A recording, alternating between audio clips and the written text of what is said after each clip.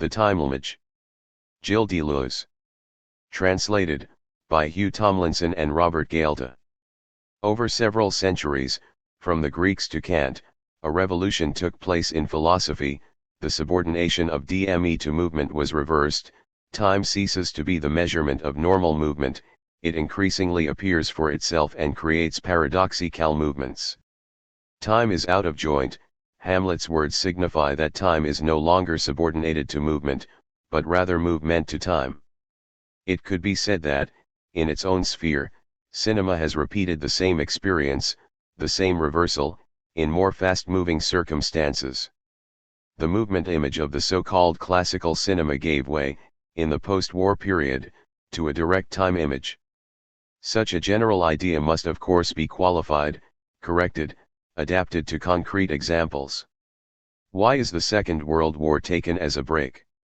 The fact is that, in Europe, the post-war period has greatly increased the situations which we no longer know how to react to, in spaces which we no longer know how to describe.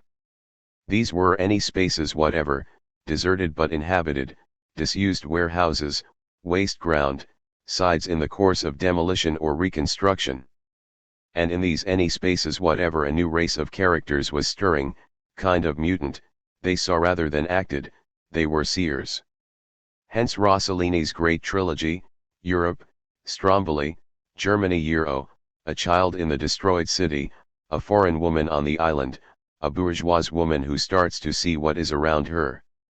Situations could be extremes, or, on the contrary, those of everyday banality, or both at once.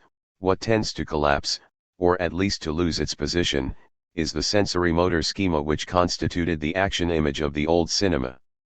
And thanks to this loosening of the sensory-motor linkage, it is time, a litty time in the pure state, which rises up to the surface of the screen. Time ceases to be derived from the movement, it appears in itself and itself gives rise to false movements. Hence the importance of false continuity in modern cinema. The images are no longer linked by rational cuts and continuity, but are relinked by means of false continuity and irrational cuts. Even the body is no longer exactly what moves, subject of movement or the instrument of action, it becomes rather the developer-revelator of time, it shows time through its tirednesses and waitings. Antonioni. It is not quite right to say that the cinematographic image is in the present. What is in the present is what the image represents, but not the image itself, which, in cinema as in painting, is never to be confused with what it represents. The image itself is the system of the relationships between its elements, that is, a set of relationships of time from which the variable present only flows. It is in this sense, I think, that Tarkovsky challenges the distinction between montage and shot when he defines cinema by the pressure of time in the shot. What is specific to the image, as soon as it is creative, is to make perceptible, to make visible, relationships of time which cannot be seen in the represented object and do not allow themselves to be reduced to the present. Take, for example, a depth of field in Wells, a tracking shot in Visconti. We are plunged into time rather than crossing space. Sandra's car, at the beginning of Visconti's film, is already moving in time, and Wells's characters occupy a giant-sized place in time rather than changing place in space. This is to say that the time image has nothing to do with a flashback, or even with a recollection. Recollection is only a former present, whilst the characters who have lost their memories in modern cinema literally sink back into the past, or emerge from it, to make visible what is concealed even from recollection. Flashback is only a signpost and, when it is used by great authors, it is there only to show much more complex temporal structures, for example, in Mankiewicz, forking time, recapturing the moment when time could have taken a different course. In any case, what we call temporal structure, or direct time image, clearly goes beyond the purely empirical succession of time, past, present, future. It is, for example, a coexistence of distinct durations, or of levels of duration. A single event can belong to several levels, the sheets of past coexist in a non-chronological order. We see this in Wells with his powerful intuition of the earth, then in Reasneus with his characters who return from the land of the dead. There are yet more temporal structures. The whole aim of this book is to release those that the cinematographic image has been able to grasp and reveal, and which can echo the teachings of science, what the other arts uncover for us, or what philosophy makes understandable for us, each in their respective ways. It is foolish to talk about the death of the cinema because cinema is still at the beginning of its investigations, making visible these relationships of time which can only appear in a creation of the image. It is not cinema which needs television whose image remains so regrettably in the present unless it is enriched by the art of cinema. The relations and disjunctions between visual and sound, between what is seen and what is said, revitalize the problem and endow cinema with new powers for capturing time in the image, in quite different ways. Pierre Perrault, Straub, Cyberberg. Yes, if cinema does not die a violent death, it retains the power of a beginning. Conversely, we must look in pre-war cinema, and even in silent cinema for the workings of a very pure time image which has always been breaking through, holding back or encompassing the movement image, and ozu still life as unchanging form of time. I would like to thank Robert Gilles and Hugh Tomlinson for the care which they have put into translating this adventure of movement and time. Gilles Deleuze, July. Translator's Introduction. This is a translation of L'Image Temps, the second and final volume of Deleuze's work on the cinema, which was first published in France in. The first volume, L'Image Movement, was translated in as cinema.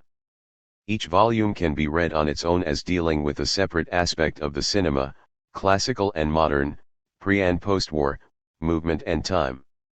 Together, they constitute what has been called one of the finest contemporary reflections on the liveliness and grandeur of the modern cinema. But Deleuze does not set out to provide another theory of the cinema. His project is a philosophical one. Philosophy itself is not a reflection on an autonomous object but a practice of creation of concepts, a constructive pragmatism. This is a book of philosophical invention, a theory of cinema as conceptual practice. It is not a question of applying philosophical concepts to the cinema. Philosophy works with the concepts which the cinema itself gives rise to. For Deleuze, the philosopher works alongside the cinema, producing a classification of its images and signs but reordering them for new purposes. What makes cinema of special interest is that, as with painting, it gives conceptual construction new dimensions, those of the percept and affect which should not be confused with perception and feeling. Affect, percept and concept are three inseparable powers, going from art to philosophy and the reverse. Cinema and philosophy are brought together in a continuing process of intercutting. This is philosophy as assemblage, a kind of provoked becoming of thought. The book's first aim is descriptive. Deleuze sets out to describe the two fundamental images of the cinema, the movement image and the time image, and their corresponding signs. The first volume dealt with the various movement images of the classical cinema, perception image, affect image and action image. The present one deals with the forms of the direct time image of the modern cinema. The point of transition between the two volumes, and the two images, is the crisis of the action image after the Second World War. The unities of situation and action can no longer be maintained in the disjointed post-war world. This gives rise to pure optical and sound situations from which the direct time image emerges. Cinema too is concerned with the taxonomy of the time image and its signs, which are called chronosigns. These are signs of the order of time, of its internal relations, and signs of time as series. Both types of signs bring the notion of truth into question, and the book culminates in powerful discussions of the powers of the false in cinema, thought in the cinema, and the body and the brain. But this simple summary gives little impression of the extraordinary range and richness of the book. The time image which Deleuze releases from modern cinema gives him a new line of approach to a number of important problems of modern thought: the undecidability of truth and falsity, the relation of inside and outside, the nature of the people, the relation between brain and body. Modern cinema recreates the concepts of modern philosophy, but in a new way. In particular, the cinematic reversal of the subordination of time to movement repeats a philosophical revolution which took place over several centuries. Deleuze draws a number of consequences from this reversal in the cinema. His analysis begins with the breakup of the classical notion of the image which was defined in relation to external world and self-aware subject. This notion was adequate to the movement image of pre-war cinema but is also a victim of its post-war disintegration.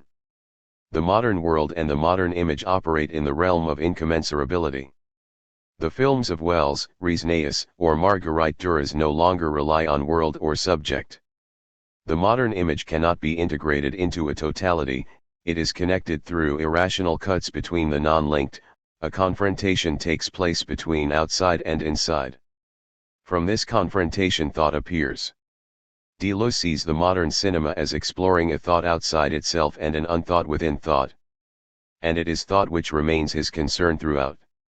The construction of concepts is guided by a secret image of thought which inspires by its developments, forkings and mutations the necessity of always creating new concepts, not as a function of external determinism, but as a function of a becoming which carries along the problems themselves.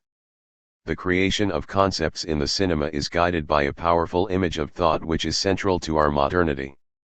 As Deleuze says in a recent interview, what interested him about the cinema was that in the screen there can be a brain, as in Resnaeus or Cyberberg's cinema. Cinema does not operate only with linkages by rational cuts, but by relinkages on irrational cuts.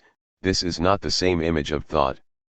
This image of thought through relinkage by irrational cuts inspires Deleuze's own constructive pluralism.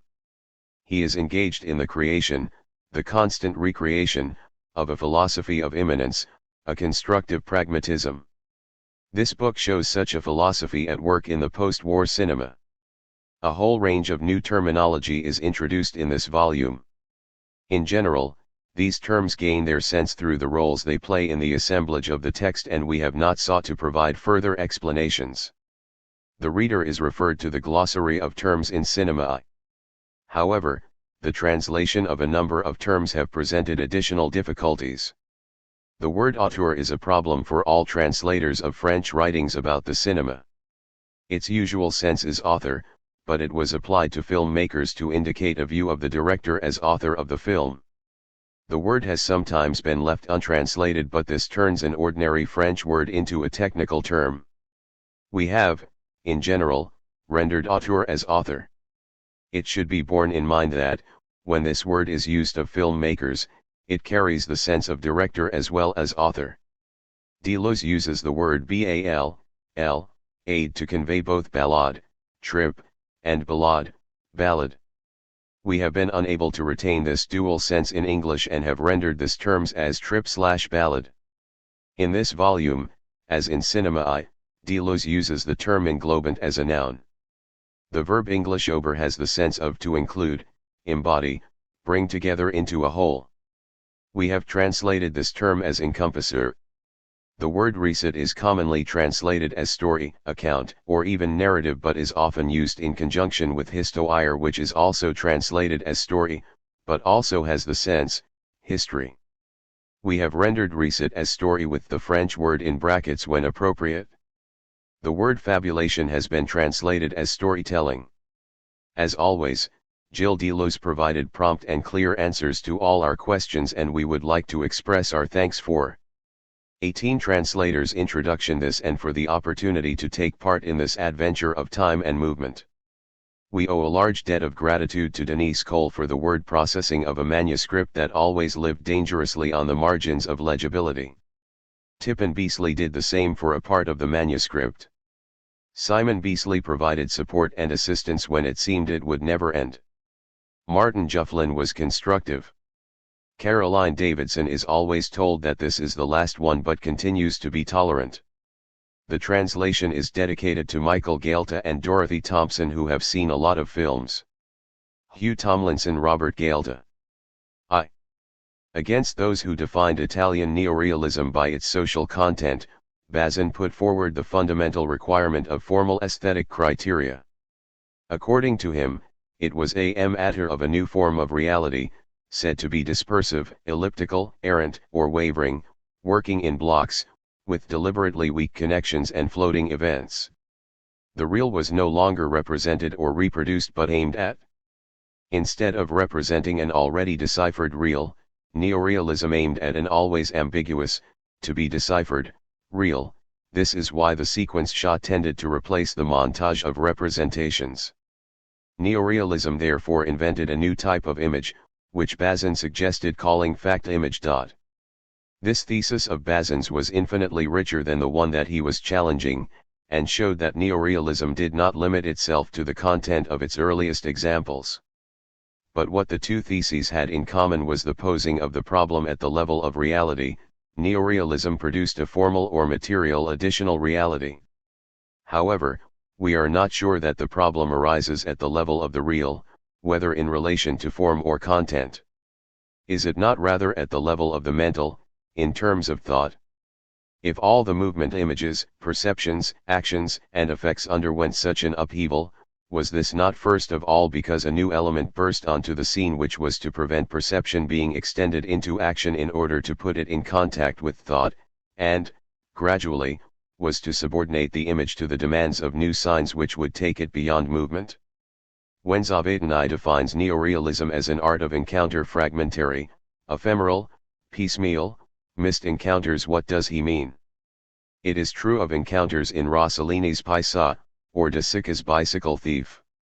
And in Umberto de Sica constructs the famous sequence quoted as an example by Bazin, the young maid going into the kitchen in the morning, making a series of mechanical, weary gestures, cleaning a bit, driving the ants away from a water fountain, picking up the coffee grinder, stretching out her foot to close the door with her toe. And her eyes meet her pregnant woman's belly, and it is as though all the misery in the world were going to be born.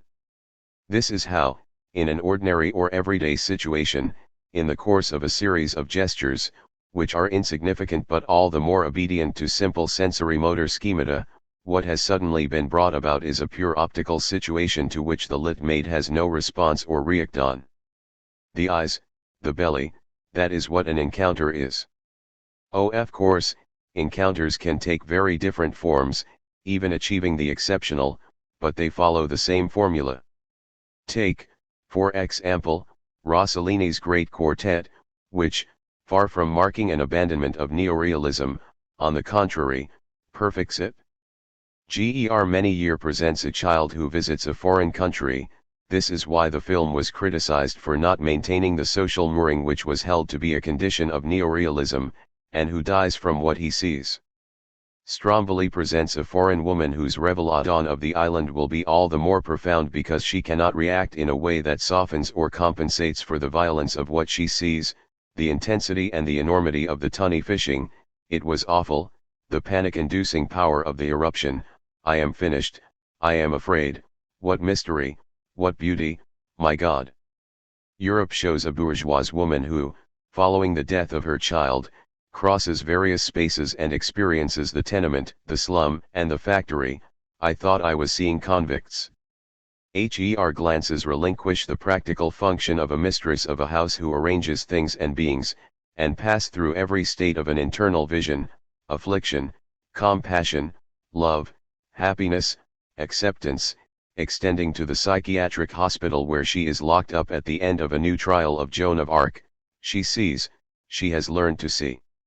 The Lonely Woman Viaggio in Italia follows a female tourist struck to the core by the simple unfolding of images or visual clichés in which she discovers something unbearable, beyond the limit of what she can personally bear.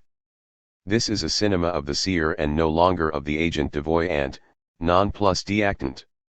What defines neorealism is this build-up of purely optical situations, and sound ones, although there was no synchronized sound at the start of neorealism, which are fundamentally distinct from the sensory-motor situations of the action image in the old realism.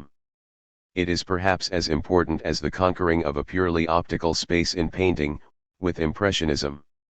It may be objected that the viewer has always found himself in front of descriptions, in front of optical and sound images, and nothing more. But this is not the point. For the characters themselves reacted to situations, even when one of them found himself reduced to helplessness, bound and gagged, as a result of the ups and downs of the action. What the viewer perceived therefore was a sensory motor image in which he took a greater or lesser part by identification with the characters. Hitchcock had begun the inversion of this point of view by including the viewer in the film. But it is now that the identification is actually inverted, the character has become a kind of viewer. He shifts, runs, and becomes animated in vain, the situation he is in outstrips his motor capacities on all sides, and makes him see and hear what is no longer subject to the rules of a response or an action. He records rather than reacts. He is prey to a vision, pursued by it or pursuing it, rather than engaged in an action. Visconti's obsession rightly stands as the forerunner of neorealism, and what first strikes the viewer is the way in which the black-clad heroine is possessed by an almost hallucinatory sensuality. She is closer to a visionary, a sleepwalker, than to a seductress or a lover. Similarly, later, the Countess in Senso. In volume the crisis of the action image was defined by a number of characteristics, the form of the trip/ballad *, the multiplication of clichés, the events that hardly concern those they happen to, in short the slackening of the sensory motor connections. All these characteristics were important but only in the sense of preliminary conditions. They made possible, but did not yet constitute, the new image. What constitutes this is the purely optical and sound situation which takes the place of the faltering sensory motor situations.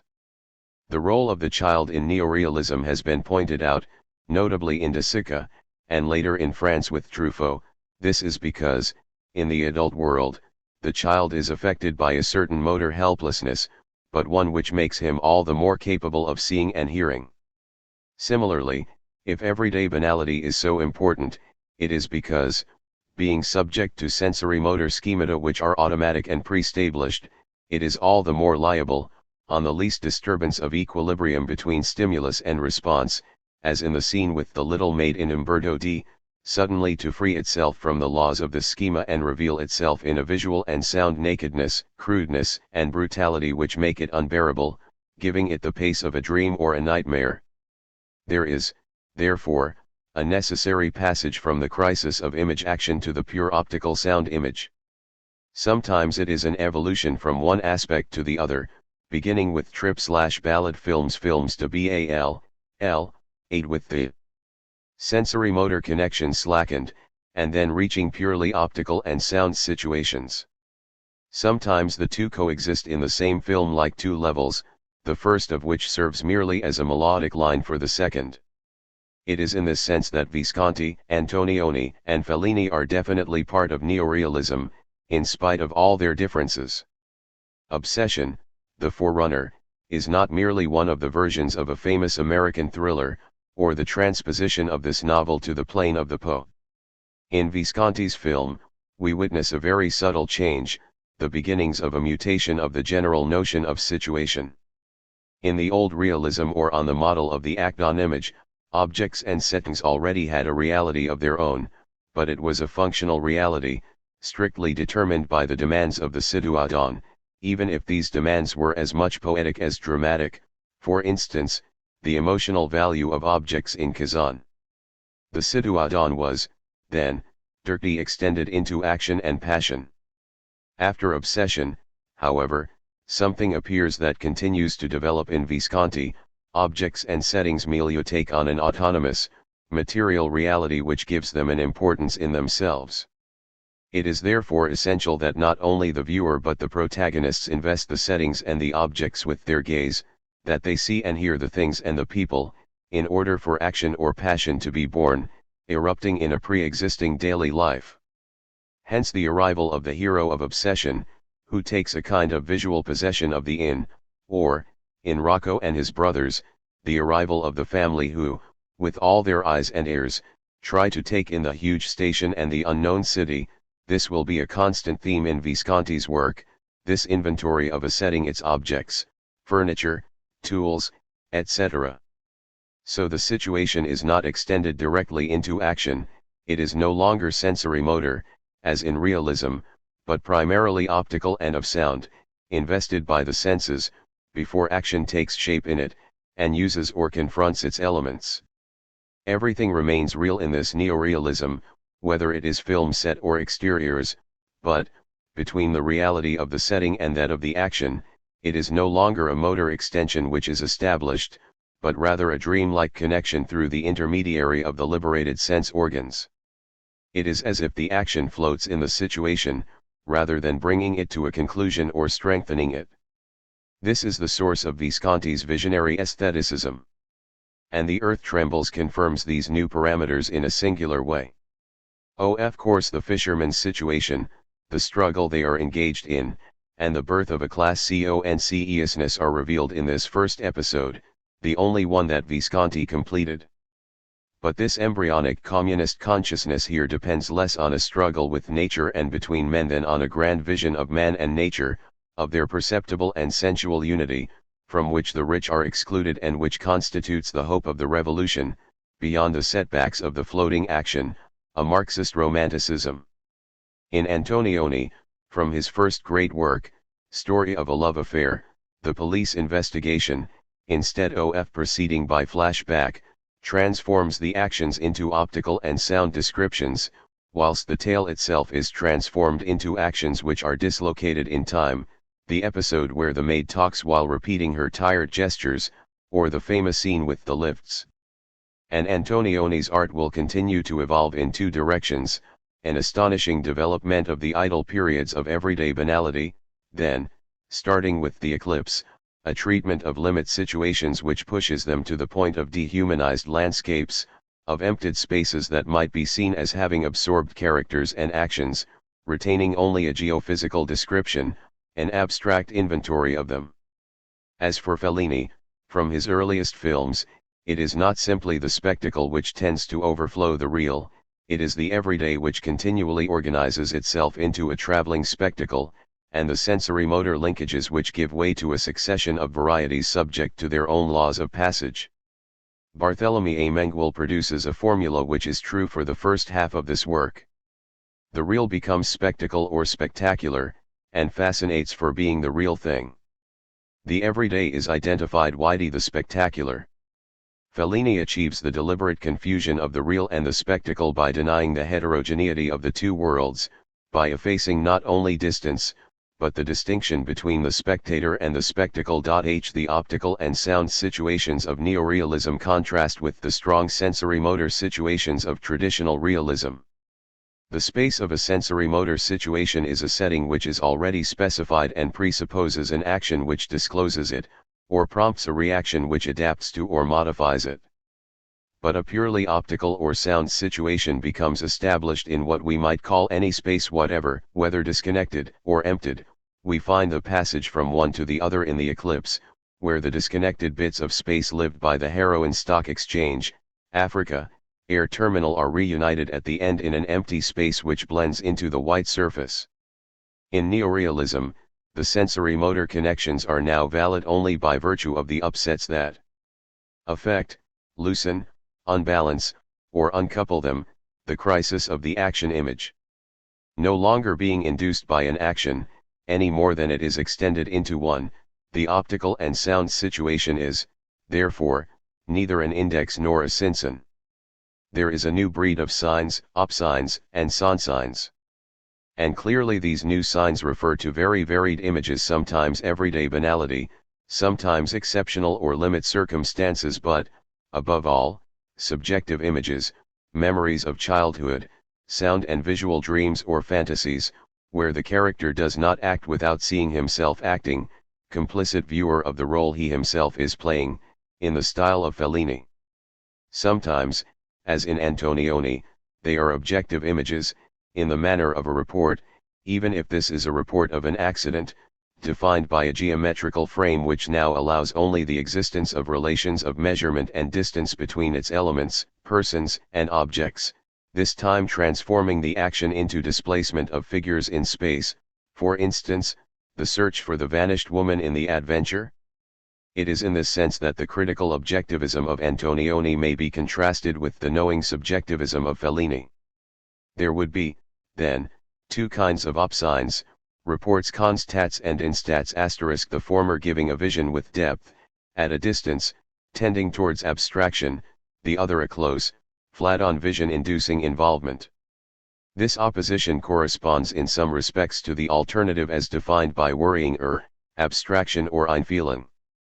Antonioni's aesthetic visions are inseparable from an objective critique. We are sick with Eros, because Eros is himself objectively sick. What has love become that a man or a woman should emerge from it so disabled, pitiful and suffering, and act and react as badly at the beginning as at the end, in a corrupt society, whilst Fellini's visions are inseparable from an empathy, a subjective sympathy, embrace even that decadence which means that one loves only in dreams or in recollection. Sympathize with those kinds of love, be an accomplice of decadence, and even provoke it, in order to save something, perhaps, as far as is possible. On both sides these are higher, more important, problems than commonplaces about solitude and incommunicability. The distinctions, on one hand between the banal and the extreme, and on the other between the subjective and the objective, have some value, but only relatively. They are valid for an image or a sequence, but not for the whole. They are still valid in relation to the action image, which they bring into question, but already they are no longer wholly valid in relation to the new image that is coming into being. They mark poles between which there is continual passage. In fact, the most banal or everyday situations release accumulated dead forces equal to the life force of a limit situadon. Thus, in De Sicas Umberto D, the sequence where the old man examines himself and thinks he has fever. In addition, the idle periods in Antonioni do not merely show the banalities of daily life, they reap the consequences or the effect of a remarkable event which is reported only through itself without being explained, the breakup of a couple, the sudden disappearance of a woman. The method of report in Antonioni always has this function of bringing idle periods and empty spaces together, drawing all the consequences from a decisive past experience. Once it is done and everything has been said. When everything has been said, when the main scene seems over, there is what comes afterwards. As for the distinction between subjective and objective, it also tends to lose its importance, to the extent that the optical situation or visual description replaces the motor action. We run in fact into a principle of indeterminability, of indiscernibility. We no longer know what is imaginary or real, physical or mental, in the situation, not because they are confused, but because we do not have to know and there is no longer even a place from which to ask. It is as if the real and the imaginary were running after each other, as if each was being reflected in the other, around a point of indiscernibility. We will return to this point, but, already, when Rob Grillet provides his great theory of descriptions, he begins by defining a traditional realist description. It is that which presupposes the independence of its object, and hence proposes a discernibility of the real and the imaginary. They can become confused, but nonetheless by right they remain distinct. Neorealist description in the Nouveau Roman is completely different, since it replaces its own object. On the one hand it erases or destroys its reality which passes into the imaginary, but on the other hand it powerfully brings out all the reality which the imaginary or the mental create through speech and vision. The imaginary and the real became indiscernible. Rob Grillet will become more and more conscious of this in his reflection on the Nouveau Roman and the cinema. The most objectivist determinants do not prevent their realizing a total subjectivity. This is what was embryonic from the start of Italian neorealism, and what makes Labart remark that Last Year in Marienbad is the last of the great neorealist films. We can already see in Fellini that a particular image is clearly subjective, mental, a recollection or fantasy, but it is not organized into a spectacle without becoming objective, without going behind the scenes, into the reality of the spectacle, of those who make it, who live from it, who are absorbed in it. The mental world of a character is so filled up by other proliferating characters that it becomes intermental, and through flattening of perspectives ends in a neutral, impersonal vision. All our world, hence the importance of the telepath in S/FC. Conversely, in Antonioni, it is as if the most objective images are not formed without becoming mental, and going into a strange, invisible subjectivity. It is not merely that the method of report has to be applied to feelings as they exist in a society, and to draw from them such consequences as are internally developed in characters. Erotic is a story of feelings which go from the objective to the subjective, and are internalized in everyone. In this respect, Antonioni is much closer to Nietzsche than to Marx. He is the only contemporary author to have taken up the Nietzschean project of a real critique of morality, and this thanks to a symptomatologist method. But, from yet another point of view, it is noticeable that Antonioni's objective images, which impersonally follow a becoming, that is, a development of consequences in a story reset / nonetheless are subject to rapid breaks, interpolations, and infinitesimal injections of atemporality, for example, the lift scene in Story of a Love Affair. We are returned once more to the first form of the any space whatever, disconnected space. The connection of the parts of space is not given, because it can come about only from the subjective point of view of a character who is, nevertheless, absent, or has even disappeared, not simply out of frame, but passed into the void. In The Outcry, Irma is not only the obsessive, subjective thought of the hero who runs away to forget, but the imaginary gaze under which this flight takes place and connects its own segments, a gaze which becomes real again at the moment of death. And above all in The Adventure, the vanished woman causes an interminable gaze to weigh on the couple, which gives them the continual feeling of being spied on, and which explains the lack of coordination of their objective movements, when they flee whilst pretending to look for her. Again, in Identification of a Woman, the whole quest or investigation takes place under the presumed gaze of the departed woman, concerning whom we will not know, in the marvelous images at the end, whether or not she has seen the hero curled up in the lift cage. The imaginary gaze makes the real something imaginary, at the same time as it in turn becomes real and gives us back some reality. It is like a circuit which exchanges, corrects, selects, and sends us off again. From the eclipse onwards, the any space whatever had achieved a second form, empty or deserted space. What happened is that, from one result to the next, the characters were objectively emptied. They are suffering less from the absence of another than from their absence from themselves, for example, the passenger. Hence, this space refers back again to the lost gaze of the being who is absent from the world as much as from himself, and, as Euler says in a phrase which is true for the whole of Antonioni's work, replaces traditional drama with a kind of optical drama lived by the character. In short, pure optical and sound situations can have two poles, objective and subjective, real and imaginary, physical and mental. But they give rise to opsigns and sonsigns, which bring the poles into continual contact, and which, in one direction or the other, guarantee passages and conversions, tending towards a point of indiscernibility, and not of confusion. Such a system of exchange between the imaginary and the real appears fully in Visconti's White Nights. The French New Wave cannot be defined unless we try to see how it has retraced the path of Italian neorealism for its own purposes, even if it meant going in other directions as well.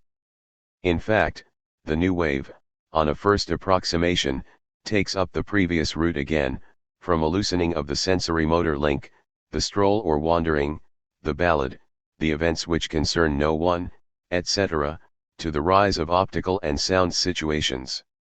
Here again, a cinema of seeing replaces action. If Toddy belongs to the New Wave, it is because, after two ballad films, he fully isolates what was taking shape in these, a burlesque whose impetus comes from purely optical and, in particular, sound situations. Goddard begins with some extraordinary ballads, from Breathless to Pierrot le Fou, and tends to draw out of them a whole world of opsigns and sonsigns which already constitute the new image. In Pierrot le Fou, the passage from the sensory-motor loosening, I don't know what to do, to the pure poem sung and danced, the line of your hips. And these images, touching or terrible, take on an ever greater autonomy after Made in USA, which may be summed up as follows: a witness providing us with a series of reports with neither conclusion nor logical connection, without really effective reactions. Claude Euler says that, with Made in USA, the violently hallucinatory character of Goddard's work is affirmed for itself, in an art of description which is always being renewed and always replacing its object. This descriptive objectivism is just as critical and even didactic, sustaining a series of films, from 2 or 3 Things I Know About Her, to Slow Motion, where reflection is not simply focused on the content of the image but on its form, its means and functions, its falsifications and creativities, on the relations within it between the sound dimension and the optical. Goddard has little patience with or sympathy for fantasies. Slow motion will show us the decomposition of a sexual fantasy into its separate, objective elements, visual, and then of sound. But this objectivism never loses its aesthetic force. Initially serving a politics of the image, the aesthetic force is powerfully brought out for its own sake in passion, the free build-up of pictorial and musical images as tableaux vivants, whilst at the other end the sensory-motor linkages are beset by inhibitions, the stuttering of the female worker and the boss's cough. Passion, in this sense, brings to its greatest intensity what was already taking shape in Le Méprise, when we witness the sensory-motor failure of the couple in the traditional drama, at the same time as the optical representation of the drama of Ulysses and the Gaze of the Gods, with Fritz Lang as the intercessor, was soaring upwards. Throughout all these films, there is a creative evolution which is that of a visionary Goddard. For Rivette, Le Pont du Nord has exactly the same perfection of provisional summary as Passion for Goddard. It is the ballad of 2 strange women strollers to whom a grand vision of the stone lions of Paris will present pure optical and sound situations, in a kind of malicious snakes and ladders where they replay the hallucinatory drama of Don Quixote. But, from the same starting point, Rivette and Goddard seem to mark out the 2 contrasting sides. This is because, with Rivette, the break in the sensory-motor situations to the benefit of optical and sound situations is connected to a knowing subjectivism, an empathy, which most frequently works through fantasies, memories, or pseudo-memories, and finds in them a unique gaiety and lightness. Céline and Julie Go Boating is certainly one of the greatest French comic films, along with the work of Tati. Whilst Goddard drew inspiration from the strip cartoon at its most cruel and cutting, Rivette clothes his unchanging theme of an international conspiracy in an atmosphere of fable and children's games. Already in Paris belongs to us, the stroll culminates in a twilight fantasy where the cityscape has no reality or connections other than those given by our dream. And Céline and Julie Go Boating, after the stroll pursuit of the girl with a double, has us witness the pure spectacle of her fantasy, a young girl whose life is threatened in a family novel. The double, or rather the woman double la double, is herself present with the aid of magic sweets. Then, thanks to the alchemical potion, she introduces herself into the spectacle which no longer has viewers, but only behind the scenes, and finally saves the child from her appointed fate as a little boat takes her off into the distance. There is no more cheerful a fairy tale. Twilight does not even have to get us into the spectacle. The heroines of the spectacle, the solar woman and the lunar woman, who have already passed into the real, under the sign of the magic stone track down, make disappear or kill the surviving characters who would still be capable of being witnesses. Rivette could be said to be the most French of the new wave authors. But French here has nothing to do with what has been called the French quality. It is rather in the sense of the pre-war French school, when it discovers, following the painter Delaunay, that there is no struggle between light and darkness, express Zionism, but an alternation and dual of the sun and the moon, which are both light, one constituting a circular, continuous movement of complementary colors, the other a faster and uneven movement of jarring, iridescent colors, the 2 together making up and projecting an eternal mirage onto the earth. This is the case with Twilight. This is the case with Merry-Go-Round, where the description made of light and colors constantly begins again in order to obliterate its objects. Rivette takes this to the highest level in his art of light. All his heroines are daughters of fire, all his work is under this sign. In the end, if he is the most French of filmmakers, it is in the sense that Gérard de Nerval could be called the supreme French poet, could even be called the good Gerard, singer of the Isle de France, just like Rivette, singer of Paris and its rustic streets. When Proust asks himself what there is behind all these names that were applied to Nerval, he replies that in fact it is some of the greatest poetry that there has been in the world, and madness itself or the mirage to which Nerval succumbed. For, if Nerval needs to see, and to walk in the Valois, he needs this like some reality which has to verify his hallucinatory vision, to the point where we no longer have any idea what is present or past, mental or physical. He needs the Ile-de-France as the real that his speech and his vision create, as the objective in his pure subjectivity, a dream lightning, a bluish and purple atmosphere, solar and lunar. The same goes for Rivette and his need of Paris. Here again, we have to conclude that the difference between the objective and the subjective has only a provisional, relative value, from the point of view of the optical sound image. The most subjective, the knowing subjectivism of Rivette, is utterly objective, because it creates the real through the force of visual description. And conversely, what is most objective, Godard's critical objectivism, was already completely subjective, because in place of the real object it put visual description, and made it go inside the person or object, 2 or 3 things I know about her. On both sides, description tends towards a point of indissimibility of the real and the imaginary. A final question: why does the collapse of traditional sensory motor situations, in the form these had in the old realism or in the action image, allow only pure optical and sound situations, opsigns and sonsigns, to emerge? It will be noted that Rob Grillet, at least at the beginning of his reflections, was even harsher. He renounced not merely the tactile, but even sounds and colors as inept for the report, too tied to emotions and reactions, and he kept only visual descriptions which operated through lines, surfaces and sizes. The cinema was one of the causes of his evolution, because it made him discover the descriptive power of color and sounds, as these replace, obliterate, and recreate the object itself. But, even more, it is the tactile which can constitute a pure sensory image, on condition that the hand relinquishes its prehensile and motor functions to content itself with a pure touching. In Herzog, we witness an extraordinary effort to present to the view specifically tactile images which characterize the situation of defenseless beings, and unite with the grand visions of those suffering from hallucinations. But it is Bresson, in a quite different way, who makes touch an object of view in itself. Bresson's visual space is fragmented and disconnected, but its parts have, step by step, a manual continuity. The hand, then, takes on a role in the image which goes infinitely beyond the sensory motor demands of the action, which takes the place of the face itself for the purpose of affects, and which, in the area of perception, becomes the mode of construction of a space which is adequate to the decisions of the spirit. Thus, in Pickpocket, it is the hands of the 3 accomplices which connect the parts of space in the Gare de Lyon, not exactly through their seizing an object, but through brushing it, arresting it in its movement, giving it another direction, passing it on and making it circulate in this space.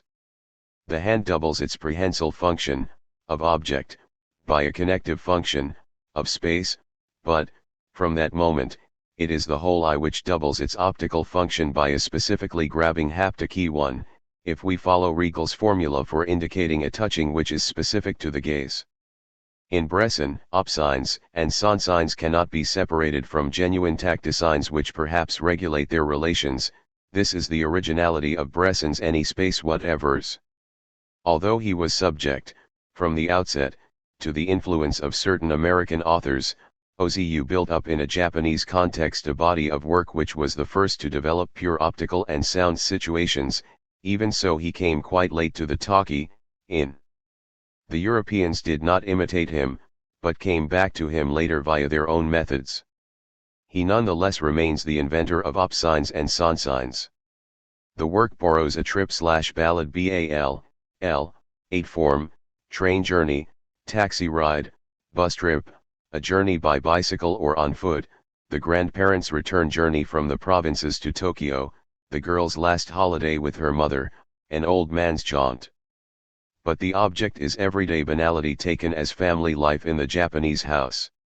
Camera movements take place less and less frequently, tracking shots are slow, low blocks of movement, the always low camera is usually fixed, frontal or at an unchanging angle, dissolves are abandoned in favor of the simple cut, what might appear to be a return to primitive cinema is just as much the elaboration of an astonishingly temperate modern style. The montage cut, which will dominate modern cinema, is a purely optical passage or punctuation between images, working directly, sacrificing all synthetic effects. The sound is also affected, since the montage cut may culminate in the one-shot, one-line procedure borrowed from American cinema. But there, for instance, in Lubitsch, it was a matter of an action image functioning as an index, whereas OZU modifies the meaning of the procedure, which now shows the absence of plot. The action image disappears in favor of the purely visual image of what a character is, and the sound image of what he says, completely. Banal nature and conservation constituting the essentials of the script, this is why the only things that count are the choice of actors according to their physical and moral appearance, and the establishment of any dialogue whatever, apparently without a precise subject matter. It is clear that this method immediately presents idle periods, and leads to their increase in the course of the film. Of course, as the film proceeds, it might be thought that the idle periods are no longer important simply for themselves but recoup the effect of something important. The shot or the line would, on this view, be extended by a quite long silence or emptiness. But it is definitely not the case, with OZU, that we get the remarkable and the ordinary, limit situations and banal ones, the former having an effect on, or purposely insinuating themselves into, the latter. We cannot follow Paul Schrader when he contrasts, like two phases, the everyday on one hand, and, on the other, the moment of decision, the disparity, which introduce an inexplicable break or emotion into daily banality. This distinction would seem strictly more valid for neorealism. In OZU, everything is ordinary or banal, even death and the dead who are the object of a natural forgetting. The famous scenes of sudden tears, that of the father in an autumn afternoon who starts to weep silently after his daughter's wedding, that of the daughter in late spring who half smiles as she looks at her sleeping father, then finds herself on the verge of tears, that of the daughter in Dernier Caprice who makes a sharp comment about her dead father, then bursts into tears, do not mark out a strong period which might be contrasted with the weak periods in the flow of life, and there is no reason to suggest the emergence of a repressed emotion as decisive action. The philosopher Leibniz, who was not unaware of the existence of the Chinese philosophers, showed that the world is made up of series which are composed and which converge in a very regular way, according to ordinary laws. However, the series and sequences are apparent to us only in small sections, and in a disrupted or mixed-up order, so that we believe in breaks, disparities, and discrepancies as in things that are out of the ordinary. Maurice Leblanc wrote a very good serial which comes close to a Zen kind of wisdom. The hero, Balthazar, professor of everyday philosophy, teaches that there is nothing remarkable or exceptional in life, that the oddest adventures are easily explained, and that everything is made up of ordinary things. It is just that we have to admit that, because the linkages of the terms in the series are naturally weak, they are constantly upset and do not appear in order. An ordinary term goes out of sequence, and emerges in the middle of another sequence of ordinary things in relation to which it takes on the appearance of a strong moment, a remarkable or complex point. It is men who upset the regularity of series, the continuity of the universe. There is a time for life, a time for death, a time for the mother, a time for the daughter, but men mix them up, make them appear in disorder, set them up in conflicts. This is OZU's thinking. Life is simple, and man never stops complicating it by disturbing still water, as in the Three Companions in late autumn. And if, after the war, OZU's work does not at all fall into the decline that has sometimes been suggested, it is because the post-war period helps confirm this thinking, but by renewing it, by reinforcing and going beyond the theme of conflicting generations, American ordinariness helps break down what is ordinary about Japan, a clash of two everyday realities which is even expressed in color, when Coca-Cola red or plastic yellow violently interrupt the series of washed-out, unemphatic tones of Japanese life. And, as the character says in The Flavor of Green Tea Over Rice, what if the opposite had occurred, if sake, samisen and geisha wigs had suddenly been introduced into the everyday banality of Americans? On this point it seems to us that nature does not, as Schrader believes, intervene in a decisive moment or in a clear break with everyday man. The splendor of nature, of a snow-covered mountain, tells us one thing only: everything is ordinary and regular, everything is everyday. Nature is happy to renew what man has broken, she restores what man sees shattered. And, when a character emerges for a moment from a family conflict or awake to contemplate the snow-covered mountain, it is as if he were seeking to restore to order the series upset in his house but reinstated by an unchanging, regular nature, as in an equation that provides us with the reason for apparent breaks, for the turns and returns, the highs and the lows, as Leibniz puts it. Daily life allows only weak sensory motor connections to survive, and replaces the action image by pure optical and sound images, opsigns and sonsigns. In OZU, there is no universal line which connects moments of decision, and links the dead to the living, as in Mizoguchi, nor is there any breathing space or encompasser to contain a profound question, as in Kurosawa. OZU's spaces are raised to the state of any space whatevers, whether by disconnection, or vacuity. Here again OZU may be considered one of the first inventors. The false continuity of gaze, of direction, and even of the position of objects are constant and systematic. One case of camera movement gives a good example of disconnection. In early summer, the heroine goes forward on tiptoe to surprise someone in a restaurant, the camera drawing back in order to keep her in the center of the frame. Then the camera goes forward to a corridor, but this corridor is no longer in the restaurant, it is in the house of the heroine who has already returned home. As for the empty spaces, without characters or movement, they are interiors emptied of their occupants, deserted exteriors or landscapes in nature. In OZU they take on an autonomy which they do not immediately possess even in neorealism, which accords them an apparent value which is relative, in relation to a story, or consequential, once the action is done with. They reach the absolute, as instances of pure contemplation, and immediately bring about the identity of the mental and the physical, the real and the imaginary, the subject and the object, the world and the I. They correspond in part to what Schrader calls cases of stasis, Noel Burge pillow shots, Ritchie still lives. The question is to know whether there is not all the same a distinction to be made at the center of this category itself. Between an empty space or landscape and a still life properly so called there are certainly many similarities, shared functions, and imperceptible transitions. But it is not the same thing.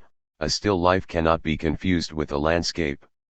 An empty space owes its importance above all to the absence of a possible content, whilst the still life is defined by the presence and composition of objects which are wrapped up in themselves or become their own container, as in the long shot of the vase almost at the end of late spring. Such objects are not necessarily surrounded by a void, but may allow characters to live and speak in a certain soft focus, like the still life with vase and fruit in The Woman of Tokyo, or the one with fruit and golf clubs in What Did the Lady Forget?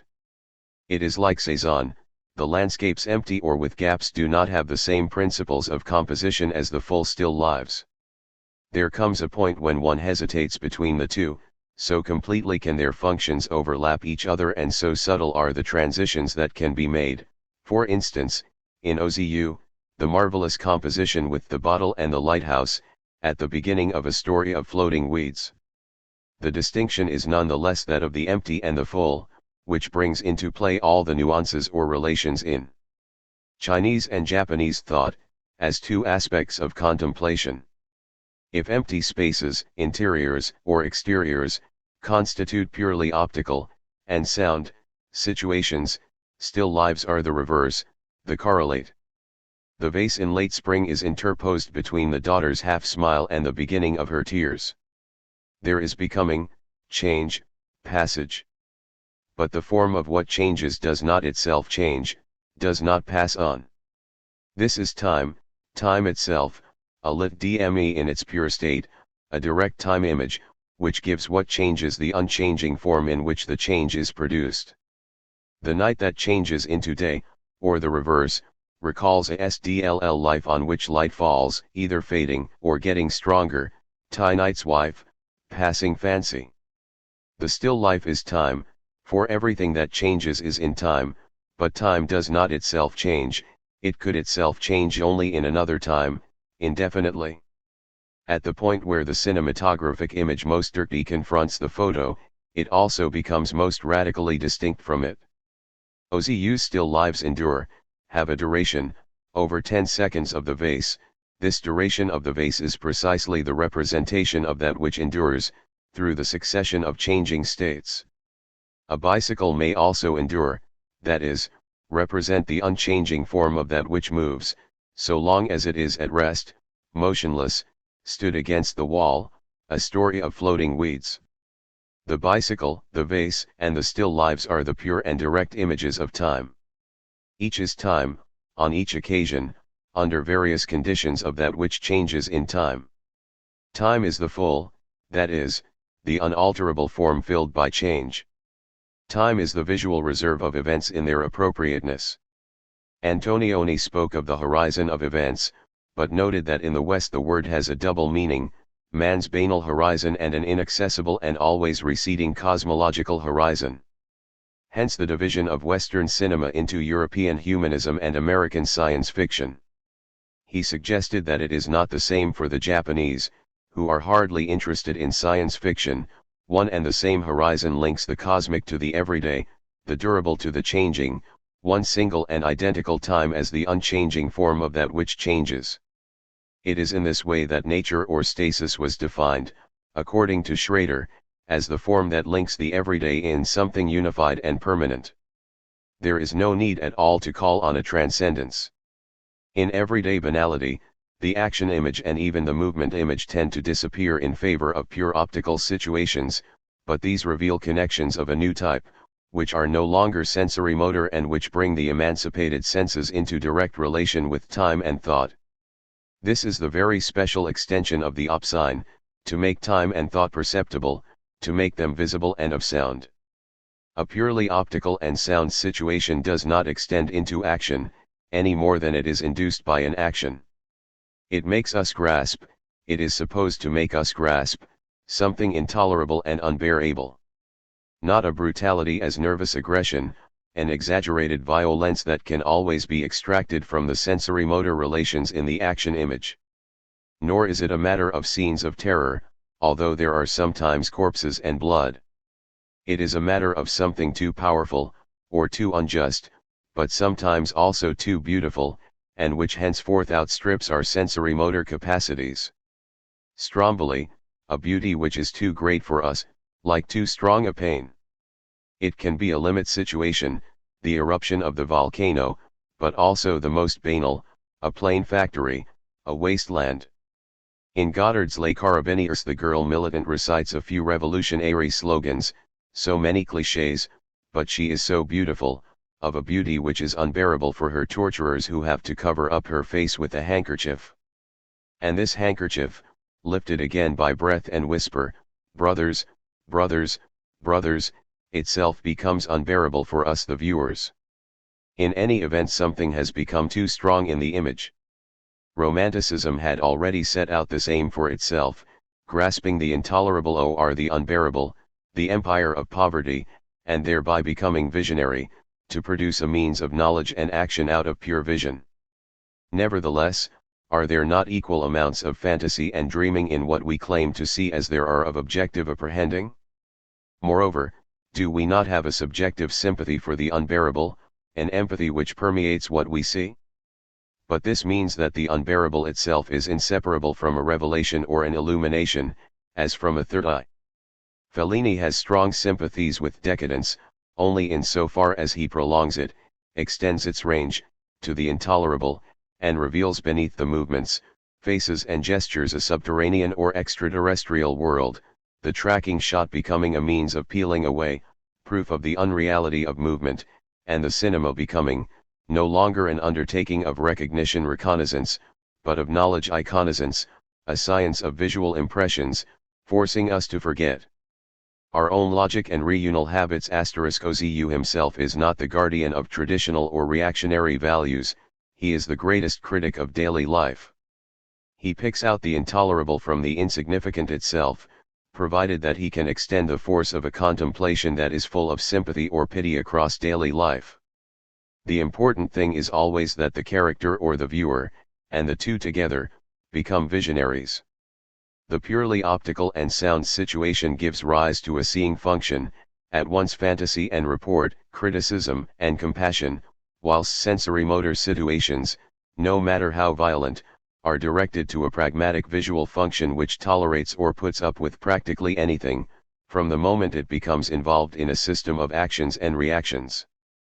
In Japan and Europe, Marxist critics have attacked these films and their characters for being too passive and negative, in turn bourgeois, neurotic, or marginal, and for having replaced modifying action with a confused vision.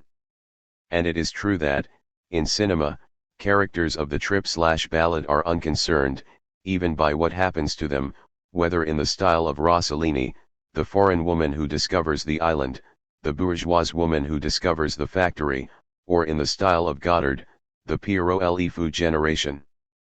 But it is precisely the weakness of the motor linkages, the weak connections, that are capable of releasing huge forces of disintegration. These are the characters with a strange vibrance in Rossellini, strangely well informed in Godard and Rivette.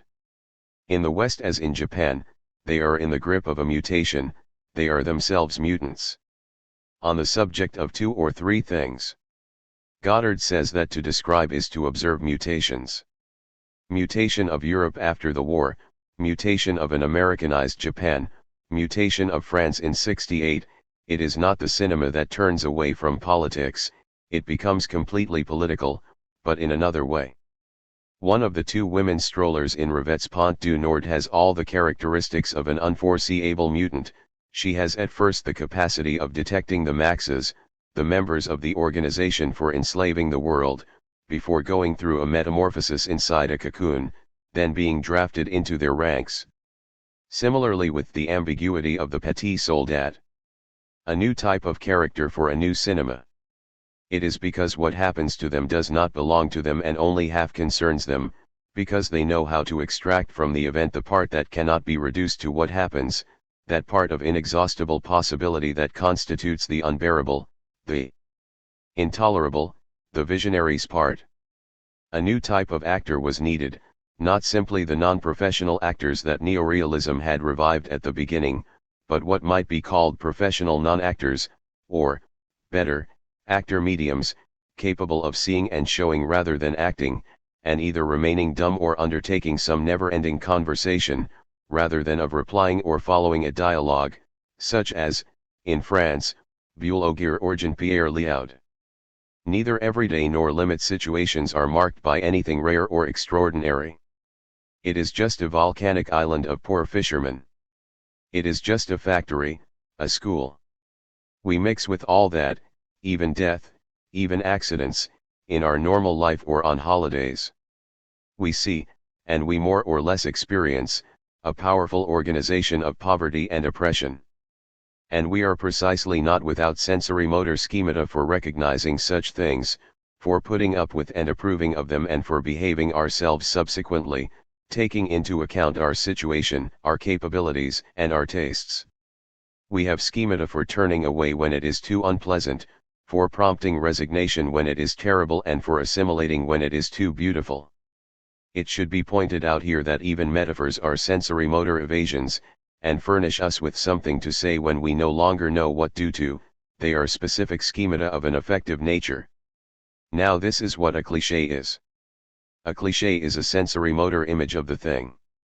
As Bergson says, we do not perceive the thing or the image in its entirety, we always perceive less of it, we perceive only what we are interested in perceiving, or rather what it is in our interest to perceive, by virtue of our economic interests, ideological beliefs, and psychological demands.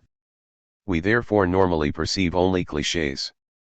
But, If our sensory motor schemata jam or break, then a different type of image can appear, a pure optical sound image, the whole image without metaphor, brings out the thing in itself, literally, in its excess of horror or beauty, in its radical or unjustifiable character, because it no longer has to be justified, for better or for worse.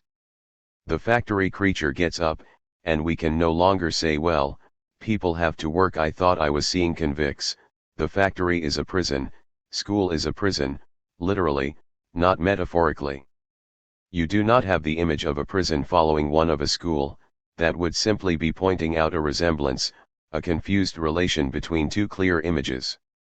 On the contrary, it is necessary to discover the separate elements and relations that elude us at the heart of an unclear image, to show how and in what sense school is a prison, housing estates are examples of prostitution, bankers killers, photographs tricks literally, without metaphor. This is the method of Goddard's comment GAVA, not being content to inquire if things are okay or if things are not okay between two photos, but how are things comment GAVA for each one and for the two together. This was the problem with which volume ended, tearing a real image from clichés. On the one hand, the image constantly sinks to the state of cliché, because it is introduced into sensory motor linkages, because it itself organizes or induces these linkages, because we never perceive everything that is in the image, because it is made for that purpose, so that we do not perceive everything, so that the cliché hides the image from us. Civilization of the image. In fact, it is a civilization of the cliché where all the powers have an interest in hiding images from us, not necessarily in hiding the same thing from us, but in hiding something in the image. On the other hand, at the same time, the image constantly attempts to break through the cliché, to get out of the cliché. There is no knowing how far a real image may lead, the importance of becoming visionary or seer. A change of conscience or of heart is not enough, although there is some of this, as in the heroine's heart in Europe, but, if there were nothing more, everything would quickly return to the state of cliché, other clichés would simply have been added on. Sometimes it is necessary to restore the lost parts, to rediscover everything that cannot be seen in the image, everything that has been removed to make it interesting. But sometimes, on the contrary, it is necessary to make holes, to introduce voids and white spaces, to rarefy the image, by suppressing many things that have been added to make us believe that we were seeing everything. It is necessary to make a division or make emptiness in order to find the whole again. What is difficult is to know in what respect an optical and sound image is not itself a cliché, at best a photo. We are not thinking simply of the way in which these images provide more cliché as soon as they are repeated by authors who use them as formulas. But is it not the case that the creators themselves sometimes have the idea that the new image has to stand up against the cliché on its own ground, make a higher bid than the postcard, add to it and parody it, as a better way of getting over the problem? Rob Grillett, Daniel Schmidt. The creators invent obsessive framings, empty or disconnected spaces, even still lives, in a certain sense. They stop movement and rediscover the power of the fixed shot, but is this not to resuscitate the cliché that they aim to challenge? Enough, for victory, to parody the cliché, not to make holes in it and empty it. It is not enough to disturb the sensory motor connections. It is necessary to combine the optical sound image with the enormous forces that are not those of a simply intellectual consciousness, nor of the social one, but of a profound, vital intuition. Pure optical and sound images, the fixed shot and the montage cut, do define and imply a beyond of movement. But they do not strictly stop it, neither in the characters nor even in the camera. They mean that movement should not be perceived in a sensory motor image, but grasped and thought in another type of image. The movement image has not disappeared, but now exists only as the first dimension of an image that never stops growing in dimensions. We are not talking about dimensions of space, since the image may be flat, without depth, and through this very fact assumes all the more dimensions or powers which go beyond space.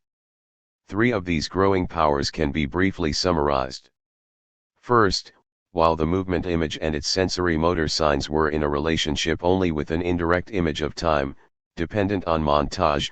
The pure optical and sound image, its opsigns and sonsigns, are directly connected to a time image which has subordinated movement. It is this reversal which means that time is no longer the measure of movement but movement is the perspective of time. It constitutes a whole cinema of time, with a new conception and new forms of montage, Wells, Reisneus. In the second place, at the same time as the eye takes up a clairvoyant function, the sound as well as visual elements of the image enter into internal relations, which means that the whole image has to be read, no less than seen, readable as well as visible. For the eye of the seer as of the soothsayer, it is the literalness of the perceptible world which constitutes it like a book. Here again all reference of the image of description to an object assumed to be independent does not disappear, but is now subordinated to the internal elements and relations which tend to replace the object and to delete it where it does appear, continually displacing it. Goddard's formula, "It isn't blood, it's some red," stops being only pictorial and takes on a sense specific to the cinema. The cinema is going to become an analytic of the image, implying a new conception of cutting, a whole pedagogy which will operate in different ways, for instance, in Oziu's work, in Rossellini's late period, in Goddard's middle period, or in the Straub's. Finally, the fixity of the camera does not represent the only alternative to movement. Even when it is mobile, the camera is no longer content sometimes to follow the character's movement, sometimes itself to undertake movements of which they are merely the object, but in every case it subordinates description of a space to the functions of thought. This is not the simple distinction between the subjective and the objective, the real and the imaginary, it is on the contrary their indiscernibility which will endow the camera with a rich array of functions, and entail a new conception of the frame and reframings. Hitchcock's premonition will come true, a camera consciousness which would no longer be defined by the movements it is able to follow or make, but by the mental connectons it is able to enter into. And it becomes questioning, responding, objecting, provoking, theorematizing, hypothesizing, experimenting, in accordance with the open list of logical conjunctions, or, therefore, if, because, actually, although, or in accordance with the functions of thought in a cinema verite, which, as Rauch says, means rather truth of cinema verite du cinema. This is the triple reversal which defines a beyond of movement. The image had to free itself from sensory motor links, it had to stop being action image in order to become a pure optical, sound, and tactile image. But the latter was not enough, it had to enter into relations with yet other forces, so that it could itself escape from a world of clichés. It had to open up to powerful and direct revelations, those of the time image, of the readable image and the thinking image. It is in this way that opsigns and sonsigns refer back to chronosigns, lectosigns, and nosigns. Antonioni, considering the evolution of neorealism in relation to outcry, said that he was tending to do without a bicycle, de sicas bicycle, naturally. Bicycle-less neorealism replaces the last quest involving movement, the trip, with a specific weight of time operating inside characters and excavating them from within, the chronicle. Antonioni's art is like the intertwining of consequences, of temporal sequences and effects which flow from events out of field. Already in Story of a Love Affair the investigation has the result, of itself, of provoking the outcome of a first love affair, and the effect of making two oaths of amour ring out in the future and in the past. It is a whole world of chronosigns, which would be enough to cast doubt on the false evidence according to which the cinematographic image is necessarily in the present. If we are sick with Eros, Antonioni said, it is because Eros is himself sick, and he is sick not just because he is old and worn out in his content, but because he is caught in the pure form of a time which is torn between an already determined past and a dead-end future. For Antonioni, there is no other sickness than the chronic. Chronos is sickness itself. This is why chronosigns are inseparable from lectosigns, which force us to read so many symptoms in the image, that is, to treat the optica and sound image like something that is also readable. Not only the optical and the sound, but the present and the past, and the here and the elsewhere, constitute internal elements and relations which must be deciphered, and can be understood only in a progression analogous to that of a reading. From Story of a Love Affair, indeterminate spaces are given a scale only later on, in which Birch calls a continuity grasped through discrepancy raccord à apprehension décalée, docer to a reading than to a perception. And later, Antonioni the colorist would be able to treat variations of colors as symptoms, and monochrome as the chronic sign which wins a world, thanks to a whole play of deliberate modifications. But Story of a Love Affair already exhibits a camera autonomy when it stops following the movement of the characters or directing its own movement at them, to carry out constant reframings as functions of thought, no signs expressing the logical conjunctions of sequel, consequence, or even intention. Recapitulation of images and signs. It is necessary to carry out a recapitulation of the images and signs in the cinema at this point. This is not merely a pause between the movement image and another kind of image, but an opportunity to deal with the most pressing problem, that of the relations between cinema and language.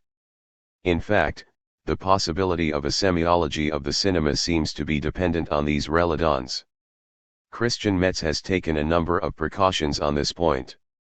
Instead of asking in what way is the cinema a language, the famous universal language of humanity, he poses the question under what conditions should cinema be considered as a language? And his reply is a double one, since it points first to a fact, and then to an approximation. The historical fact is that cinema was constituted as such by becoming narrative, by presenting a story, and by rejecting its other possible directions. The approximation which follows is that, from that point, the sequences of images and even each image, a single shot, are assimilated to propositions or rather oral utterances. The shot will be considered as the smallest narrative utterance. Metz himself underlines the hypothetical character of this assimilation. But it could be said that he takes more precautions only to allow himself a decisive recklessness. He posed a very rigorous question of right quid juris, and he replies with a fact and an evaluation. Substituting an utterance for the image, he can and must apply to it certain determinations which do not belong exclusively to the language system /long, but condition the utterances of a language, even if this language is not verbal and operates independently of a language system.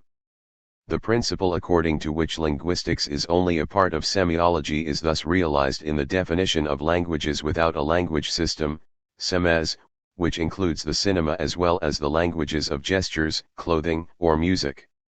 There is therefore no reason to look for features in cinema that only belong to a language system, like double articulation. On the other hand, language features which necessarily apply to utterances will be found in the cinema, as rules of use, in the language system and outside of it, the symptom, conjunction of present relative units, and the paradigm, disjunction of present units with comparable absent units. The semiology of cinema will be the discipline that applies linguistic models, especially syntagmatic ones, to images as constituting one of their principal codes. We are moving in a strange circle here, because syntagmatics assumes that the image can in fact be assimilated to an utterance, but it is also what makes the image by right assimilable to the utterance. It is a typically Kantian vicious circle. Syntagmatics applies because the image is an utterance, but the image is an utterance because it is subject to syntagmatics. The double of utterances and grand syntagmatics has been substituted for that of images and signs, to the point where the very notion of sign tends to disappear from this semiology. It obviously disappears, clearly, to the benefit of the signifier. The film appears as a text, with a distinction comparable to that made by Julia Kristeva, between a phenotext of utterances which actually appear and a genotext of structuring, constitutive or productive symptoms and paradigms. The first difficulty concerns narration. This is not an evident apparent given in cinematographic images in general, even ones which are historically established. There can certainly be no quarrel with the passages in which Metz analyzes the historical fact of the American model which was constituted as cinema of narration. And he recognizes that this narration itself indirectly presupposes montage. The fact is that there are many linguistic codes that interfere with the narrative code or the syntagmatics, not only montages, but punctuations, audiovisual connections, camera movements. Similarly, Christian Metz has no insurmountable difficulty in accounting for the deliberate disturbances of narration in modern cinema. It is enough to point to changes of structure in the syntagmatics. The difficulty is therefore elsewhere. It is that, for Metz, narration refers to one or several codes as underlying linguistic determinants from which it flows into the image in the shape of an evident given. On the contrary, it seems to us that narration is only a consequence of the visible apparent images themselves and their direct combinations. It is never a given. So-called classical narration derives directly from the organic composition of movement images montage, or from their specification as perception images, affection images, and action images, according to the laws of a sensory-motor schema. We shall see that the modern forms of narration derive from the compositions and types of the time image, even readability. Narration is never an evident apparent given of images, or the effect of a structure which underlies them. It is a consequence of the visible apparent images themselves, of the perceptible images in themselves, as they are initially defined for themselves. The root of the difficulty is the assimilation of the cinematographic image to an utterance. From that point on, this narrative utterance necessarily operates through resemblance or analogy, and, inasmuch as it proceeds through signs, these are analogical signs. Semiology thus needs to have a double transformation: on the one hand the reduction of the image to an analogical sign belonging to an utterance, on the other hand, the codification of these signs in order to discover the non-analogical, linguistic structure underlying these utterances. Everything will take place between the utterance by analogy, and the digital or digitalized structure of the utterance. But at the very point that the image is replaced by an utterance, the image is given a false appearance, and its most authentically visible characteristic, movement, is taken away from it. For the movement image is not analogical in the sense of resemblance. It does not resemble an object that it would represent. This is what Bergson showed from the first chapter of Matter and Memory. If movement is taken from the moving body, there is no longer any distinction between image and object, because the distinction is valid only through immobilization of the object. The movement image is the object, the thing itself caught in movement as continuous function. The movement image is the modulation of the object itself. We encounter analogical again here, but in a sense which now has nothing to do with resemblance, and which indicates modulation, as in so-called analogical machines. It may be objected that modulation in turn refers on the one hand to resemblance, even if only to evaluate degrees in a continuum, and on the other hand to a code which is able to digitalize analogy. But, here again, this is true only if movement is immobilized. The similar and the digital, resemblance and code, at least have in common the fact that they are molds, one by perceptible form, the other by intelligible structure. That is why they can so easily have links with each other. But modulation is completely different. It is a putting into variation of the mold, a transformation of the mold at each moment of the operation. If it refers to one or several codes, it is by graphs, code graphs that multiply its power, as in the electronic image. By themselves, resemblances and codifications are poor methods. Not a great deal can be done with codes, even when they are multiplied, as semiology endeavors to do. It is modulation that nourishes the two molds and makes them into subordinate means, even if this involves drawing a new power from them. For modulation is the operation of the real, in so far as it constitutes and never stops reconstituting the identity of image and object. In this respect, Pasolini's highly complex thesis is in danger of being misunderstood. Umberto Eco reproached him for his semiological naivete. This incensed Pasolini. It is the fate of the trick to appear too naive to those who are naive but over-clever. Pasolini seems to want to go still further than the semiologists. He wants cinema to be a language system, to be provided with a double articulation, the shot, equivalent to the moneme, but also the objects appearing in the frame, synonyms equivalent to phonemes. It is as if he wants to return to the theme of a universal language system. Except that he adds, it is the language system of reality. Descriptive science of reality, this is the misunderstood nature of semiotics, beyond existing languages, verbal or otherwise. Does he not mean that the movement image, the shot, consists of a first articulation in relation to a change or becoming which the movement expresses, but also a second articulation in relation to the objects between which it is established, which have become at the same time integral parts of the image, synonyms? It would, therefore, be pointless to object to Pasolini that the object is only a referent, and the image a portion of the signified. The objects of reality have become units of the image, at the same time as the movement image has become a reality which speaks through its objects. The cinema, in this sense, has constantly achieved a language of objects, in very varied ways.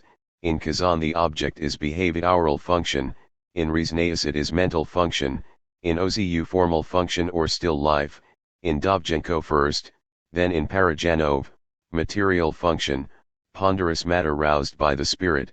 Sayatnova is definitely the masterpiece of a material language of object. In fact, this language system of reality is not at all a language. It is the system of the movement image, which, as we saw in volume, was defined on vertical and horizontal axes which have nothing to do with paradigm and symptom, but constitute two processes. On the one hand, the movement image expresses a whole which changes, and becomes established between objects. This is a process of differentiation. The movement image, the shot, thus has two sides, depending on the whole that it expresses and depending on the objects between which it passes. The whole constantly divides depending on the objects, and constantly combines the objects into a whole tout. Everything tout changes from one to the other. On the other hand, the movement image includes intervals. If it is referred to an interval, distinct kinds of image appear, with signs through which they are made up, each in itself and all of them together. Thus the percepton image is at one end of the interval, the action image at the other end and the affection image in the interval itself. This is a process of specification.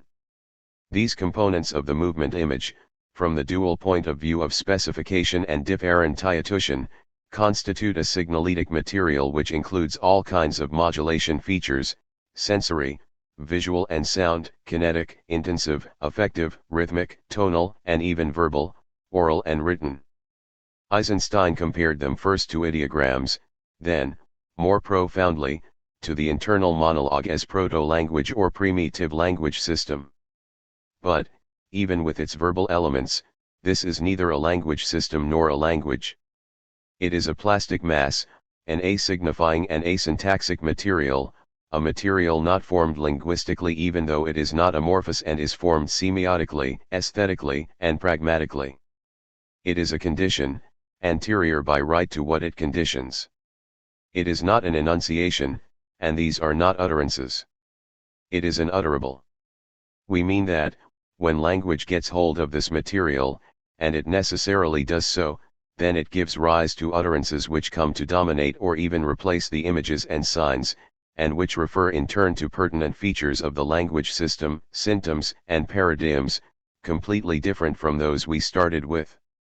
We therefore have to define, not semiology but semiotics, as the system of images and signs independent of language in general. When we recall that linguistics is only a part of semiotics, we no longer mean, as for semiology, that there are languages without a language system, but that the language system only exists in its reaction to a non-language material that it transforms. This is why utterances and narrations are not a given of visible images, but a consequence which flows from this reaction. Narration is grounded in the image itself, but it is not given. As for the question of knowing if there are specific and intrinsic cinematographic utterances written in silent cinema, oral in talking cinema is a completely different question, which has to do with the specificity of these utterances, and with the conditions on which they belong to the system of images and signs, in short, on the reverse reaction. Peirce's strength, when he invented semiotics, was to conceive of signs on the basis of images and their combinations, not as a function of determinants which were already linguistic. This led him to the most extraordinary classification of images and signs, of which we offer only a brief summary. Peirce begins with the image, from the phenomenon or from what appears. The image seems to him to be of three kinds, no more: firstness, something that only refers to itself, quality or power, pure possibility, for instance, the red that we find identical to itself in the proposition "you have not put on your red dress" or "you are in red." Secondness, something that refers to itself only through something else, existence, action-reaction, effort-resistance. Thirdness, something that refers to itself only by comparing one thing to another, relation, the law, the necessary. It will be noted that the three kinds of images are not simply ordinal: first, second, third, but cardinal. There are two in the second, to the point where there is a firstness in the secondness, and there are three in the third.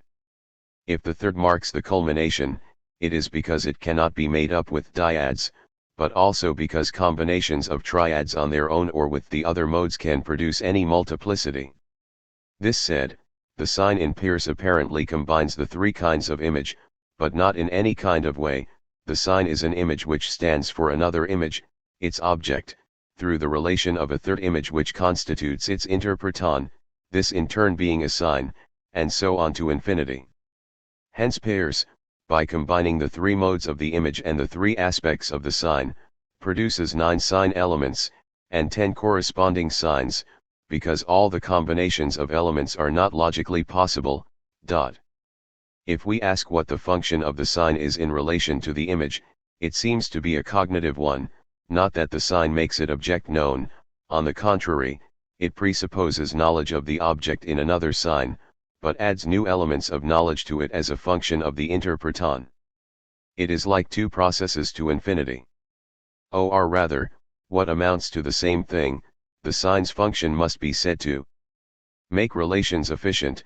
Not that relations and laws lack actuality qua images, but they still lack that efficiency which makes them act when necessary, and that only knowledge gives them. But, on this basis, Peirce can sometimes find himself as much a linguist as the semiologists. For, if the sign elements still imply no privilege for language, this is no longer the case with the sign, and linguistic signs are perhaps the only ones to constitute a pure knowledge, that is, to absorb and reabsorb the whole content of the image as consciousness or appearance. They do not let any material that cannot be reduced to an utterance survive, and hence reintroduce a subordination of semiotics to a language system. Peirce would thus not have maintained his original position for very long. He would have given up trying to make semiotics a descriptive science of reality, logic. This is because, in his phenomenology, he claims the three types of image as a fact, instead of deducing them. We saw in volume that firstness, secondness, and thirdness corresponded to the affection image, the action image, and the relation image. But all three are deduced from the movement image as material, as soon as it is related to the interval of movement. Now this deduction is possible only if we first assume a perception image. Of course, perception is strictly identical to every image, insofar as every image acts and reacts on all the others, on all their sides and in all their parts. But, when they are related to the interval of movement which separates, within one image, a received and an executed movement, they now vary only in relation to this one image, which will be called perceiving the movement received, on one of its sides, and carrying out the movement executed, on another side or in other parts. A special perception image is therefore formed, an image which no longer simply expresses movement, but the relation between movement and the interval of movement. If the movement image is already perception, the perception image will be perception of perception, and perception will have two poles, depending on whether it is identified with movement or with its interval, variation of all the images in their relations with each other, or variation of all the images in relation to one of them. And perception will not constitute a first type of image in the movement image without being extended into the other types, if there are any: perception of action, of affection, of relation, etc. The perception image will therefore be like a degree zero in the deduction which is carried out as a function of the movement image. There will be a zeroness before Peirce's firstness. As for the question, are there types of image in the movement image other than the perception image, it is resolved by the various aspects of the interval. The perception image received movement on one side, but the affection image is what occupies the interval, firstness, the action image what executes the movement on the other side, secondness, and the relation image what reconstitutes the whole of the movement with all the aspects of the interval, thirdness functioning as closure of the deduction. Thus the movement image gives rise to a sensory motor whole which grounds narration in the image. Between the perception image and the others, there is no intermediary, because perception extends by itself into the other images.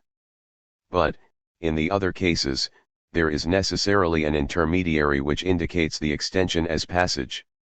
This is why, in the end, we find ourselves faced with 6 types of perceptible visible images that we see, not 3, perception image, affection image, impulse image, intermediates between affection and action, action image, reflection image, intermediate between action and relation, relation image.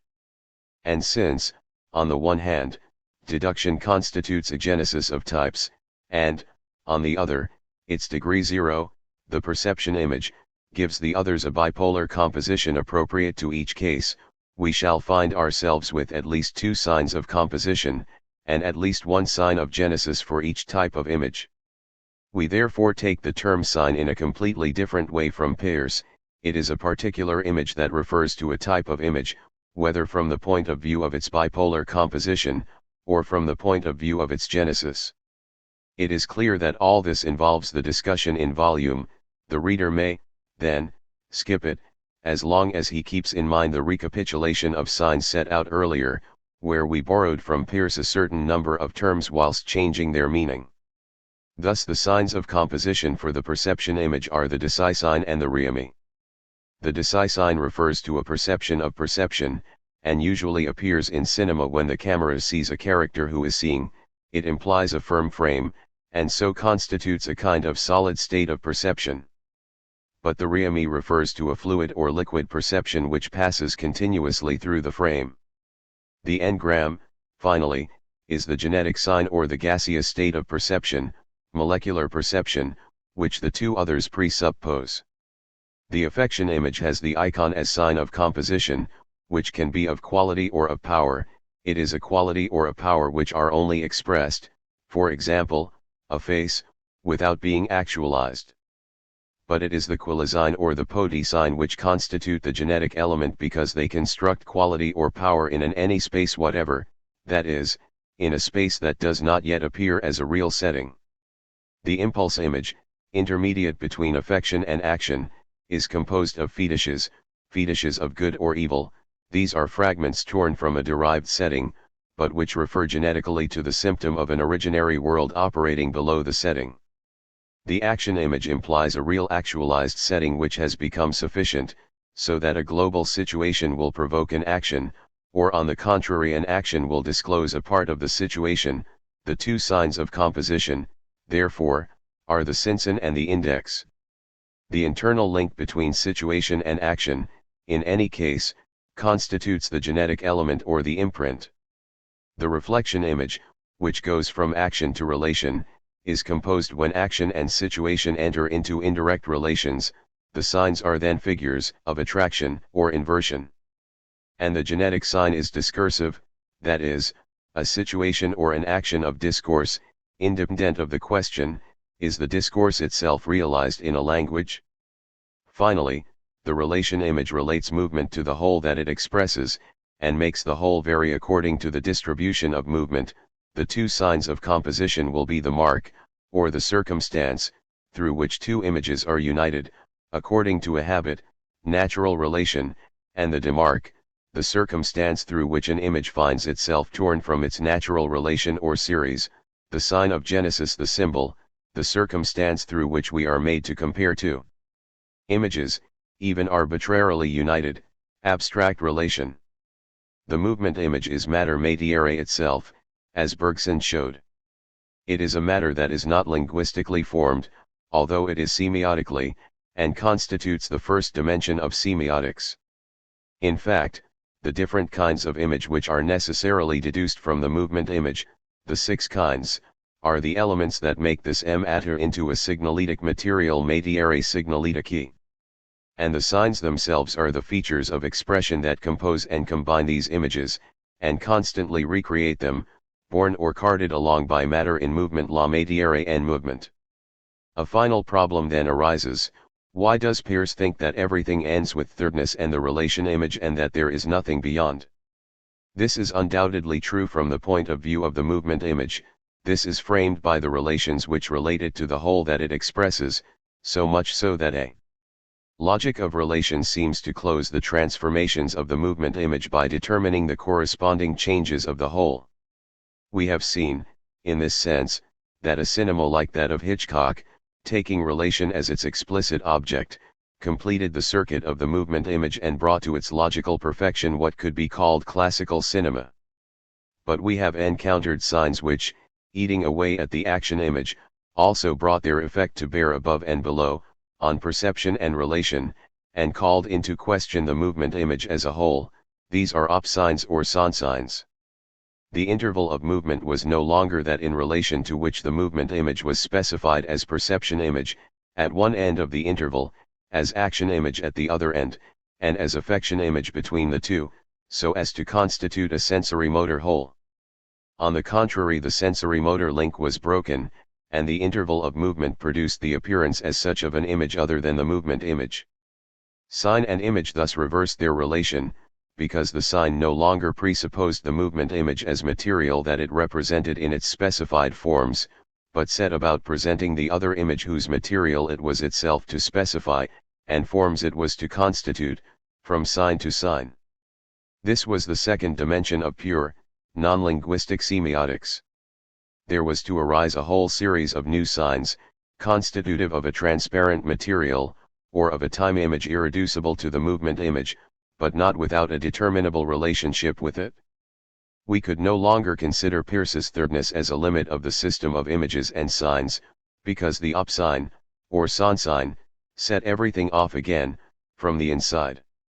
The movement image has 2 sides, one in relation to objects whose relative position it varies, the other in relation to a whole of which it expresses an absolute change. The positions are in space, but the whole that changes is in time. If the movement image is assimilated to the shot, we call framing the first facet of the shot turned towards objects, and montage the other facet turned towards the whole. Hence a first thesis: it is montage itself which constitutes the whole, and thus gives us the image of time. It is therefore the principal act of cinema. Time is necessarily an indirect representation, because it flows from the montage which links one movement image to another. This is why the connection cannot be a simple juxtaposition. The whole is no more an addendum than time is a succession of presents. As Eisenstein said over and over again, montage must proceed by alterations, conflicts, resolutions, and resonances, in short an activity of selection and coordination, in order to give time its real dimension, and the whole its consistency. This position of principle implies that movement image is itself in the present, and nothing else. The present is the sole direct time of the cinematographic image seems to be almost a truism. Pasolini will again rely on it to maintain a very classical notion of montage, precisely because it selects and coordinates significant moments. Montage has the property of making the present past, of transforming our unstable and uncertain present into a clear, stable, and desirable past, in short of achieving time. It is useless for him to add that this is the operation of death, not a death that is over and done with, but a death in life or a being for death. Death achieves a dazzling montage of our life. This black note reinforces the classic, grandiose concept of the montage king, time as indirect representation that flows from the synthesis of images. But this thesis has another aspect, which seems to contradict the first. The synthesis of movement images must rely on characteristics intrinsic to each of them. Each movement image expresses the whole that changes, as a function of the objects between which movement is established. The shot must therefore already be a potential montage, and the movement image, a matrix or cell of time. From this point of view, time depends on movement itself and belongs to it. It may be defined, in the style of ancient philosophers, as the number of movement. Montage will therefore be a relation of number, variable according to the intrinsic nature of the movements considered in each image, in each shot. A uniform movement in the shot appeals to a simple measure, but varied and differential movements to a rhythm, intensive movements proper, like light and heat, to a tonality, and the set of all the potentialities of a shot, to a harmony. Hence Eisenstein's distinctions between a metrical, rhythmic, tonal, and harmonic montage. Eisenstein himself saw a certain opposition between the synthetic point of view, according to which time flowed from the montage, and the analytic point of view, according to which the time set up was dependent on a movement image. According to Pasolini, the present is transformed into past by virtue of montage, but this past still appears as a present by virtue of the nature of the image. Philosophy had already encountered a similar opposition, in the notion of number of movement, because number appeared sometimes like an independent instance, sometimes like a simple dependence on what it measured. Should we not, however, maintain both points of view, as the two poles of an indirect representation of time? Time depends on movement, but through the intermediary of montage, it flows from montage, but as if subordinate to movement? Classical reflection turns on this kind of alternative, montage, or shot. It is still necessary for movement to be normal. Movement can only subordinate time, and make it into a number that indirectly measures it, if it fulfills conditions of normality. What we mean by normality is the existence of centers of the revolution of movement itself, of equilibrium of forces, of gravity of moving bodies, and of observation for a viewer able to recognize or perceive the moving body, and to assign movement. A movement that avoids centering, in whatever way, is as such abnormal, aberrant. Antiquity came up against these aberrations of movement, which even affected astronomy, and which became more and more pronounced when one entered the sublunar world of men, Aristotle. Now, aberrant movement calls into question the status of time as indirect representation or number of movement, because it evades the relationships of number. But, far from time itself being shaken, it rather finds this the moment to surface directly, to shake off its subordination in relation to movement and to reverse this subordination. Conversely, then, a direct presentation of time does not imply the halting of movement, but rather the promotion of aberrant movement. What makes this problem as much a cinematographic as a philosophical one is that the movement image seems to be in itself a profoundly aberrant and abnormal movement. Epstein was perhaps the first to focus theoretically on this point, which viewers in the cinema experienced practically, not only speeded up, slowed down and reversed sequences, but the non-distancing of the moving body.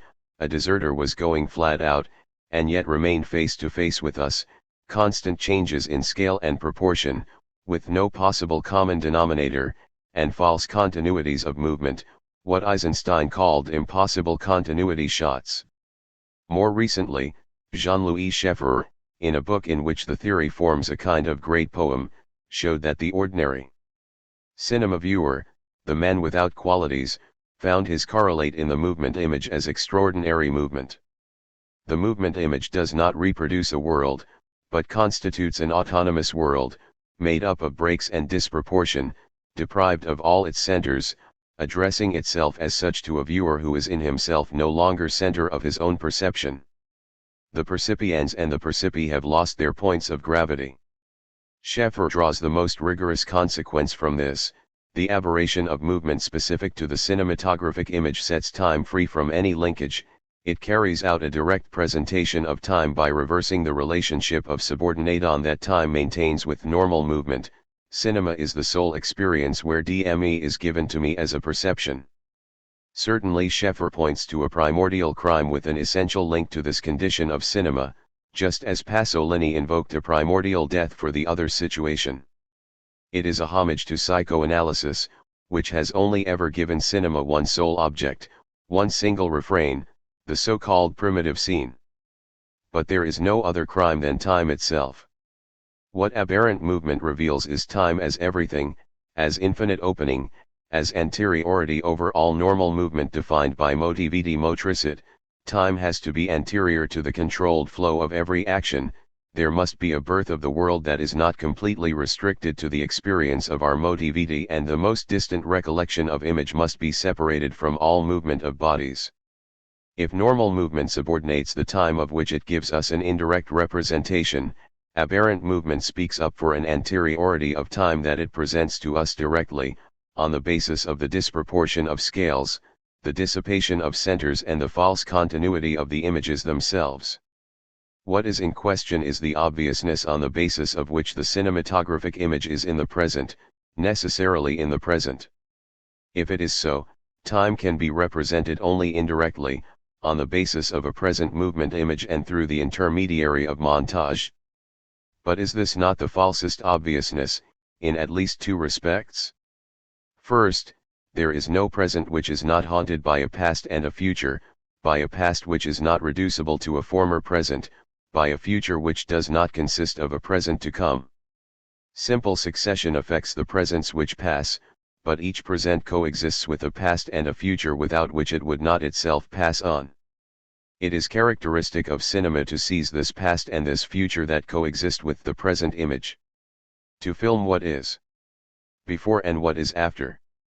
Perhaps it is necessary to make what is before and after the film pass inside it in order to get out of the chain of presence. For example, the characters.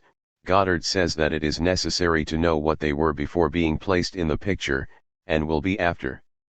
THIRD is what cinema is. The present never exists there, except in bad films. This is very difficult, because it is not enough to eliminate fiction, in favor of a crude reality which would lead us back all the more to presents which pass. On the contrary, it is necessary to move towards a limit, to make the limit of before the film and after it pass into the film, and to grasp in the character the limit that he himself steps over in order to enter the film and leave it, to enter into the fiction as into a present which is inseparable from its before and after. Rauch, Perrault. We shall see that this is precisely the aim of cinema verite, or of direct cinema, not to achieve a real as it would exist independently of the image, but to achieve a before and an after as they coexist with the image, as they are inseparable from the image. This is what direct cinema must mean, to the point where it is a component of all cinema, to achieve the direct presentation of time. Not only is the image inseparable from a before and an after which belong to it, which are not to be confused with the preceding and subsequent images, but in addition it itself tips over into a past and a future of which the present is now only an extreme limit, which is never given. Take, for example, the depth of field in Wells. When Kane is going to catch up with his friend the journalist for the break, it is in time that he moves. He occupies a place in time rather than changing place in space. And when the investigator at the beginning of Mr. Arkadin emerges into the great courtyard, he literally emerges from time rather than coming from another place. Take Visconti's tracking shots, at the beginning of Sandra, when the heroine returns to the house where she was born, and stops to buy the black headscarf that she will cover her head with, and the cake that she will eat like magic food. She does not cover space, she sinks into time. And in a film a few minutes long, Appunti su un fatto di cronaca, a slow tracking shot follows the empty path of the raped and murdered schoolgirl, and comes back to the fully present image to load it with a petrified perfect tense, as well as with an inescapable future perfect. In Resnaeus too it is time that we plunge into, not at the mercy of a psychological memory that would give us only an indirect representation, nor at the mercy of a recollection image that would refer us back to a former present, but following a deeper memory, a memory of the world directly exploring time, reaching in the past that which conceals itself from memory. How feeble the flashback seems beside explorations of time as powerful as this, such as the silent walk on the thick hotel carpet which each time puts the image into the past in Last Year in Marienbad. The tracking shots of Resnaeus and Visconti, and Wells's depth of field, carry out a temporalization of the image or form a direct time image, which realizes the principle, the cinematographic image is in the present only in bad films. Rather than a physical movement, it is a question above all of a displacement in time. And undoubtedly there are many possible ways of proceeding. It is, on the contrary, the crushing of depth and the plenitude of the image, which, in Dreyer and other authors, will directly open the image onto time as fourth dimension. This is, as we shall see, because there are varieties of the time image just as there were types of the movement image. But the direct time image always gives us access to that Proustian dimension where people and things occupy a place in time which is incommensurable with the one they have in space. Proust indeed speaks in terms of cinema, time mounting its magic lantern on bodies and making the shots coexist in depth. It is this build-up, this emancipation of time, which ensures the rule of impossible continuity and aberrant movement. The postulate of the image in the present is one of the most destructive for any understanding of cinema. But were these characteristics not clear in the cinema at an early stage? Eisenstein, Epstein. Is Scheffer's theme not valid for the whole of the cinema? How are we to delineate a modern cinema which would be distinct from classical cinema or from the indirect representation of time? We might once more rely on an analogy in thought. If it is true that aberrations of movement were recognized at an early stage, they were in some sense corrected, normalized, elevated, and brought into line with laws which saved movement, extensive movement of the world or intensive movement of the soul, and which maintained the subordination of time. In fact, we will have to wait for Kant to carry out the great reversal. Aberrant movement became the most everyday kind, everydayness itself, and it is no longer time that depends on movement, but the opposite. A similar story appears in cinema. For a long time aberrations of movement were recognized, but warded off. The intervals of movement first called its communication into question and introduced a gap or disproportion between a received movement and an executed one. Even so, related to such an interval, the movement image finds in it the principle of its differentiation into the perception image, received movement, and the action image, executed movement. What was aberration in relation to the movement image cases to be so in relation to these two images, the interval itself now plays the role of center, and the sensory-motor schema restores the lost proportion, re-establishes it in a new mode, between perception and action. The sensory-motor schema moves forward by selection and coordination. Perception is organized in obstacles and distances to be crossed, while action invents the means to cross and surmount them, in a space which sometimes constitutes an encompasser, sometimes a line of the universe. Movement is saved by becoming relative. And this status, of course, does not exhaust the movement image. As soon as it stops being related to an interval as sensory-motor center, movement finds its absolute quality again, and every image reacts with every other one, on all their sides and in all their parts. This is the regime of universal variation, which goes beyond the human limits of the sensory-motor schema towards a non-human world where movement equals matter, or else in the direction of a superhuman world which speaks for a new spirit. It is here that the movement image attains the sublime, like the absolute condition of movement, whether in the material sublime of Vertov, in the mathematical sublime of Gans, or in the dynamic sublime of M. Erna or Lang. But in any event the movement image remains primary, and gives rise only indirectly to a representation of time, through the intermediary of montage as organic composition of relative movement, or superorganic recomposition of absolute movement. Even Vertov, when he carries perception over into matter, and action into universal interaction, peopling the universe with micro-intervals, points to a negative of time as the ultimate product of the movement image through montage. Now, from its first appearances, something different happens in what is called modern cinema, not something more beautiful, more profound, or more true, but something different. What has happened is that the sensory-motor schema is no longer in operation, but at the same time it is not overtaken or overcome. It is shattered from the inside. Is, perceptions and actions cease to be linked together, and spaces are now neither coordinated nor filled. Some characters, caught in certain pure optical and sound situations, find themselves condemned to wander about or go off on a trip. These are pure seers, who no longer exist except in the interval of movement, and do not even have the consolation of the sublime, which would connect them to matter or would gain control of the spirit for them. They are rather given over to something intolerable which is simply their everydayness itself. It is here that the reversal is produced. Movement is no longer simply aberrant, aberration is now valid in itself and designates time as its direct cause. Time is out of joint, it is off the hinges assigned to it by behavior in the world, but also by movements of world. It is no longer time that depends on movement, it is aberrant movement that depends on time. The relation, sensory-motor situation's indirect image of time is replaced by a non-localizable relation, pure optical and sound situation direct time image. Opsigns and sonsigns are direct presentations of time. False continuity shots are the non-localizable relation itself, characters no longer jump across them, they are swallowed up in them.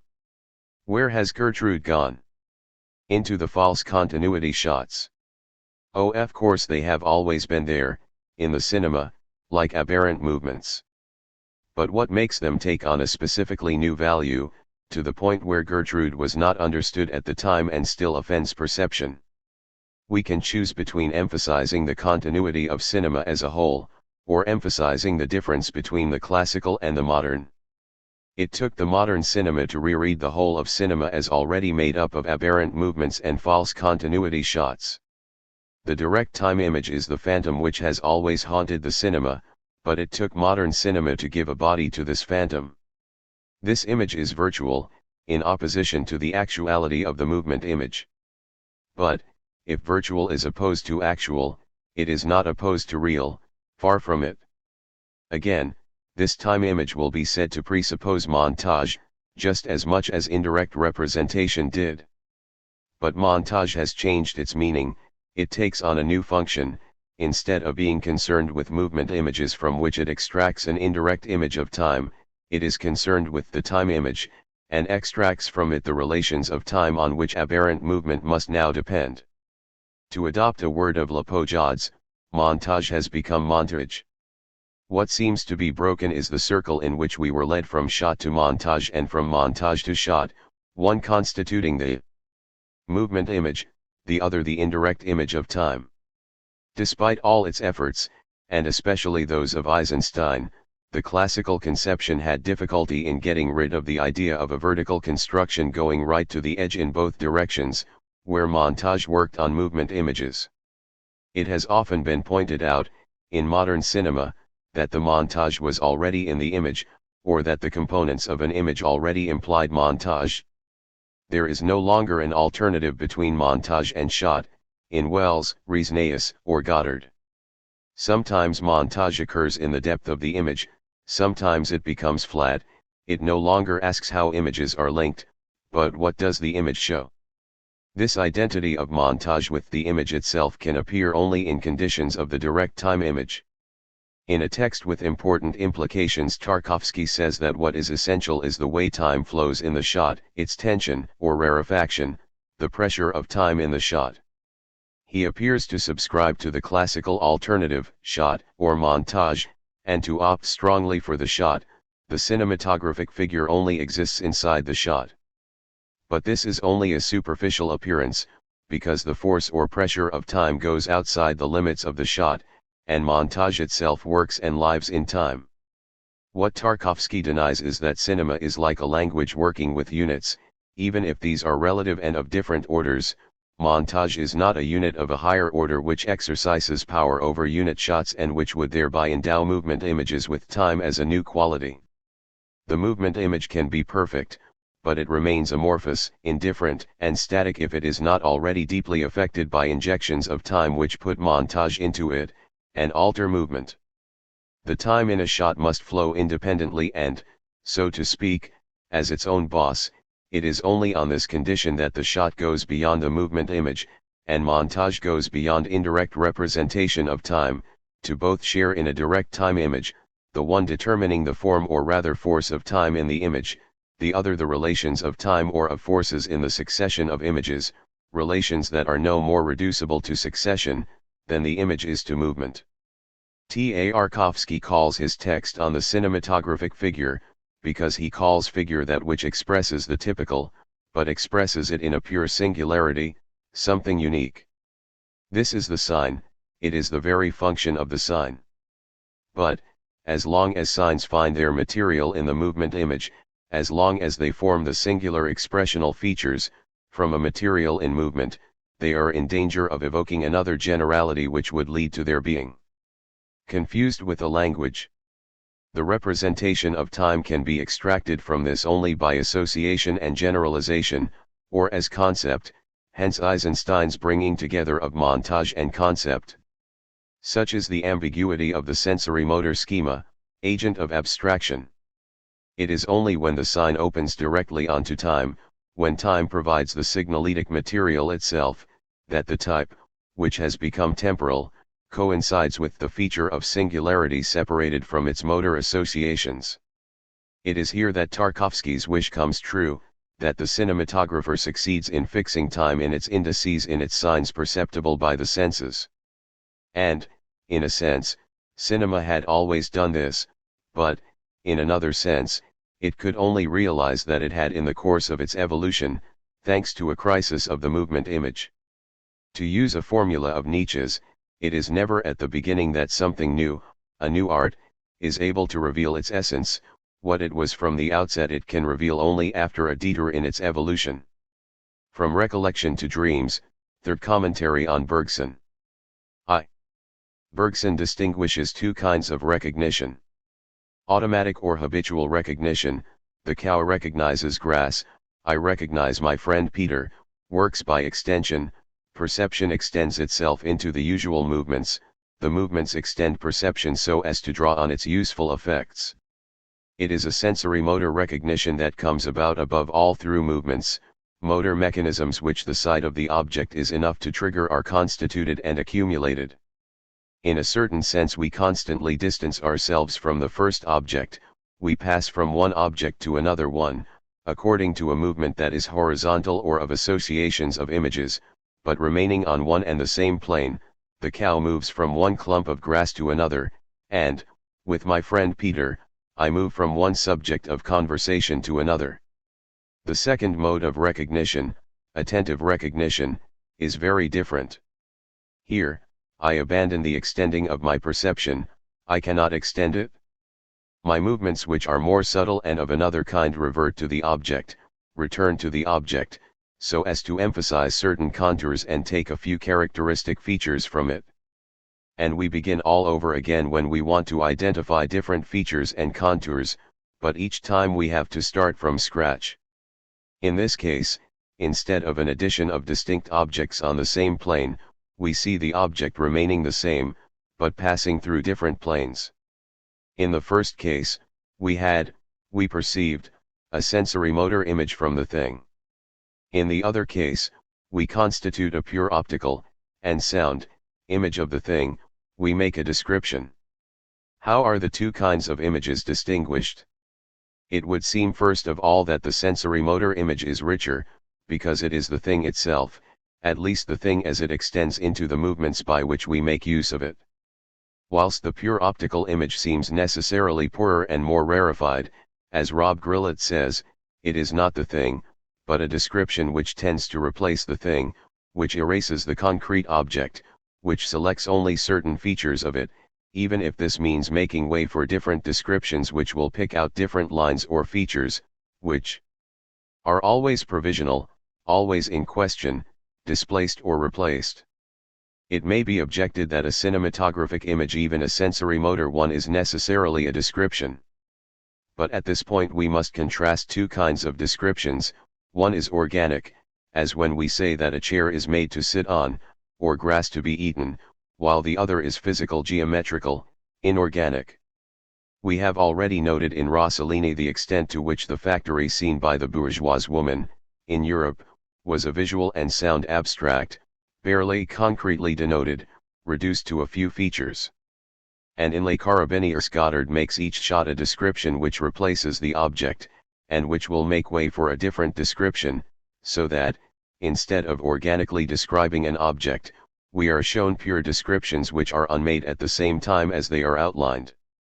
If the new cinema, like the new novel, is of considerable philosophical and logical importance, it is first of all because of the theory of descriptions which it implies, of which Rob Grillet was the pioneer.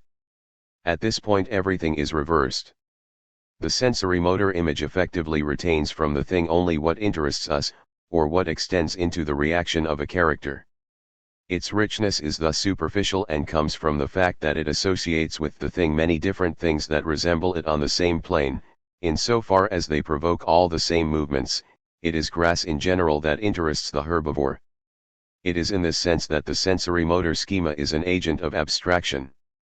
Conversely, the pure optical image may be only a description, and concern a character who no longer knows how or is no longer able to react to the situation. The restraint of this image, the thinness of what it retains, line or simple point, slight fragment without importance, bring the thing each time to an essential singularity, and describe the inexhaustible, endlessly referring to other descriptions. It is, then, the optical image which is really rich, or typical. At least it would be if we knew what use it was. It was easy to say that the sensory-motor image was useful because it linked a perception image to an action image, it already modeled the first on the second and extended the one into the other. But the pure optical image is a completely different matter, not only because it is a different type of image, a different type of perception, but also because its mode of linkage is not the same. There is a simple, provisional answer, and it is the one Bergson gives initially: the optical, and sound, image in attentive recognition does not extend into movement, but enters into relation with a recollection image that it calls up. Perhaps we should also imagine other possible answers, more or less related, more or less distinct. What would enter into relation would be the real and the imaginary, the physical and the mental, the objective and the subjective, description and narration, the actual and the virtual. The essential point, in any event, is that the two related terms differ in nature, and yet run after each other, refer to each other, reflect each other, without it being possible to say which is first, and tend ultimately to become confused by slipping into the same point of indiscernibility.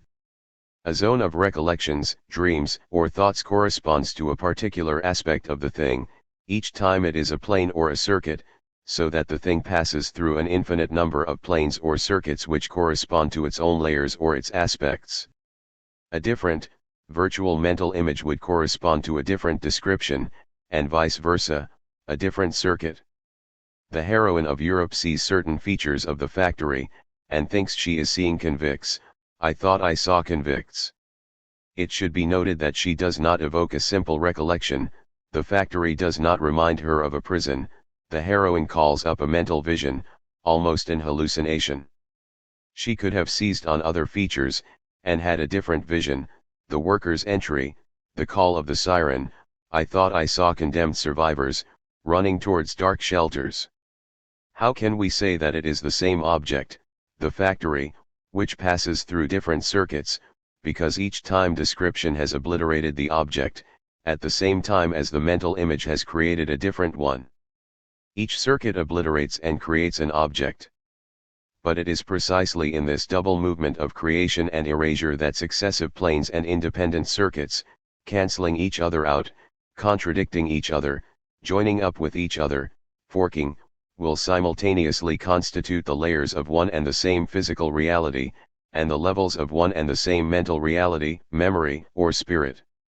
As Bergson says, it will be seen that the progress of attention results in creating anew, not only the object perceived, but also the ever-widening systems with which it may be bound up, so that in the measure in which the circles, B, C, D, represent a higher expansion of memory, their reflection attains in B, C, D deeper strata of reality. Thus, in Rossellini, the island of Stromboli passes through ever deeper descriptions, the approaches, the fishing, the storm, the EP*N at the same time as the foreign woman climbs higher and IGER on the island, until description is engulfed in depth.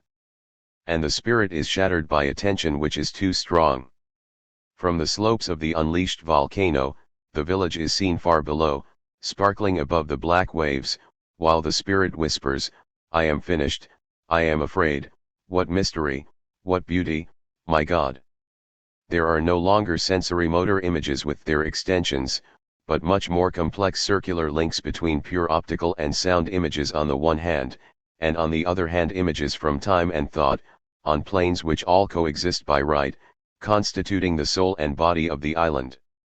The purely optical and sound situation, description, is an actual image, but one which, instead of extending into movement, links up with a virtual image and forms a circuit with it.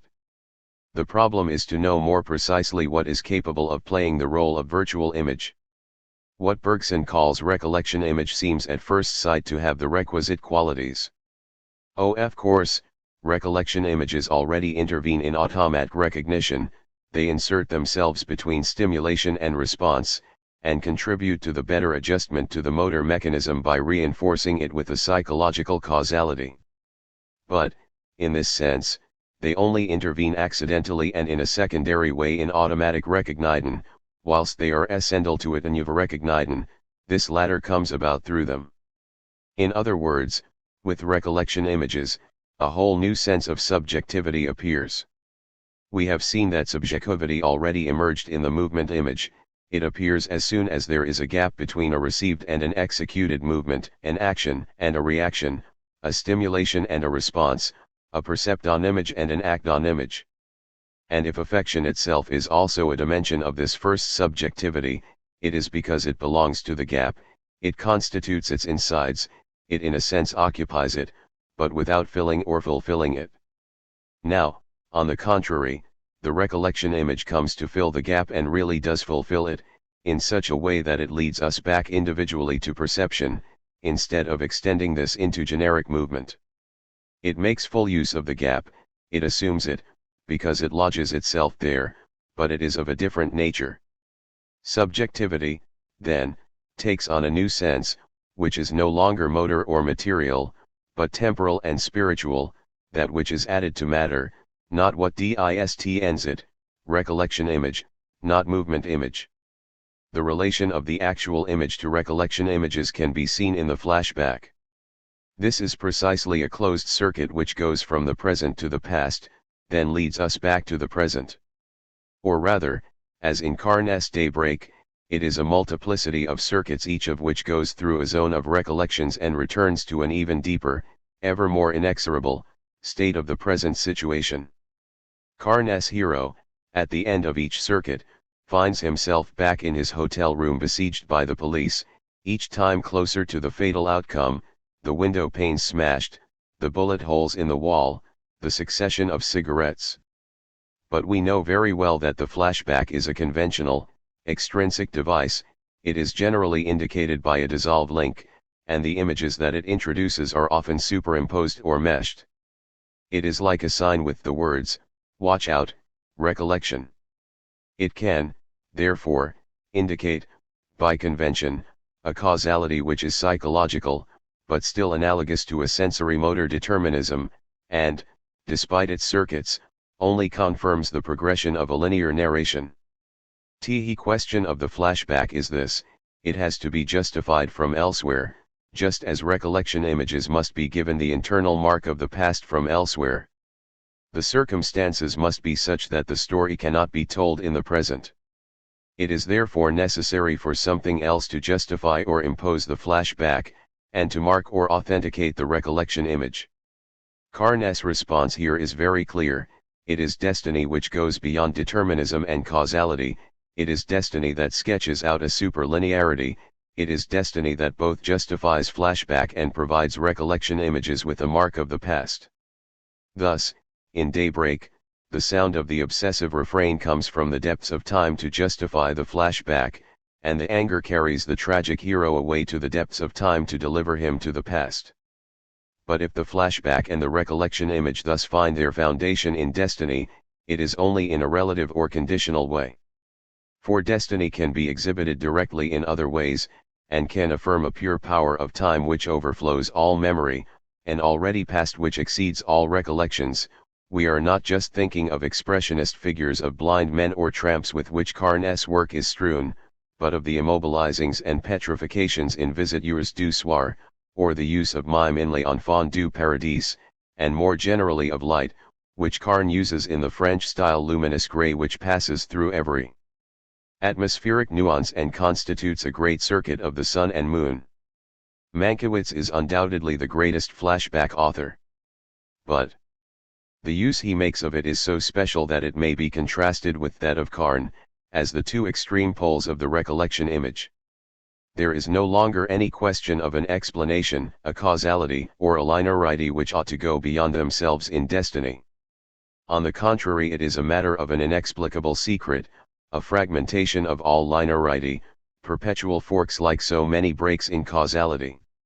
Time in Mankiewicz is exactly as Borges describes it in The Garden of Forking Paths *. It is not space but time which forks, web of time which approaches, forks, is cut off or unacknowledged for centuries, embracing every possibility. It is here that the flashback finds its justification, at each point where time forks. The multiplicity of circuits thus finds a new meaning. It is not simply several people each having a flashback, it is the flashback belonging to several people, 3 in the Barefoot Contessa, 3 in A Letter to Three Wives, 2 in All About Eve. And it is not just the circuits forking between themselves, it is each circuit forking within itself, like a split hair. In the 3 circuits in A Letter to Three Wives, each of the women wonders in her own way when and how her marriage began to go adrift, to take a forking route. And even when there is a single fork, like the taste for mud in a proud and splendid creature, the Barefoot Contessa, its repetitions are not accumulations, its manifestations refuse to be aligned, or to reconstitute a destiny, but constantly split up any state of equilibrium and each time impose a new meander, a new break in causality, which itself forks from the previous one, in a collection of nonlinear relations. One of Mankiewicz's most beautiful forks is in Whispers in the City, where the doctor, who has come to tell the father that his daughter is pregnant, finds himself in the middle of talking to the daughter about love and asks to marry her, in a dream landscape. 2 characters are eternal enemies, in a universe of automata, but there is a world where one of the 2 maltreats the other and forces a clown costume on him, and a world where the other takes on the dress of inspector and becomes master in turn, until the unleashed automata shuffle all the possibilities, all worlds, and all times. The Bloodhound. Mankiewicz's characters never develop in a linear evolution, the stages passed through by Eve, taking the place of the actress, stealing her lover, seducing the girlfriend's husband, blackmailing the girlfriend, do not take part in a progression but each time constitute a deviation which makes a circuit, allowing a secret to exist in the whole which the new Eve at the end of the film will inherit, point of departure for other forks.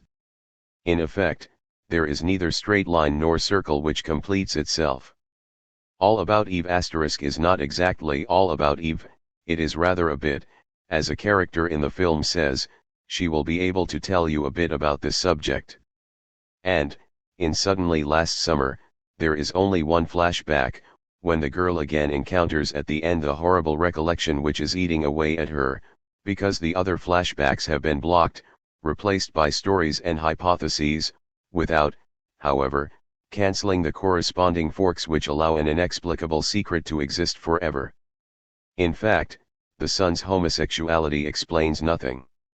The mother's jealousy is a first fork, as soon as she is supplanted by the girl, the homosexuality is a second, when the son uses the girl as he used his mother, as baits for boys, but there is still one more, still another circuit, which takes up the description of the carnivorous flowers and the story of the horrendous fate of the little tortoises which are devoured, when the flashback reveals, beneath the son's homosexuality, an orgiastic mystery, cannibalistic tastes of which he ends up victim, hacked and dismembered by his young, wretched lovers, to the sounds of a barbaric music of the slums.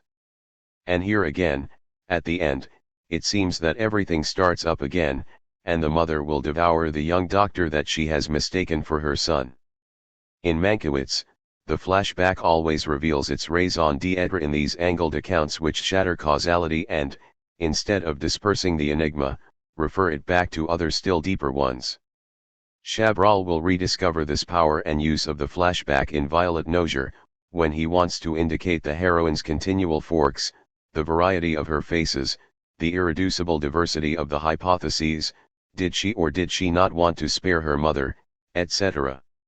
Time's forks thus provide flashback with a necessity, and recollection images with an authenticity, a weight of past without which they would remain conventional.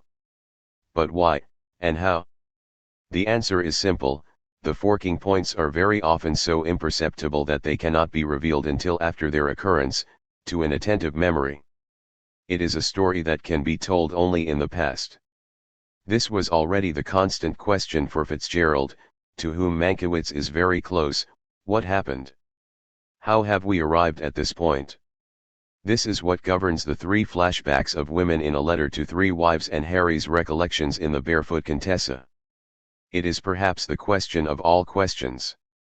The theatrical character of Mankiewicz's work has often been pointed out, but there is also a novelistic element, or more precisely a short story element, for it is the short story that asks, what happened?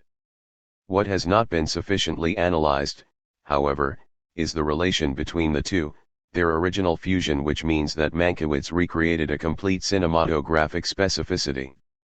On one hand, the novelistic element, the story, appears in the memory. The memory, in fact, following a formula of Janet's, is story behavior. In its very essence, memory is voice, which speaks, talks to itself, or whispers, and recounts what happened. Hence the voice off which accompanies the flashback. In Mankiewicz, the spiritual role of memory often gives way to a creature more or less connected with the beyond, the phantom in Mrs. Muir's Adventure, the ghost in Whispers in the City, the automata in Bloodhound. In A Letter to Three Wives, there is the fourth girlfriend, the one that will never be seen, that is once barely glimpsed, and who has made it known to the three others that she is going off with one of their husbands, but which one? It is her voice off which looms over the other three flashbacks. In any event, the voice as memory frames the flashback. But, in another sense, what the latter shows, and what the former reports, are more voices, characters and decors which are of course meant to be seen, but are in essence speaking and of sound. This is the theatrical element, the dialogue between the characters who appear, and sometimes even the appearance of the character himself, produces a story all about Eve. In one of the flashbacks in A Letter to Three Wives there is the dinner scene where the teacher husband and the wife in advertising entertain the latter's female boss. All the movements of characters and camera are determined by the mounting violence of their dialogue, and the distribution of two opposed sound sources, that of the radio program, and that of the classical music with which the teacher challenges it. The essential point, then, is the intimacy of the relation between the novelistic element in memory as story behavior, and the theatrical element of the dialogues, words, and sounds as conducts of the characters. Now this internal relation is determined in a very original way in Mankiewicz. What is reported is always a skidding, a detour, a fork. But, although the fork may in principle be discovered only after the event, through flashback, there is one character who has been able to foresee it, or grasp it at the time, whether he uses it later for good or for evil. Mankiewicz is brilliant with these scenes.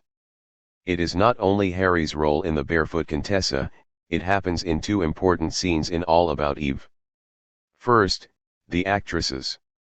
Secretary Dresser has understood straight away Eve's deceitfulness, her split personality.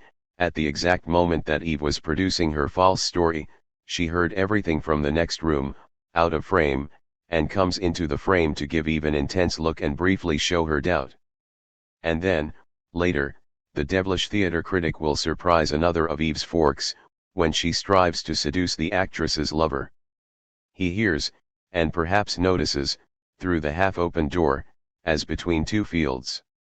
He will know how to use this later, but he has understood at the time, and it is at different moments that each of the characters understands, thanks to a new fork. Now, In all these cases, we do not leave memory. But instead of a constituted memory, as function of the past which reports a story, we witness the birth of memory, as function of the future which retains what happens in order to make it the object to come of the other memory.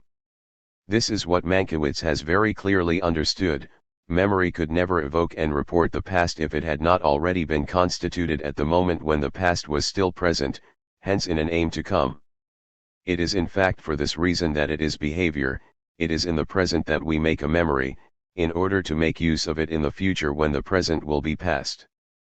It is this memory of the present which makes the two elements communicate from the inside, novelistic memory as it appears in the reporting story, and the theatrical present as it appears in the reported dialogues.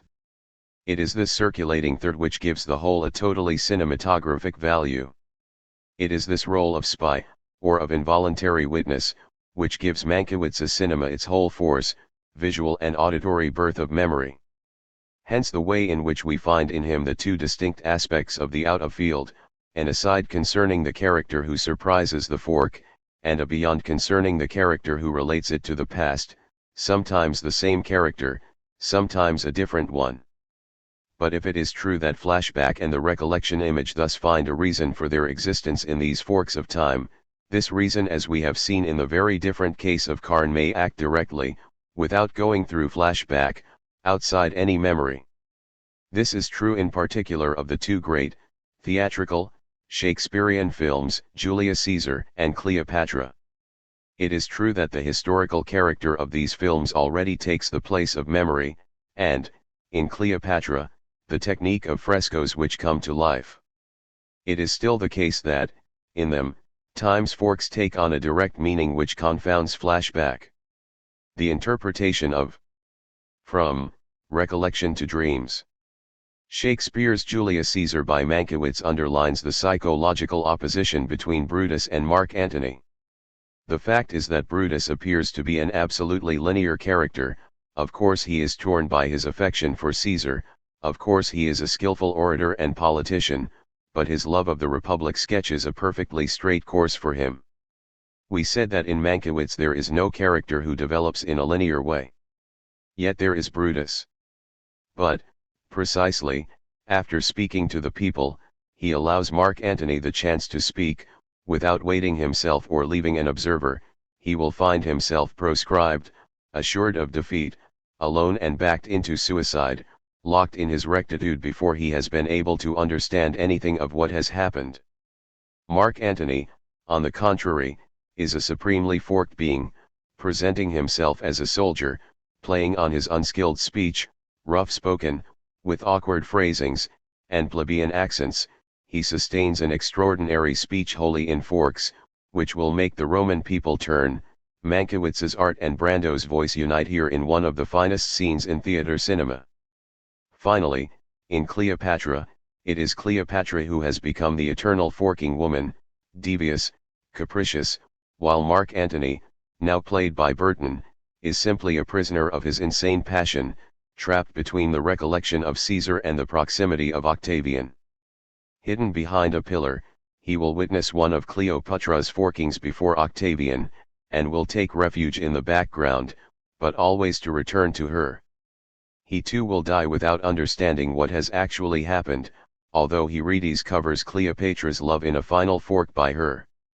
All the pinks intensifying to golds testify to the universal changeability of Cleopatra. Mankiewicz disowned this film, which is no less magnificent for that. Perhaps one of his main reasons was that he had been forced into too many rational, oppressive justifications of the forkings of the Queen. We come to the same conclusion again: either the flashback is an unsophisticated, conventional notice or it gets a justification from elsewhere, Karn's destiny, Mankiewicz's forking time. But in these latter cases, what gives flashback a necessity does so only relatively, conditionally, and may be expressed in a different way. For there is not simply an insufficiency in the flashback in relation to the recollection image, there is at a deeper level an insufficiency in the recollection image in relation to the past. Bergson constantly reminded us that it was not by its own efforts that the recollection image retained the mark of the past, that is, of virtuality which it represents and embodies, and which distinguishes it from other types of images. If the image becomes recollection image, it is only in so far as it has been to look for a pure recollection in the place where it was, pure virtuality contained in the hidden zones of the past as in oneself. Pure recollections, summoned from the depths of memory, develop into recollection images. Imagining is not recollecting. No doubt a recollection, as it becomes actual, tends to live in an image, but the converse is not true, and the image pure and simple will not be referred to the past unless, indeed, it was in the past that I sought it, thus following the continuous progress which brought it from darkness into light. Contrary to our first hypothesis, it is not, then, the recollection image which is sufficient to define the new dimension of subjectivity. We asked, when a present, actual image has lost its motor extension, with what virtual image does it enter into relation, the two images forming a circuit where they run after each other and each is reflected in the other? Now the recollection image is not virtual, it actualizes a virtuality, which Bergson calls pure recollection, on its own account. This is why the recollection image does not deliver the past to us, but only represents the former present that the past was. The recollection image is an image which is actualized or in process of being made actual, which does not form with the actual, present image a circuit of indiscernibility. Is this because the circuit is too broad, or on the contrary not broad enough? In any case, once again, the heroine of Europe does not evoke a recollection image. And even when an author proceeds by flashback, he subordinates the flashback to another process which gives it foundation, and the recollection image to deeper time images, not only Mankiewicz, but Wells, Riesnaeus, etc. There is no doubt that attentive recognition, when it succeeds, comes about through recollection images. It is the man I met last week at such and such a place. But it is precisely the success which allows the sensory motor flux to take up its temporarily interrupted course again. So that Bergson constantly circles around the following conclusion, which will also haunt cinema: attentive recognition informs us to a much greater degree when it fails than when it succeeds. When we cannot remember, sensory motor extension remains suspended, and the actual image, the present optical perception, does not link up with either a motor image or a recollection image which would re-establish contact. It rather enters into relation with genuinely virtual elements. Feelings of déjà vu or past in general: I must have seen that man somewhere. Dream images: I have the feeling that I saw him in a dream. Fantasies or theater scenes: he seems to play a role that I am familiar with. In short, it is not the recollection image or attentive recognition which gives us the proper equivalent of the optical sound image, it is rather the disturbances of memory and the failures of recognition. This is why European cinema at an early stage confronted a group of phenomena: amnesia, hypnosis, hallucination, madness, the vision of the dying, and especially nightmare and dream. This was an important aspect of Soviet cinema, and its various alliances with futurism, constructivism, and formalism, of German expressionism and its various alliances with psychiatry and psychoanalysis, and of the French school and its various alliances with surrealism. European cinema saw in this a means of breaking with the American limitations of the action image, and also of reaching a mystery of time, of uniting image, thought and camera in a single automatic subjectivity, in contrast to the over-objective conception of the Americans. In fact, the first common factor in all these states is that a character finds himself prey to visual and sound sensations, or tactile ones, cutaneous or conesthetic, which have lost their motor extension. This may be a limit situation, the imminent arrival or consequence of an accident, the nearness of death, but also the most ordinary states of sleep, dream, or a disturbance of attention. And, in the second place, these actual sensations and perceptions are as cut off from memory-based recognition as they are from motor recognition. No specific group of recollections comes to correspond to them, and to fit into the optical and sound situation. But, what is very different, it is a whole temporal panorama, an unstable set of floating memories, images of a past in general which move past at dizzying speed, as if time were achieving a profound freedom. It is as if total and anarchic mobilizing of the past now responds to the character's motor powerlessness. Dissolves and superimpositions arrive with a vengeance. It is in this way that Expressionism attempted to restore the panoramic vision of those who feel mortally threatened or lost, images thrown up from the unconscious of a woman being operated on Alfred Abel's narcosis, from that of an assaulted man Metzner's attack, from that of a man in the middle of drowning Fijo's The Last Moment. Daybreak moves towards this limit, the hero getting nearer to an inescapable death. The same may be said of dream states or states of extreme sensory motor relaxation, the purely optical or sound perspectives of a divested present which no longer enjoys links with a disconnected past, floating childhood memories, fantasies, or impressions of déjà vu.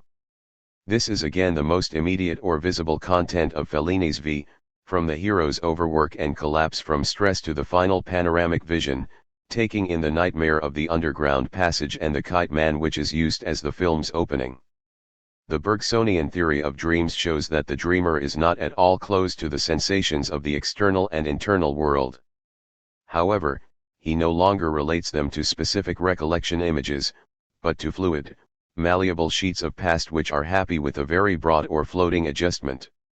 If we go back to Bergson's previous schema, the dream represents the largest visible circuit or the outermost envelope of all the circuits. This is no longer the sensory motor link of the action image in habitual recognition, but nor is it the various circuits of perception recollection which come to supplement it in attentive recognition. It would rather be the weak and dislocatory connection between an optical, or sound, sensation and a panoramic vision, between any sensory image whatever and a total dream image. What, more precisely, is the difference between a recollection image and a dream image? We start from a perception image, the nature of which is to be actual. The recollection, in contrast what Bergson calls pure recollection, is necessarily a virtual image. But, in the first case, it becomes actual insofar as it is summoned by the perception image. It is actualized in a recollection image which corresponds to the perception image. The case of dream brings two important differences to light.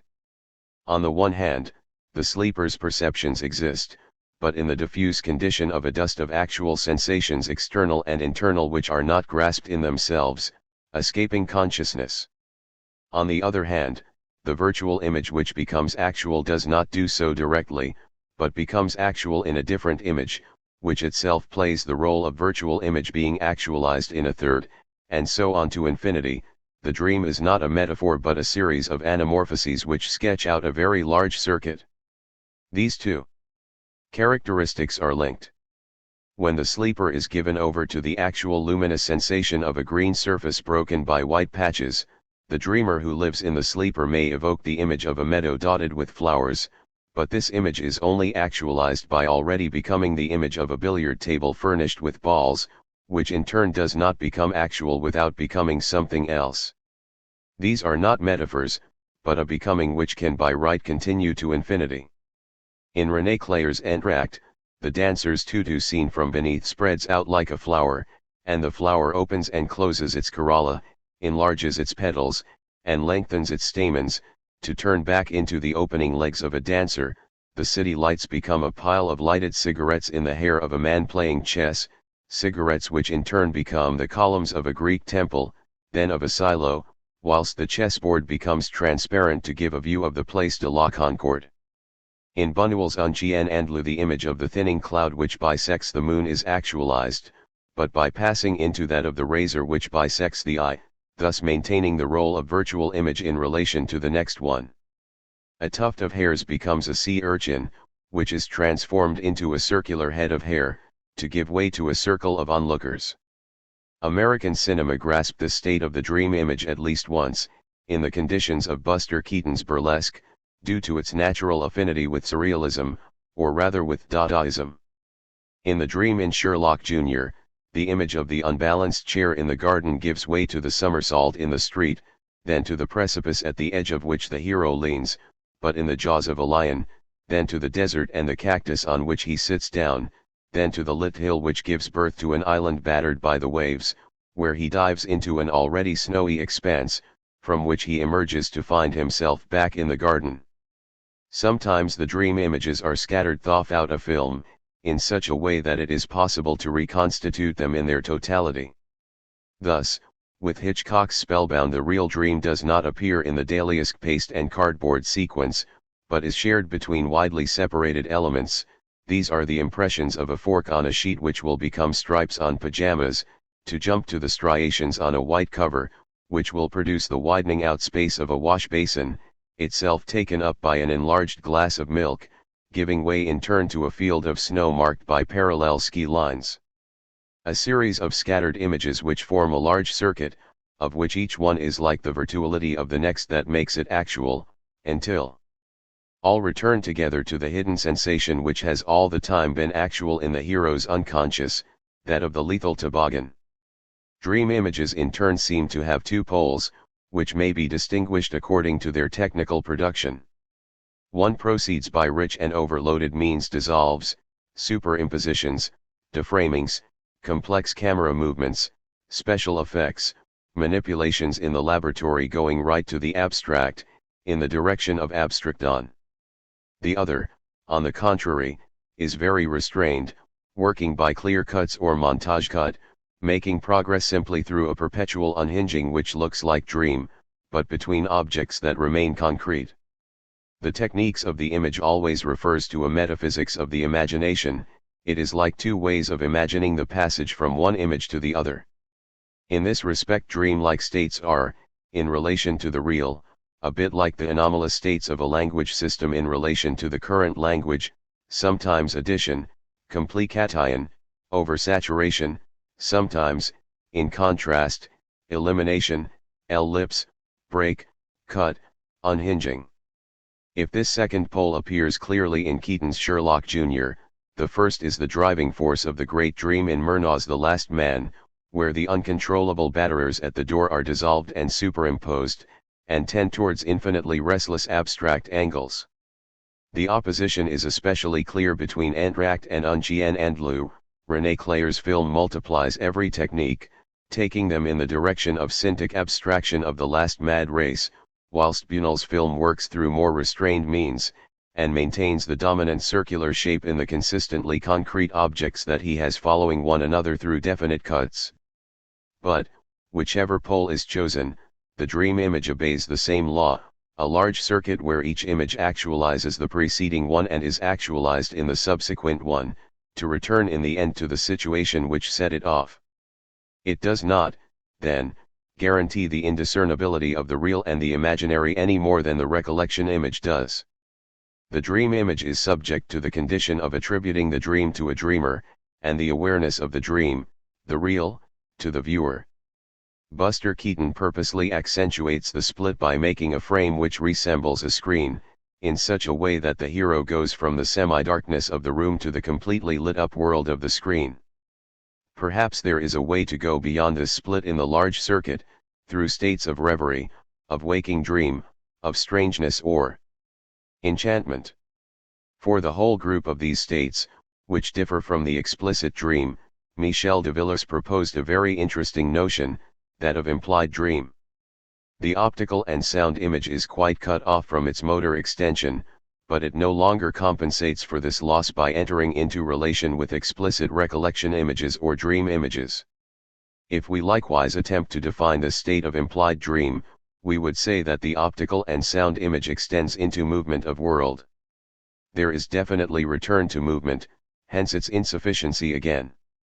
But it is no longer the character who reacts to the optical sound situation, it is a movement of world which supplements the faltering movement of the character. There takes place a kind of worldizing mondialization or societaizing mondianization, a depersonalizing, a pronominalizing of the lost or blocked movement. THIRD is not slippery without sliding on itself. The frightened child faced with danger cannot run away, but the world sets about running away for him and takes him with it, as if on a conveyor belt. Characters do not move, but, as in an animated film, the camera causes the movement of the path on which they change places, motionless at a great pace. The world takes responsibility for the movement that the subject can no longer or cannot make. This is a virtual movement, but it becomes actual at the price of an expansion of the totality of space and of a stretching of time. It is therefore the limit of the largest circuit. Of course, these phenomena already appear in the dream, in Buñuel's Los Olvidados, in the dream of the Virgin with the chunk of meat. The child is slowly sucked towards the meat rather than thrusting himself forward. In the nightmare in Murnau's Fantôme, the dreamer pursues the carriage, but is himself urged on by the shadow of the houses which pursue him. However, it seems to us that the explicit dream contains or retains these movements of world which are, on the contrary, liberated in the implied dream. One of the first great works in this direction was Epstein's The Fall of the House of Usher. The optical perceptions of things, landscapes, or furniture, extend into infinitely stretched gestures which depersonalize movement. Slow motion frees movement from its moving body to make a sliding of world, a sliding of ground, up to the final fall of the house. Hathaway's Peter Ibbetson is less an American film of dream than an implied dream, culminating with the avalanche of rocks and the collapse of the castle made of clouds.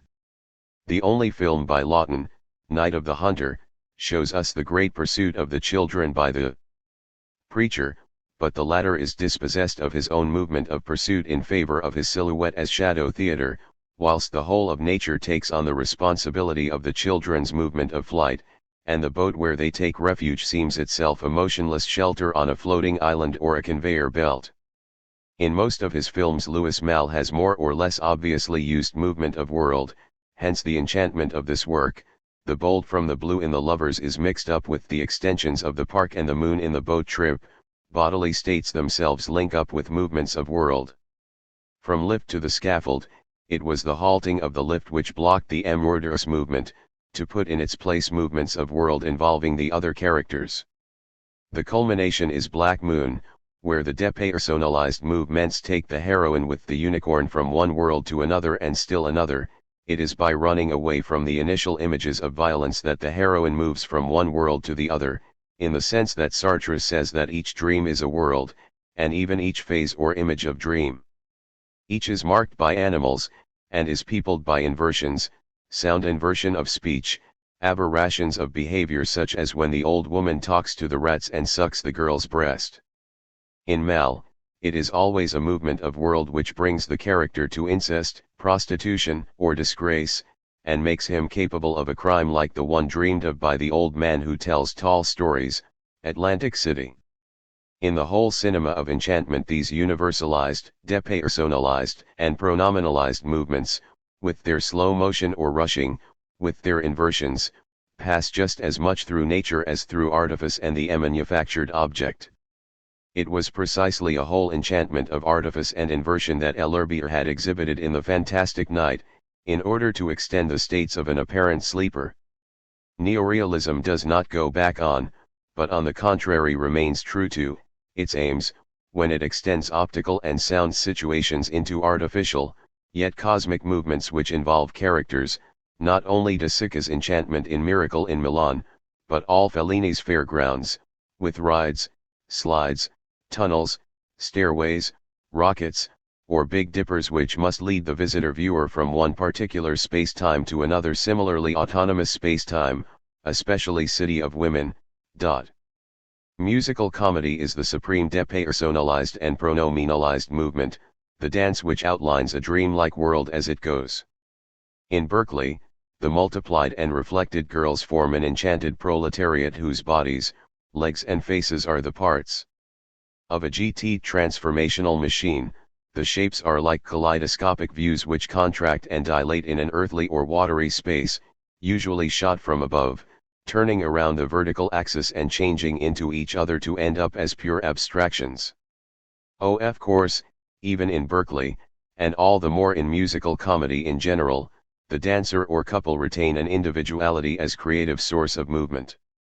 But what counts is the way in which the dancer's individual genius, his subjectivity, moves from a personal motivity to a superpersonal element, to a movement of world that the dance will outline. This is the moment of truth where the dancer is still going, but already a sleepwalker, who will be taken over by the movement which seems to summon him, This can be seen with Fred Astaire in The Walk, which imperceptibly becomes dance, Minnelli's Bandwagon, as well as with Kelly in the dance which seems to have its origin in the unevenness of the pavement, Donen singing in the rain. Between the motor step and the dance step there is sometimes what Alain Masson calls a degree zero, like a hesitation, a discrepancy, a making late, a series of preparatory blunders, sandwiches follow the fleet, or on the contrary a sudden birth, top hat. Astaire's style has often been contrasted with Kelly's. And it is true that, in the former, the center of gravity passes outside his slight body, floats beyond him, and defies verticality, rolls crosswise, and follows a line which is now only that of his silhouette, his shadow or his shadows, to the extent that it is his shadows which dance with him, Stevens's swing time. Whilst, in the latter, the center of gravity grounds itself vertically in a compact body, to free and raise up from the inside the mannequin who is the dancer. Powerful acrobats' movements often augment the enthusiasm and force of Kelly. The way that he gives himself some spring with a jump is sometimes easy to see. Astaire's gestures, in contrast, link up through a clear will of the intellect, without ever surrendering movement to the body, and define successive and perfect shadows. It is like the two extremes of grace as defined by Kleist, in the body of a man entirely deprived of consciousness and of the man who possesses an infinite consciousness, Kelly and Astaire. But, in both cases, musical comedy is not content to get us into the dance, or, what amounts to the same thing, to make us dream. The cinematographic act consists in this, that the dancer himself begins dancing, as one starts to dream. If musical comedy gives us in an explicit way so many scenes which work like dreams or pseudo-dreams with metamorphoses, Singing in the Rain, Bandwagon, and especially Minnelli's An American in Paris, it is because it is entirely a gigantic dream, but an implied dream, which in turn implies the passage of a presumed reality in the dream. However, even presumed, this reality is quite ambiguous. We might present the case in two ways. On one hand, we think that musical comedy gives us in the first place ordinary sensory-motor images, where the characters find themselves in situations to which they will respond through their actions, but that more or less progressively their personal actions and movements are transformed by dance into movement of world which goes beyond the motor situation, only to return to it, etc. Or we suppose, on the other hand, that the point of departure only gave the appearance of being a sensory-motor situation, at a deeper level it was a pure optical and sound situation which had already lost its motor extension, it was a pure description which had already replaced its object, a film set pure and simple. In this case the movement of world responds directly to the call of op signs and son signs, and the degree zero no longer signals a progressive transformation but the cancelling of the ordinary sensory motor links. In the first case, in the words of Masson, we move from the narrative to the spectacular, we are admitted to the implied dream, in the other we go from the spectacular to the spectacle, just as from the film set to the dance, in the whole of an implied dream which even envelopes walking. The two points of view are superimposed in musical comedy, but it is clear that the second is more comprehensive. In Stanley Donen, the sensory-motor situation allows flat views to show through, postcards or snapshots of landscapes, towns and silhouettes. It gives way to those purely optical and sound situations where color takes on a fundamental value, and the action, itself flattened, is no longer distinguishable from a moving element of the colored film set. So dance arises directly as the dreamlike power which gives depth and life to these flat views, which makes use of a whole space in the film set and beyond, which gives a world to the image, surrounds it with an atmosphere of world, pajama picnic, Singing in the Rain, not just the dance in the street but the Broadway finale. Dance will thus guarantee the transition between the flat view and the opening up of space.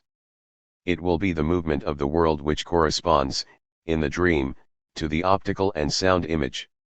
It fell to Minnelli to discover that dance does not simply give a fluid world to images, but that there are as many worlds as images. Every image, Sartre said, is surrounded by an atmosphere of world. The plurality of worlds is Minnelli's first discovery, his very great position in cinema. But how, then, do we pass from one world to the other? This is the second discovery. Dance is no longer simply movement of world, but passage from one world to another, entry into another world, breaking in and exploring. It is no longer a matter of going from a world which is real in general to particular dream worlds, since the real world would presuppose those links that the worlds of dreams seem to disallow us, as in the inversion in Brigadoon, where the reality, from which we are separated by the immortal and isolated village, is now visible only in a vast high-angle shot. In Manelli, every world and every dream is shut in on itself, closed up around everything it contains, including the dreamer. He has his prisoner sleepwalkers, his women panthers, his women warders, and his sirens. Each set attains its fullest power, and becomes pure description of world which replaces the situation. Color is dream, not because the dream is in color, but because colors in Manelli are given a highly absorbent, almost devouring, value. This means that we have to insinuate ourselves, to let ourselves become absorbed, without at the same time losing ourselves or being snatched away. Dance is no longer the movement of dream which outlines a world, but now acquires depth, grows stronger as it becomes the sole means of entering into another world, that is, into another's world, into another's dream or past. Yolanda and the Pirate will be the two great successes where Astaire and then Kelly introduce themselves respectively into a girl's dreams, and not without mortal danger. And, in all the works that are not musical comedy, but just comedies or dramas, Manelli has to have an equivalent of dance and song which always introduces the character into the other's dream.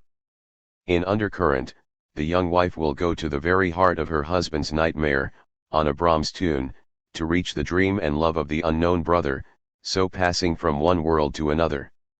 It is an escalator as movement of world which, in the clock, breaks the heel on the girl's shoe and carries her away into the waking dream of the soldier on leave. With the grandiose four horsemen of the apocalypse it takes the heavy gallop of the knights and the horrible recollection of the stricken father to snatch the aesthete from his own dream and get him into the generalized nightmare of the war. Reality from this point on will necessarily be conceived sometimes as the heart of a nightmare, when the hero dies of being in this way a prisoner of the dream of the other, not only the four horsemen, but in Brigadoon the death of the man attempting to escape, sometimes as a harmony of dreams with each other, in a happy ending where each person finds himself again by being absorbed into the opposite. Thus, in The Perfect Wife, the dancer who reconciles the two worlds in conflict. The relation between set description and movement dance is no longer as with Donen, that between a flat view and an organization of space, but that between an absorbent world and a passage between worlds, for better or for worse. Musical comedy has never come as close to a mystery of memory, of dream, and of time, as a point of indiscernibility of the real and the imaginary, as in Manelli. A strange and fascinating conception of dream, where the dream is all the more implied because it always refers to the dream of another, or else as in the masterpiece Madame Bovary constitutes itself a devouring, merciless power, for its real subject. Perhaps the renewal of burlesque by Jerry Lewis owes many of its elements to musical comedy. We can briefly summarize the succeeding ages of burlesque. It all began with an enormous exaltation of sensory-motor situations, where the links of each of them were enlarged and brought forward, indefinitely extended, where the junctures and shocks between their independent causal series were multiplied, forming a proliferating whole. And in the second age this element would survive, with enrichments and purifications, Keaton's trajectories, Lloyd's ascending series, the dismantled series of Laurel and Hardy.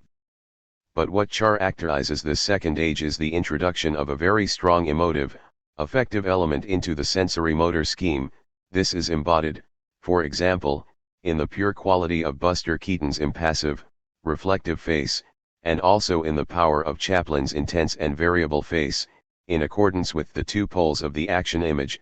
However, in both cases, it is inserted and spreads into the form of the action, whether it opens the small form of Chaplin or envelopes and transforms the large form of Keaton. This affective element is found in the moonstruck Pierrot's Luna Ayres of burlesque. Laurel is lunatic, but so is Langdon with his irresistible sleeps and waking dreams, and Harpo Marx's dumb character in the violence of his drives and the peace of his harp. But even with Langdon, the affective element always remains caught up in the mazes of the sensory-motor schema or of the movement image, giving the shocks and encounters of causal series a new dimension which was lacking in the first age. The third age of burlesque implies the talkie, but the talkie comes in here only as the support or condition of a new image. It is the mental image which takes a sensory-motor texture to its limit, this time regulating the detours, encounters, and shocks by a chain of logical relations as irrefutable as they are absurd or provocative. This mental image is the discursive image as it appears in the big speeches in Chaplin's talking films. It is also the argument image in the nonsense of Groucho Marx or of Fields. Brief as this analysis is, it may lead us to foresee how a fourth stage or age is going to arise, a breaking of sensory-motor links, an inauguration of pure optical and sound situations which, instead of extending into action, enter into a circuit which turns back on them, then launch another circuit. This is what we see in Jerry Lewis. The set has its own importance, pure description having replaced its object, as in the famous girl's house scene in its entirety in section in Ladies' Man, whilst the action gives way to the grand ballet of the devouring woman and the hero become dancer. It is in this sense that Jerry Lewis's burlesque finds its source in musical comedy. And even the way he walks seems like so many misperformed dance steps, an extended and recommenced degree zero, with every possible variation, until the perfect dance is born, the patsy. The sets present an intensification of forms, colors and sounds. Jerry Lewis's character, more involuted than infantile, is such that everything resonates in his head and soul, but, conversely, his smallest sketched or inhibited gestures, and the inarticulate sounds he comes out with, in turn resonate, because they set off a movement of world which goes as far as catastrophe, the destruction of the set at the music professors in the patsy, or which travels from one world to another, in a pulverizing of colors, a metamorphosis of forms and a mutation of sounds, the nutty professor. Lewis takes up a classic figure of American cinema, that of the loser of the born loser, whose definition is, he goes too far. But it is precisely in the burlesque dimension that this too far becomes movement of world which saves him and will make him a winner. His body is shaken by spasms and various currents, successive waves, as when he is going to throw the dice, Hollywood or bust. This is no longer the age of the tool or machine, as they appear in the earlier stages, notably in the machines of Keaton that we have described. This is a new age of electronics, and the remote-controlled object which substitutes optical and sound signs for sensory-motor ones. It is no longer the machine that goes wrong and goes mad, like the feeding machine in modem times. It is the cold rationality of the autonomous technical object which reacts on the situation and ravages the set, not just the electronic house and the lawn-mowers in its only money, but the caddies who destroy the self-service, the disorderly orderly, and the Hoover that devours everything in the shop, goods, clothes, customers, and wallpaper, who's minding the store. The new burlesque no longer originates in an output of energy by the character, who spreads and grows as before. It arises from the fact that the character places himself, involuntarily, on an energy band which carries him along and which is precisely movement of world, a new way of dancing, of modulating. The low-frequency wave action takes the place of heavy-duty mechanics and the full-blownness of gestures. It is here for once, that it can be said that Bergson is outstripped. The comic is no longer something mechanical stuck onto something living, but movement of world carrying away and sucking up the living. Jerry Lewis's use of modern techniques taken to extremes, particularly the electronic circuit which he invented, is only of interest because it corresponds to the form and content of this new burlesque image. Pure optical and sound situations, which are no longer extended into action, but are connected back to a wave. And it is this wave, movement of world on which the character is placed as if in orbit, which will provoke the finest of Jerry Lewis's themes, In that very special fantasizing or that state of implied dream, the proliferations by which the burlesque character makes others swarm together, the 6 uncles in Family Jewels, or implicates others who are absorbed, the 3 and 3 on a couch, the cases of spontaneous generation of faces, bodies, or crowds, the agglutinations of characters who meet, join together and separate, the big mouth. This new age of burlesque was invented by Toddy in his own way, without there being a resemblance but with a lot of correspondences between the two authors. In Toddy, the pane, the shop window, became the supreme optical and sound situation. The waiting room in Playtime, the exhibition park in Traffic, as essential as the fairground in Fellini, were so many set descriptions, op signs, and sound signs which made up burlesque's new substance. Sound, as we shall see, enters into profoundly creative relations with the visual, because both cease to be integrated into simple sensory-motor schemata. It is enough for Mr. Hulot to appear, with his walk which at each step gives birth to a dancer which it takes up and sets off again, a cosmic wave enters, like the wind and storm in the little beach hotel in Mr. Hulot's Holiday, the electronic house in Mon Oncle breaks down in a depersonalized, pronominalized movement, the restaurant in Playtime goes to pieces in a flourish which suppresses one description in order to give rise to a different one. Mr. Hulot is always ready to be carried away by the movements of world to which he gives rise or rather which themselves wait for him to be born. The whole genius of Toddy is a low-frequency wave action, but one which spreads Mr. Hulot's everywhere, forms and breaks up groups, joins and separates characters, in a kind of modern ballet, like that of the little cobbles in the garden in Mon Oncle, or the scene of the mechanic's weightlessness in Traffic. The awaited fireworks in Mr. Hulot's Holiday are already, as Daney says of Parade, the luminous trail of colors in an electronic landscape. Toddy hid away his own fantasizing and restrained any movement of musical comedy which could come from it, in favor of sound and visual configurations capable of making up a new op art, a new sun art. It is Jacques Demy who takes up the thread, not with musical comedy, but a sung opera, a popular opera, as he calls it. He perhaps takes up the thread with what was most original in René Clair, when the situation became pure set valid for itself, whilst the action gave way to a popular sung ballet where the groups and characters chased each other, crossed in front of each other, played past the slipper and the four corners game. In Demy we witness optical and sound situations realized by colored set descriptions, which no longer extend into actions but into songs, producing in some sense an unhooking, a discrepancy of the action. We find both levels, on one hand sensory-motor situations defined by the city, its people, its classes, the relations, actions, and passions of the characters. But, in another way, and at a deeper level, the city merges with what provides the set in it, poem passage, and the sung action becomes a movement of city and classes, where the characters pass without recognizing each other, or on the contrary find each other, take up opposite positions, unite, stir each other up and separate in a purely optical and sound situation which traces an implied dream around them, charmed circle or real enchantment. As with Lewis and Toddy, it is set which replaces situation, and the to and fro which replaces action. The cinema does not just present images, it surrounds them with a world. This is why, very early on, it looked for bigger and bigger circuits which would unite an actual image with recollection images, dream images, and world images.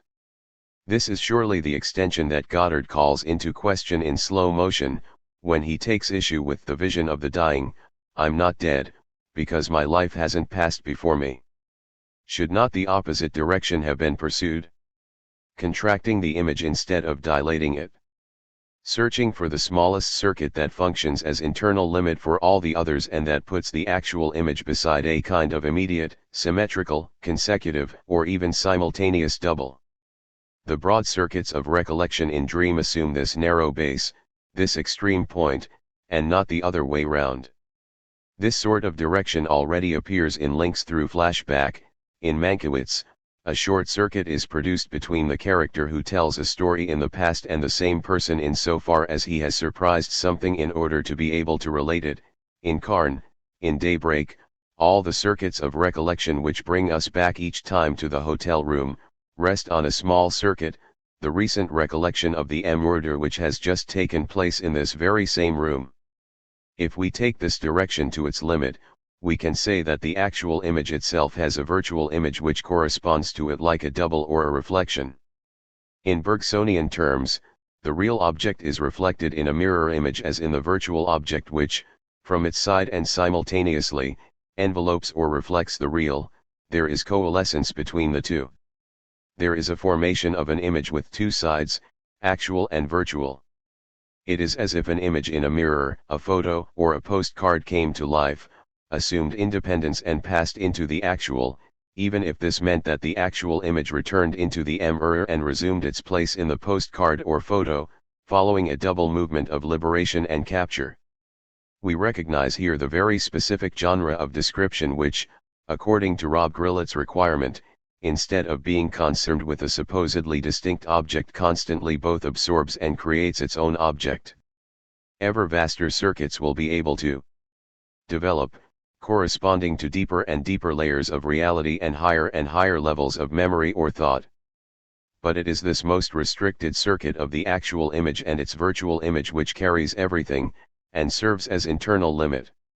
We have seen how, on the broader trajectories, perception and recollection, the real and the imaginary, the physical and the mental, or rather their images, continually followed each other, running behind each other and referring back to each other around a point of indiscernibility.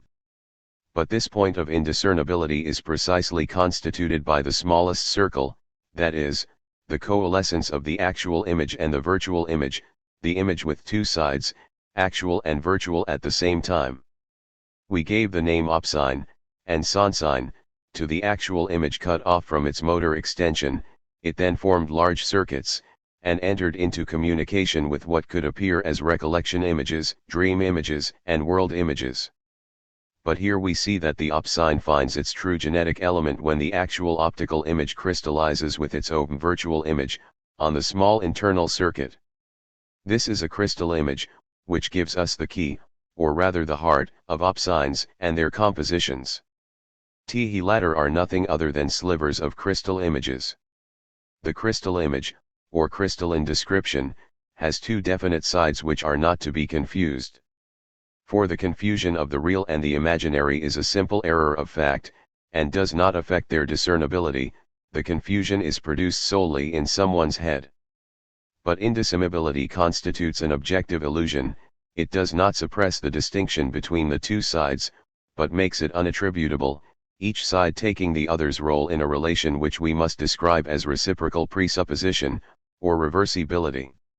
In fact, there is no virtual which does not become actual in relation to the actual, the latter becoming virtual through the same relation. It is a place and its obverse which are totally reversible. These are mutual images, as Bachelard puts it, where an exchange is carried out.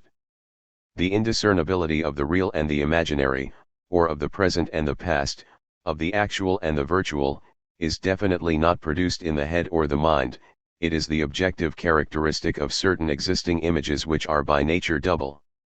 Hence two orders of problems arise, one of structure, the other of genesis. First, what are these consolidates of actual and virtual which define a crystalline structure, in a general, aesthetic, rather than a scientific, sense? And, later on, what is the genetic process which appears in these structures? The most familiar case is the mirror. Oblique mirrors, concave and convex mirrors and Venetian mirrors are inseparable from a circuit, as can be seen throughout Ophuls' work, and in Losey, especially in Eve and the Servant. The circuit itself is an exchange. The mirror image is virtual in relation to the actual character that the mirror catches, but it is actual in the mirror which now leaves the character with only a virtuality and pushes him back out of field. The exchange is all the more active when the circuit refers to a polygon with a growing number of sides, as in a face reflected on the facets of a ring, an actor seen in an infinity of twins. When virtual images proliferate like this, altogether they absorb the entire actuality of the character, at the same time as the character is no more than one virtuality among others. This situation was prefigured in Wells's Citizen Kane, when Kane passes between two facing mirrors, but it comes to the fore in its pure state in the famous Palace of Mirrors in The Lady from Shanghai, where the principle of indiscernibility reaches its peak, a perfect crystal image where the multiple mirrors have assumed the actuality of the two characters who will only be able to win it back by smashing them all, finding themselves side by side and each killing the other. The actual image and its virtual image thus constitute the smallest internal circuit, ultimately a peak or point, but a physical point which has distinct elements, a bit like the Epicurean atom. Distinct, but indiscernible, such are the actual and the virtual, which are in continual exchange. When the virtual image becomes actual, it is then visible and limpid, as in the mirror or the solidity of finished crystal. But the actual image becomes virtual in its turn, referred elsewhere, invisible, opaque and shadowy, like a crystal barely dislodged from the earth. The actual virtual couple thus immediately extends into the opaque limpid, the expression of their exchange. But it needs only a modification of conditions, notably of temperature, for the limpid face to darken, and for the opaque face to acquire or rediscover its limpidity. The exchange is started again. So long as the conditions are not made precise, there is definitely a distinction between the two sides, but they are indiscernible. This situation seems to bring us close to science. And it is no accident that it is developed in Zöhnesy as a result of a scientific inspiration. What interests Zöhnesy, however, is the power of science, its relation to life, and first of all its projection into the life of men of science themselves. The structure of crystals clearly shows two men of science, one of whom shines and already possesses all the light of official science, pure science, whilst the other has withdrawn into an opaque life and obscure tasks. But, from another point of view, is it not the obscure face which becomes luminous, even if this light is no longer that of science, even if it becomes more like faith as in an Augustinian illumination, whilst the representatives of pure science become peculiarly opaque and pursue projects with a shameful will to power, camouflage, the imperative? Zöhnesy is one of those authors who, since Dreher, have known how to enrich dialogue with a religious, metaphysical, or scientific content, while still keeping it as the most everyday and trivial determination. And this success comes precisely from a principle of indiscernibility, which is luminous, the clear scientific schema of a brain section, or the opaque cranial dome of a monk at prayer, illumination. Between the two distinct sides, a doubt will always remain, preventing us from knowing which is limpid and which is dark, considering the conditions. In A Woman's Decision, the two protagonists stay in the middle milieu of their fight, frozen and covered in mud, while the sun rises. This is because the conditions echo the environment milieu too, like the weather conditions that we see again and again in Zöhnesy. The crystal is no longer reducible to the external position of two mirrors face to face, but to the internal disposition of a seed in relation to the environment. What will be the seed with which we can sow the environment, this desert-like and snowy expanse which is opened out in Zöhnesy's films? Or else, despite men's efforts, will the environment remain amorphous, at the same time as the crystal is emptied of its interiority, and as the seed is only a seed of death, fatal illness, or suicide, spiral? Exchange or indiscernibility thus follow each other in three ways in the crystalline circuit: the actual and the virtual, or the two mirrors face to face, the limpid and the opaque, the seed and the environment. Zöhnesy attempts to bring the whole cinema under the influence of these various aspects of an uncertainty principle. Zöhnesy has made an actor out of the man of science, that is, a dramatic being par excellence. But this was already the situation of the actor in himself. The crystal is a stage, or rather a track piece, before being an amphitheater. The actor is bracketed with his public role, he makes the virtual image of the role actual, so that the role becomes visible and luminous.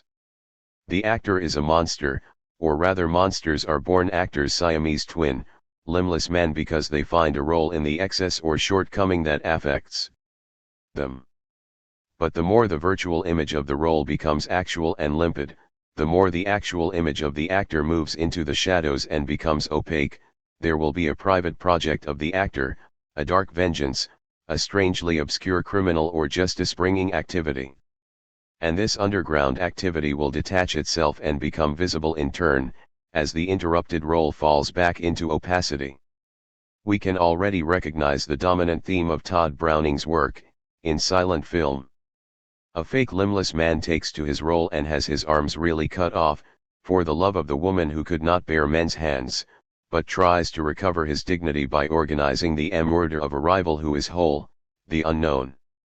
In The Unholy Three, the ventriloquist Echo can no longer speak except through his dummy, but regains control of himself in the criminal project he pursues disguised as an old woman, even though he confesses his crime through the mouth of the man who was wrongly accused.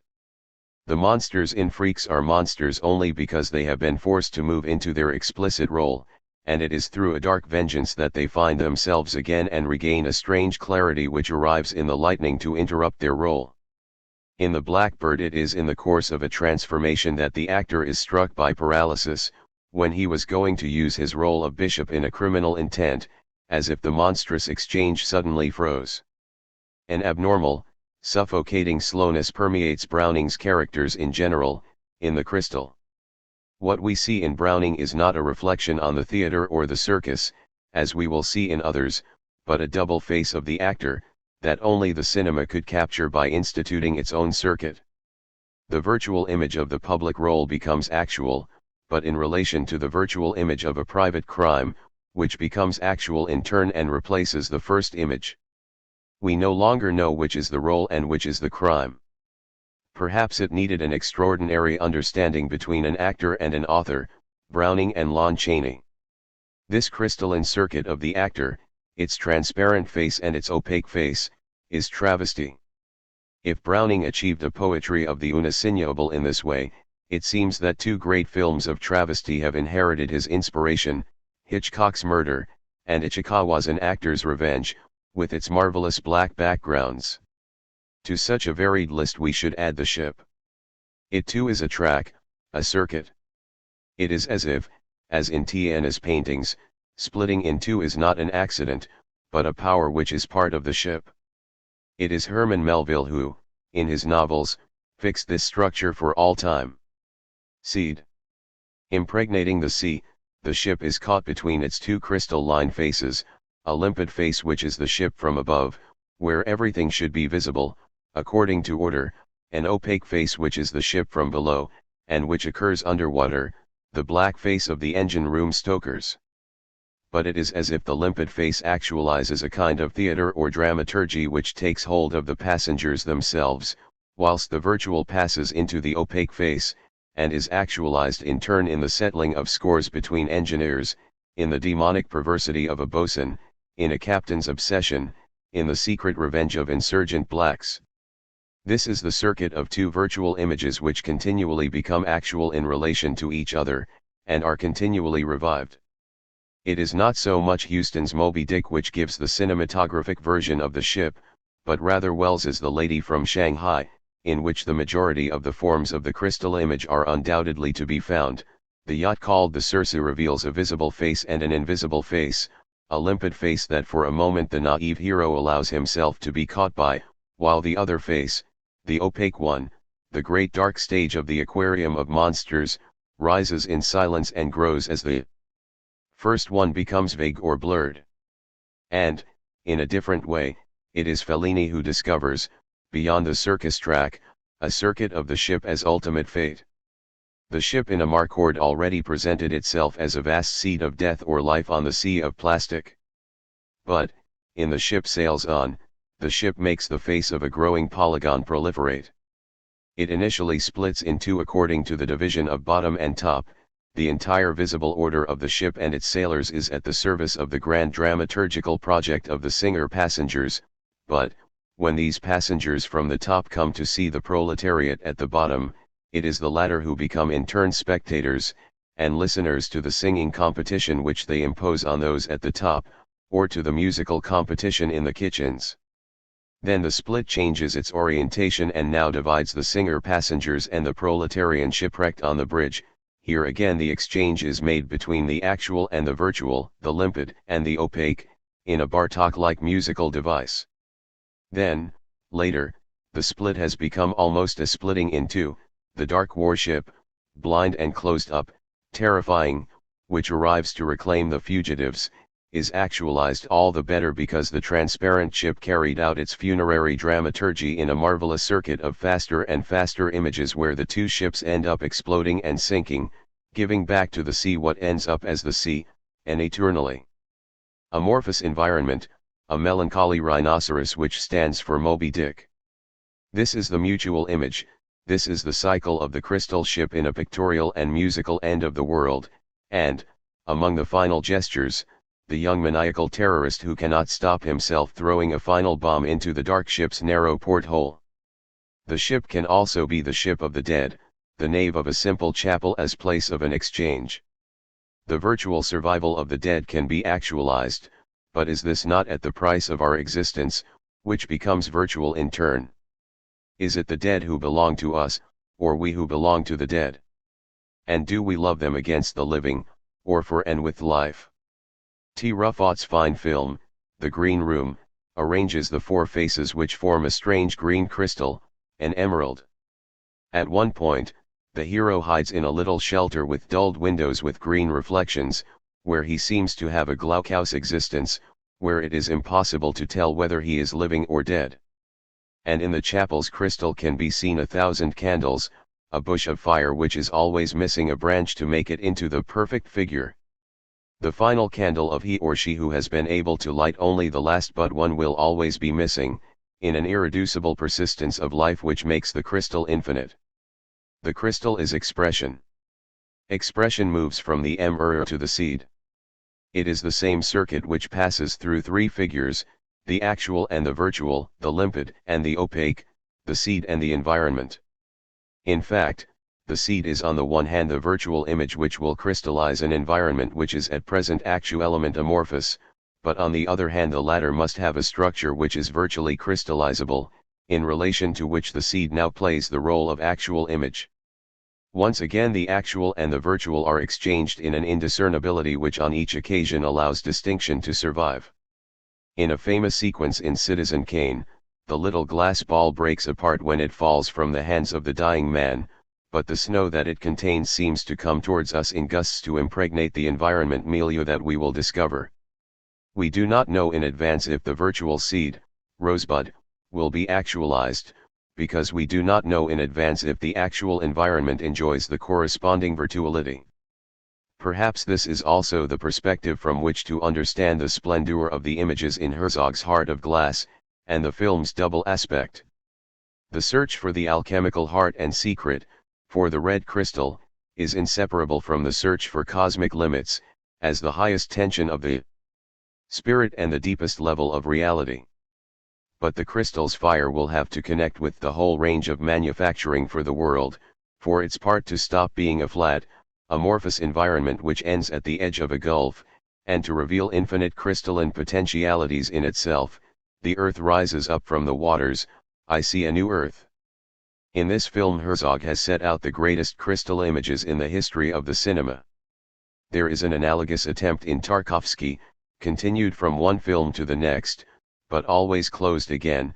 Mirror is a turning crystal, with two sides if we relate it to the invisible adult character, his mother, his wife, with four sides if we relate it to two visible couples, his mother and the child he was, his wife and the child he has. And the crystal turns on itself, like a homing device that searches an opaque environment. What is Russia? What is Russia? The seed seems to be frozen in these sodden, washed and heavily translucent images, with their sometimes bluish, sometimes brown surfaces, while the green environment seems, in the rain, to be unable to go beyond the condition of a liquid crystal which keeps its secret.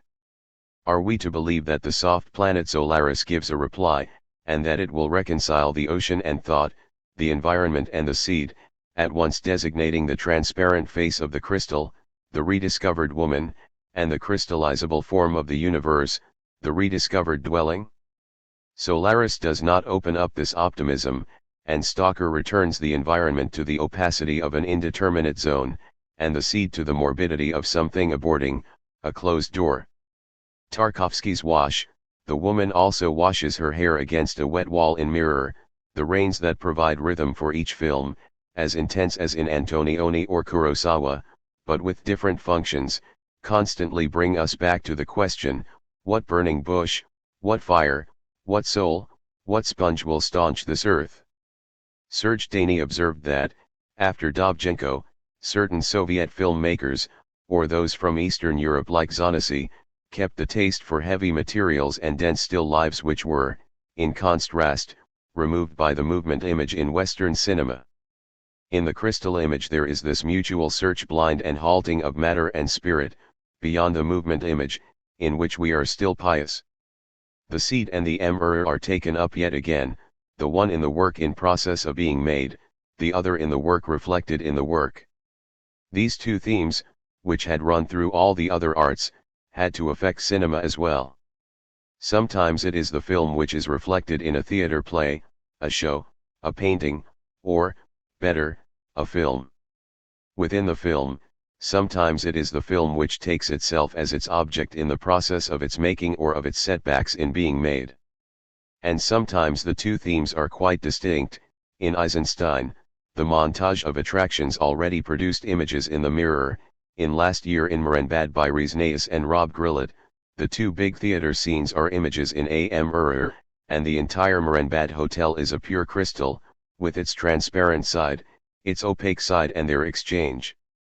In contrast, Fellini's V is a seed image, in process of being produced, which feeds on its setbacks, except perhaps in the big scene with the telepath which introduces a mirror image.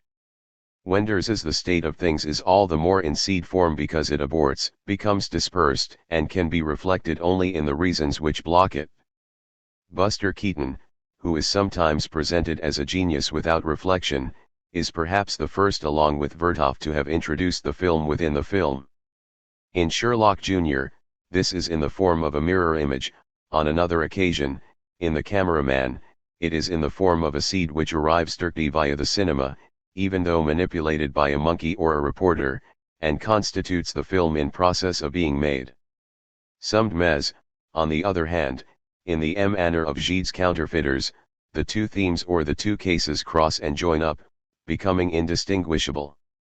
In Goddard's Passion, the pictorial and musical tableaux vivants are in the process of being produced. At the same time the female worker, the wife, and the boss are the mirror image of what, nevertheless, reflects them themselves. In Revette, theatrical representation is a mirror image but, precisely because it is constantly failing, is the seed of that which does not manage to come to completion or to be reflected, hence the very odd role of the rehearsals of Pericles in Paris belongs to us, or Phaedra in L'Âme Orpheus. Yet another form appears in Wells's immortal story. The whole film was the mirror image of a legend staged again by the old man, but at the same time stood on its own terms as the initial occasion which would make the legend itself germinate and give it back to the sea. It was inevitable that the cinema, in the crises of the action image, went through melancholic Hegelian reflections on its own death. Having no more stories to tell, it would take itself as object and would be able to tell only its own story, Wenders. But, in fact, the work in the mirror and the work in the seed have always accompanied art without ever exhausting it, because art found in them a means of creation for certain special images. By the same token, the film within the film does not signal an end of history, and is no more self-sufficient than is the flashback or the dream. It is just a method of working, which must be justified from elsewhere. In fact, it is a mode of the crystal image. If this mode is used, then it has to be grounded on considerations capable of giving it a higher justification.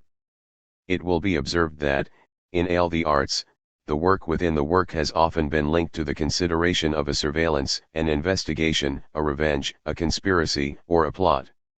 This was already true for the theater in the theater of Hamlet, but also for the novel of Gide. We have seen the importance that this theme of the conspiracy takes on in the cinema, with the crisis of the action image, and it is not only in Revet an irresistible atmosphere of conspiracy spreads through last year in Morenbad. Yet all this would only constitute a perspective of very secondary importance if the cinema did not have the most powerful reasons for giving it new and specific depth. The cinema as art itself lives in a direct relation with a permanent plot-complot, an international conspiracy which conditions it from within, as the most intimate and most indispensable enemy. This conspiracy is that of money. What defines industrial art is not mechanical reproduction but the internalized relation with money. The only rejoinder to the harsh law of cinema, a minute of image which costs a day of collective work, is Fellini's: when there is no more money left, the film will be finished. Money is the obverse of all the images that the cinema shows and sets in place, so that films about money are already, if implicitly, films within the film or about the film. This is the true state of things. It is not in a goal of cinema, as Wenders says, but rather, as he shows, in a constitutive relation between the film in process of being made and money as the totality of the film. Wenders, in the state of things, shows the deserted, run-down hotel, and the film crew, each of whom returns to his solitude, victim of a plot whose key is elsewhere, and this key is revealed in the second half of the film as the other side, the mobile home of the producer on the run who is going to get himself murdered, causing the death of the filmmaker, in such a way as to make plain that there is not, and there never will be, equivalence or equality in the mutual camera-money exchange. This is the old curse which undermines the cinema: time is money. If it is true that movement maintains a set of exchanges or an equivalence, a symmetry as an invariant, time is by nature the conspiracy of unequal change or the impossibility of an equivalence. It is in this sense that it is money. In Marx's two formulations, CMC is that of equivalence, but MCM is that of impossible equivalence or tricked, dissymmetrical exchange. Goddard presented passion as posing precisely this problem of exchange. And if Wenders, as we saw in the case of his first films, treated the camera as the general equivalent of all movement of translation, he discovers in the state of things the impossibility of a camera-time equivalence, time being money or the circulation of money. L'Herbier had said it all, in an astonishing and mocking lecture: space and time becoming more and more expensive in the modern world, art had to make itself international industrial art, that is, cinema, in order to buy space and time as imaginary warrants of human capital. This was not the explicit theme of the masterpiece Money, but it was its implicit theme, and in a film of the same title, inspired by Tolstoy, Bresson shows that money, because it is of the order of time, makes impossible any reparation for evil done, any equivalence or just retribution, except of course through grace. In short, the cinema confronts its most internal presupposition, money, and the movement image makes way for the time image in one and the same operation. What the film within the film expresses is this infernal circuit between the image and money, this inflation which time puts into the exchange, this overwhelming rise. The film is movement, but the film within the film is money, is time. The crystal image thus receives the principle which is its foundation, endlessly relaunching exchange which is dissymmetrical, unequal, and without equivalence, giving image for money, giving time for images, converting time, the transparent side, and money, the opaque side, like a spinning top on its end. And the film will be finished when there is no more money. Food. The crystal image may well have many distinct elements, but its irreducibility consists in the indivisible unity of an actual image and its virtual image. But what is this virtual image in coalescence with the actual one? What is a mutual image? Bergson constantly posed the question and sought the reply in time's abyss. What is actual is always a present. But then, precisely, the present changes or passes. We can always say that it becomes past when it no longer is, when a new present replaces it. But this is meaningless. It is clearly necessary for it to pass on for the new present to arrive, and it is clearly necessary for it to pass at the same time as it is present, at the moment that it is the present. Thus the image has to be present and past, still present and already past, at once and at the same time. If it was not already past at the same time as present, the present would never pass on. The past does not follow the present that it is no longer, it coexists with the present it was. The present is the actual image, and its contemporaneous past is the virtual image, the image in a mirror. According to Bergson, paramnesia, the illusion of déjà vu or already having been there, simply makes this obvious point perceptible: there is a recollection of the present, contemporaneous with the present itself, as closely coupled as a role to an actor. Or actual existence, then, whilst it is unrolled in time, duplicates itself along with a virtual existence, a mirror image. Every moment of our life presents the two aspects, it is actual and virtual, perception on the one side, APD recollection on the OTHER. Whoever becomes conscious of the continual duplicating of his present into perception DND recollection will compare himself to an actor playing his part automatically, listening to himself and beholding himself playing. Bergson calls the virtual image pure recollection, the better to distinguish it from mental images, recollection images, dream, or dreaming, with which it might be readily confused. In fact, the latter are certainly virtual images, but actualized or in the course of actualization in consciousnesses or psychological states.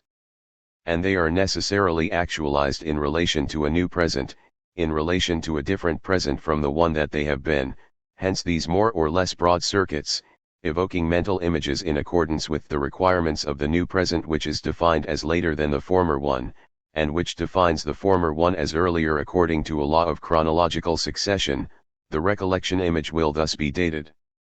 In contrast, the virtual image in the pure state is defined, not in accordance with a new present in relation to which it would be, relatively, past, but in accordance with the actual present of which it is the past, absolutely and simultaneously. Although it is specific, it is none the less part of the past in general, in the sense that it has not yet received a date.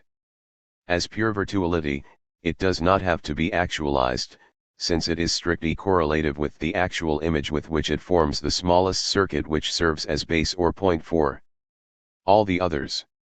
It is the virtual image which corresponds to a particular actual image, instead of being actualized, of having to be actualized in a different actual image.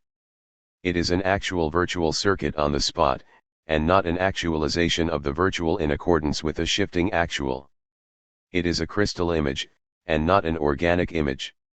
The virtual image, pure recollection, is not a psychological state or a consciousness.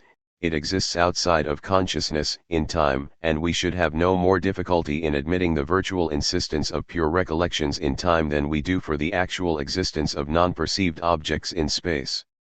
What causes our mistake is that recollection images, and even dream images or dreaming, haunt a consciousness which necessarily accords them a capricious or intermittent allure, since they are actualized according to the momentary needs of this consciousness.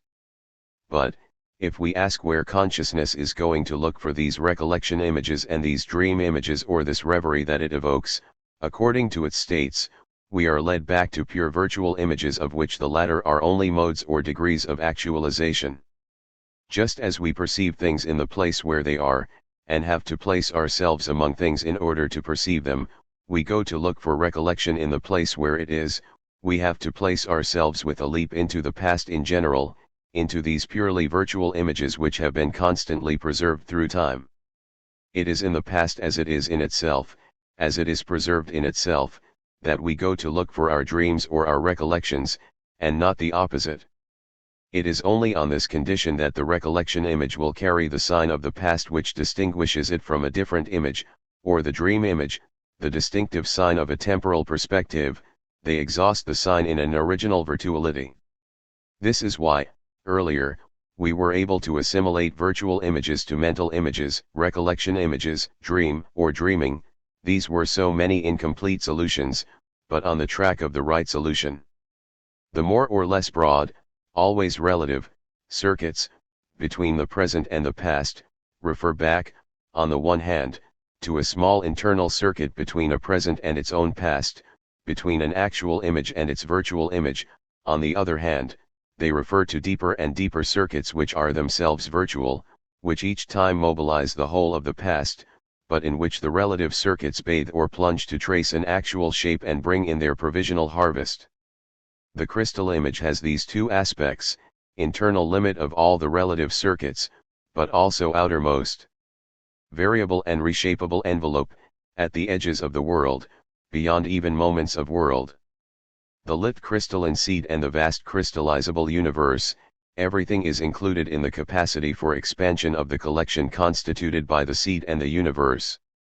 Memories, dreams, even worlds are only apparent relative circuits which depend on the variations of this whole.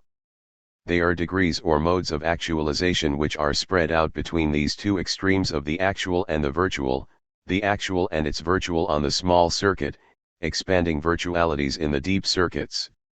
And it is from the inside that the small internal circuit makes contact with the deep ones, directly, through the merely relative circuits. What constitutes the crystal image is the most fundamental operation of time, since the past is constituted not after the present that it was but at the same time.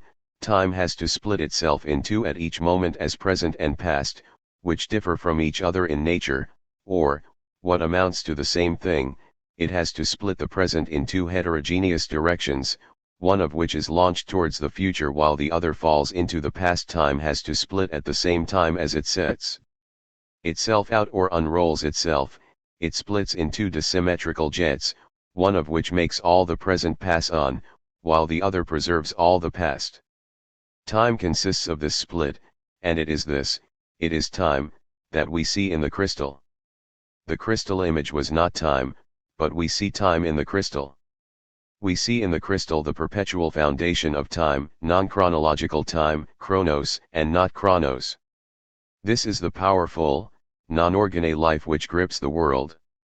The visionary, the seer, is the one who sees in the crystal, and what he sees is the gushing of time as dividing into, as splitting. Except, Bergson adds, this splitting never goes right to the end.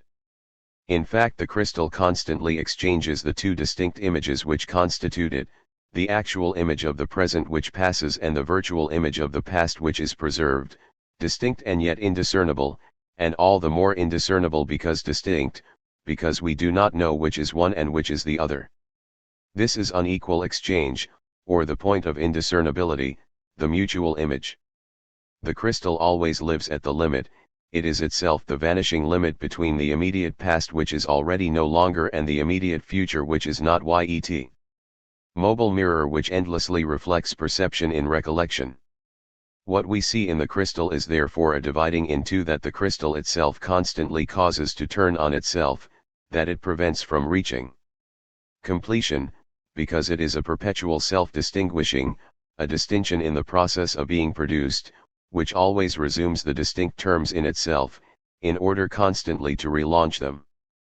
The putting into a bis mycenabim does not redouble the unit, as an external reflection might do. In so far as it is an internal mirroring, it can only ever split it in two, and subject it to the infinite relaunch of endlessly new splitting. The crystal image is, then, the point of indiscernibility of the two distinct images, the actual and the virtual, while what we see in the crystal is time itself, a bit of time in the pure state, the very distinction between the two images which keeps on reconstituting itself.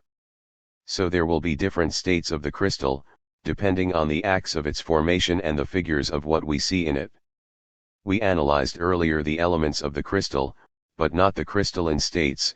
Each of these states we can now call crystal of time.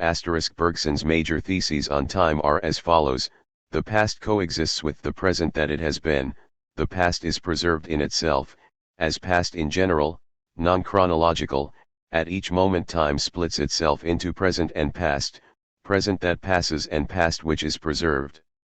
Bergsonism has often been reduced to the following idea: duration is subjective, and constitutes our internal life.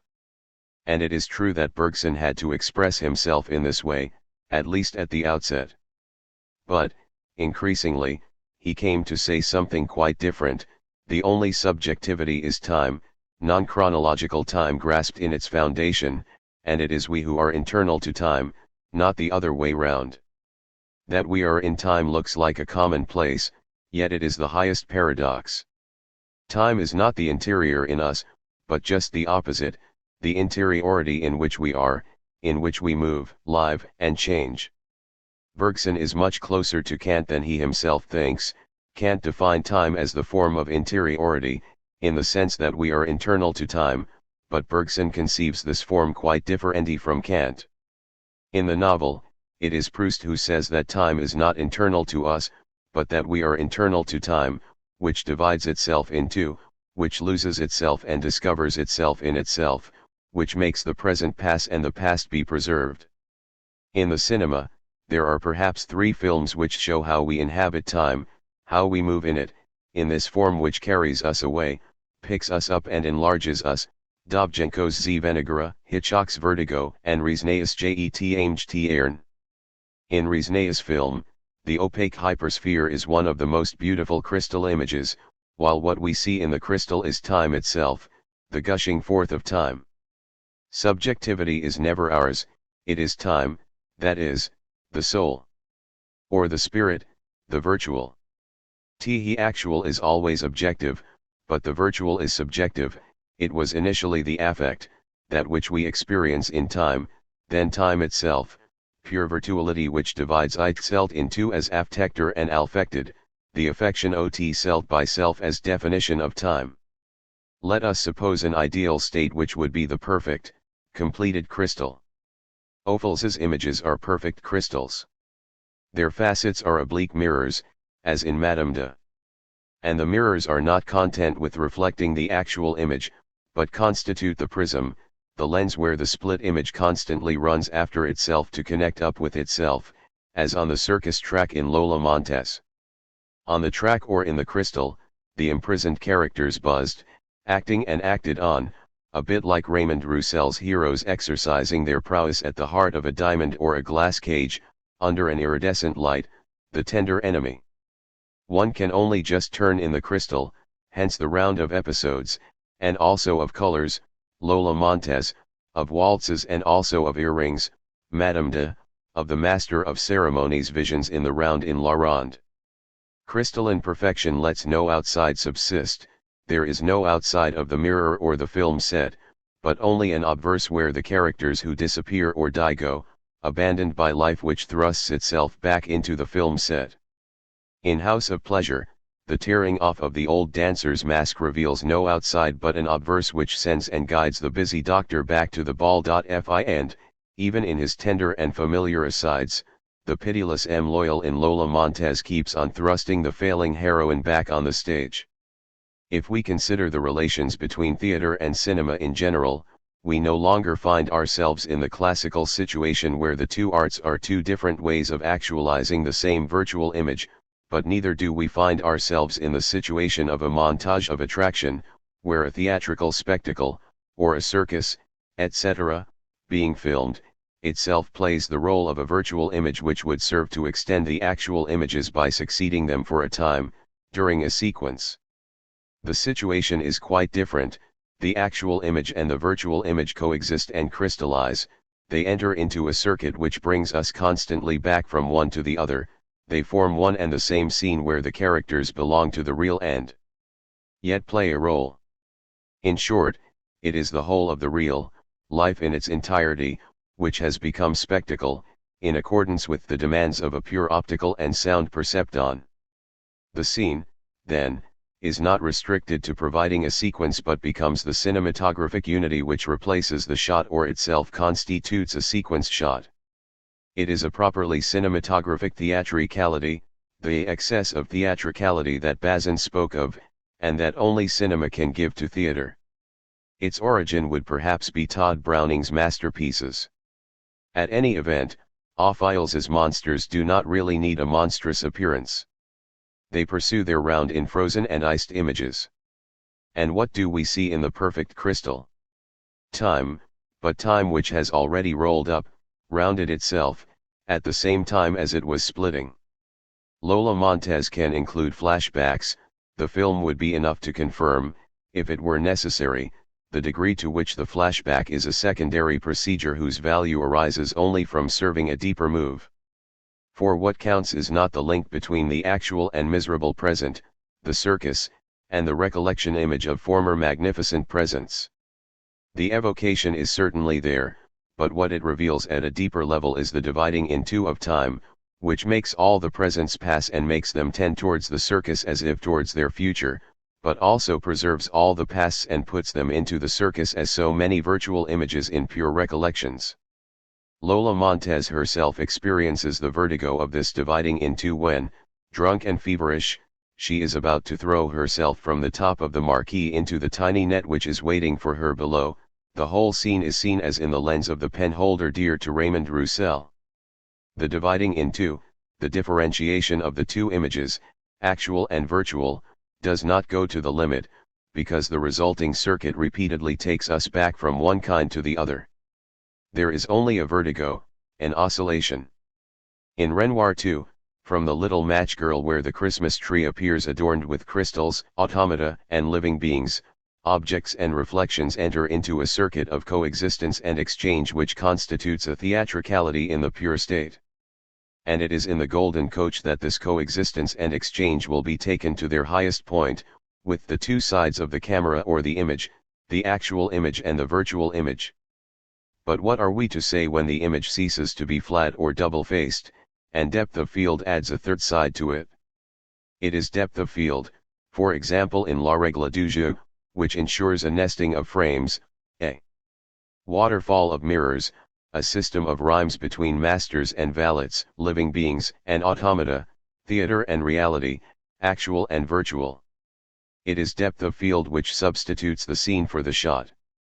We will be all the more hesitant to give it the role intended by Bazin, namely a pure function of reality.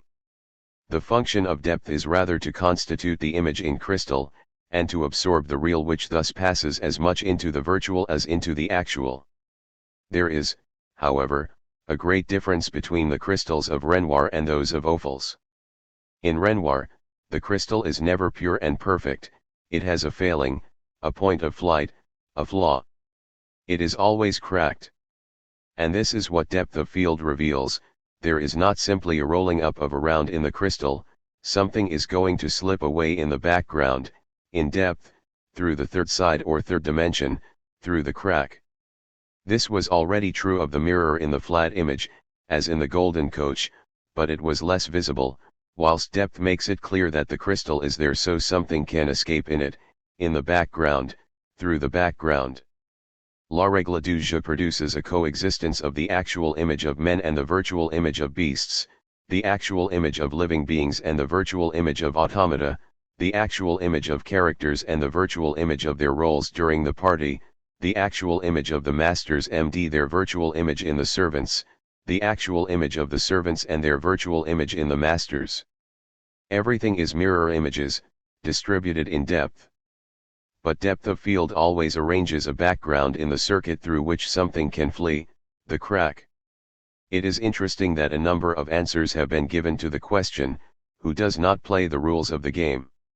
Truffaut, for instance, says that it is the airman. Yet the airman remains locked into the crystal, prisoner of his role, and hides when the woman proposes that he should escape with her. As Bamberger observed, the only character who is out of line or règle, not allowed in the chateau and yet belonging to it, neither outside nor inside, but always in the background, is the gamekeeper, the only person who does not have a double or reflect on. Bursting in, despite the prohibition, in pursuit of the poaching valet, mistakenly killing the airman, he is the one who breaks the circuit, who shatters the cracked crystal with rifle shots and causes its contents to escape. La Règle du Jeu is one of Renoir's finest films, but it does not give us the key to the others. For it is pessimistic, and proceeds by violence. And it does violence first of all to Renoir's complete idea. This complete idea is that the crystal or the scene is not restricted to putting into circuit the actual image and the virtual image, and absorbing the real into a generalized theater. Without recourse to violence, and through the development of an experimentation, something will come out of the crystal, a new real will come out beyond the actual and virtual. Everything happens as if the circuit served to try out roles, as if roles were being tried in it until the right one were found, the one with which we escape to enter a clarified reality. In short, the circuit, the round, are not closed because they are selective, and produce a winner each time. Renoir has sometimes been criticized for his taste for the makeshift and improvisation, both in his direction in general, and in his directing of the actors. This is in fact a creative virtue, linked to the substitution of the scene for the shot. According to Renoir, theater is inseparable for both characters and actors from the enterprise of experimenting with and selecting roles, until you find the one which goes beyond theater and enters life. In his pessimistic moments, Renoir is doubtful that there can be a winner. In that case there are only the keeper shots which make the crystal explode, as in La Règle du Jeu, or the turbulence of the river swollen by the storm and stung by the rain in A Day in the Country. But, following his temperament, Renoir bets on a win. Something takes shape inside the crystal which will succeed in leaving through the crack and spreading freely. This was already the case with Boudou, who rediscovers the thread of water when he comes out of the intimate, closed-in theater of the bookshop where he has tried many roles. It will be the case with Harriet in the grandiose film The River, where the children, sheltered in a kind of crystal or Hindu pavilion, try roles, some of which take a tragic turn, as a result of which the younger brother dies tragically, but in which the girl will serve her apprenticeship, until she finds in it the powerful will for life which becomes identified with the river and joins it again on the outside. A film strangely close to Lawrence. For Renoir, theater is primary, but because life must emerge from it. Theater is valuable only as a search for an art of living. This is what the disparate couple in Little Theater learn. Where then, does theater finish and life begin, remains the question always asked by Renoir. We are born in a crystal, but the crystal retains only death, and life must come out of it, after trying itself out. Even as an adult, the teacher in Picnic on the Grass will experience this adventure. The wild dance at the end of French Cancan is not a round, a flowing back of life into the circuit, into the theatrical scene, as in Ophal's, but, on the contrary, a gallop, a means by which theater opens into life, pours out into life, carrying Nini along in a troubled stream. At the end of the Golden Coach, 3 characters will have found their living role, while Camilla will remain in the crystal, to try still other roles in it, one of which will perhaps make her discover the true Camilla. This is why, although he fully shares the general taste of the French school for water, Renoir makes such a special use of it. There are, according to him, 2 states of water, the frozen water of the glass pane, the flat mirror, or the deep crystal, and the fast, flowing water, or the wind, which plays the same role in Picnic on the Grass. Rather than being naturalism, this is much closer to Maupassant, who often sees things through a pane, before following their course on a river. In A Day in the Country it is through the window that the 2 men observe the family arriving, each of the 2 playing his role, one that of the cynic, the other that of the scrupulous sentimentalist. But, when the action develops on the river, the test of life causes the roles to be dropped, and shows a good sort in the cynic, while the sentimental one is revealed as an unscrupulous seducer. What we see through the pane or in the crystal is time, in its double movement of making presents pass, replacing one by the next while going towards the future, but also of preserving all the past, dropping it into an obscure depth. This dividing in two, this differentiation, did not achieve completion in Ophal's because time rolled itself up, and its 2 aspects relaunched themselves into the circuit whose poles they recharged while blocking up the future. Now, in contrast, the dividing in two can come to completion, but precisely on condition that one of the 2 tendencies leaves the crystal, through the point of flight. From the indiscernibility of the actual and the virtual, a new distinction must emerge, like a new reality which was not pre-existent. Everything that has happened falls back into the crystal and stays there. This is all the frozen, fixed, finished with and over-conforming roles that the characters have tried in turn, dead roles or roles of death, the macabre dance of recollections that Bergson speaks of, as in the chateau in La Règle du Jeu or the fortress in Grand Illusion. Some of these roles may be heroic, like the 2 enemy officers in pursuit of rights which are already outmoded, or charming, Like the test of first love, they are none the less condemned, because already destined for recollection. And yet the trying out of roles is indispensable. It is indispensable so that the other tendency, that of presents which pass and are replaced, emerges from the scene and launches itself towards a future, creates this future as a bursting forth of life. The two fugitives will be saved by the sacrifice of the other. Harriet will be saved because she will be able to renounce the role of her first love. Saved from the waters, but who will also be saved by the waters, abandoning the successive roles granted him by the two intimate dreams of the bookshop and his wife. One leaves the theater to get to life, but one leaves it imperceptibly, on the thread of the stream, that is, of time. It is by leaving it that time gives itself a future. Hence the importance of the question, where does life begin? Time in the crystal is differentiated into two movements, but one of them takes charge of the future and freedom, provided that it leaves the crystal. Then the real will be created, at the same time as it escapes the eternal referral back of the actual and the virtual, the present and the past. When Sartre criticized Wells, and Citizen Kane, for having reconstituted time on the basis of the past, instead of understanding it in terms of a dimension of the future, he was perhaps unaware that the filmmaker closest to his wishes was Renoir. It was Renoir who had a lively awareness of the identity of freedom with a collective or individual future, with a leap towards the future, an opening of the future. This is even Renoir's political consciousness, the way in which he conceives the French Revolution or the Popular Front. There is perhaps yet a third state, the crystal caught in its formation and growth, related to the seeds which make it up. In fact, there is never a completed crystal, each crystal is infinite by right, in the process of being made, and is made with a seed which incorporates the environment and forces it to crystallize. The question is no longer that of knowing what comes out of the crystal and how, but, on the contrary, how to get into it. For each entrance is itself a crystalline seed, a component element. We recognize the method that will be increasingly adopted by Fellini. He began with films of wandering, which relaxed the sensory motor connections, and made pure sound and optical images rise up: photonovel, investigation photo, music hall, party. But the concerns were still those of escaping, leaving, and going away. He became increasingly concerned with entering into a new element, and multiplying the entrances.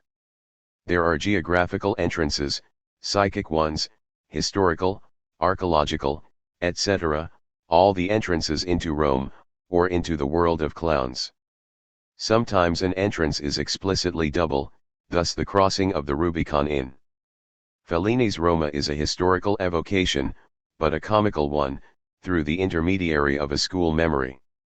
One could, for example, make account of these entrances as so many types of image in the childhood recollection, the nightmare, the distraction, the dreaming, the fantasy, the feeling of already having been there.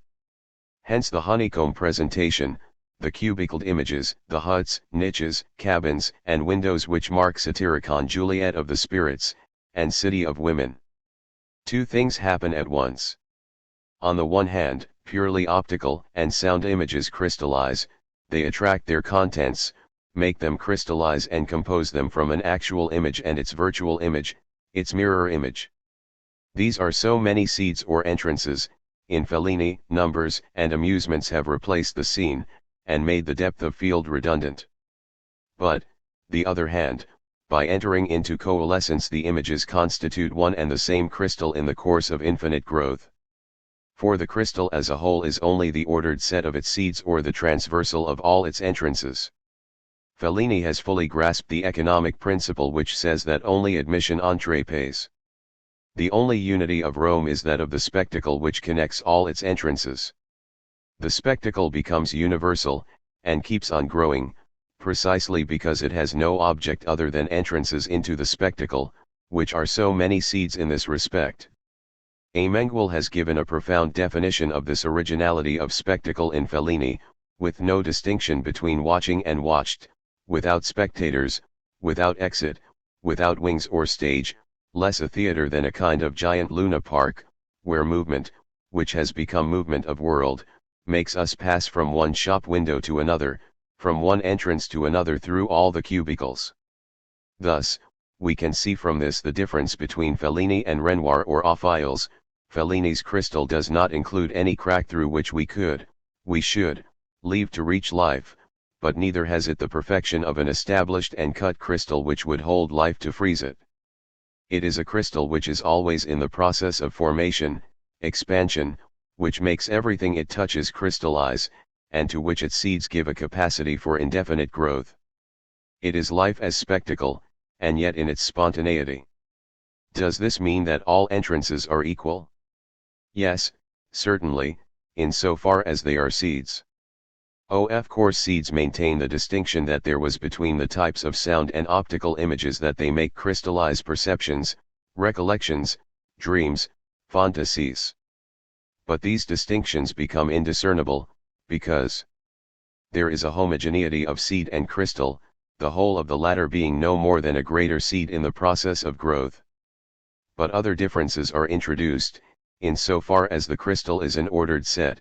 Certain seeds abort and others are successful, certain entrances open while others close again, as in the frescoes of Rome which turn blank on being looked at and become opaque. It is not possible to predict this, even if one has premonitions. Nevertheless, a selection is made, although in a completely different way from in Renoir. Let us take the entrances or successive seeds in one of Fellini's masterpieces, The Clowns. The first, as often in Fellini, is the childhood memory, but it will crystallize with impressions of nightmare and poverty, the imbecile clown. The second entrance is the historical and sociological investigation with an interview of clowns. The clowns and the filmed locations enter into resonance with the crew in process of filming, and form another impasse. The third, the worst, is more archaeological, in the television archives. At least, it persuades us, at this point in our classification, that the imaginary counts for more than the archive. Only the imaginary can develop the seed. Then the fourth entrance is kinesthetic, but it is not a movement image which represents a circus spectacle, it is a mirror image which represents a movement of world, a depersonalized movement, and reflects the death of the circus in the death of the clown. It is the hallucinatory perception of the clown's death, the funeral gallop, faster, faster, where the funeral carriage is transformed into a champagne bottle from which the clown pops. And this fourth entrance is in turn replaced in the emptiness and silence, like at the end of a party. But an old clown, left behind at the fourth entrance, he was out of breath, the movement was going too fast, is going to open a fifth, purely of sound and music. With his trumpet he invoked his vanished companion, and the other trumpet replied. Across death it was like a beginning of world, a sound crystal, the two trumpets each alone, and yet each a mirror, an echo. The organization of the crystal is bipolar, or rather two-sided. In surrounding the seed, it sometimes passes on an acceleration, a hurrying, sometimes a hopping or fragmenting, which will constitute the opaque side of the crystal, and sometimes it gives it a limpidity which is like the test of the eternal. On one side would be written saved, and on the other doomed, in an apocalyptic landscape like the desert in Satyricon M. But we cannot tell in advance, an opaque side may even become limpid through imperceptible transformation, and a limpid side be revealed as deceptive and become dark like Claudia in H. Will everything be saved, as the final round in V leads us to believe, carrying along all the seeds around the white child?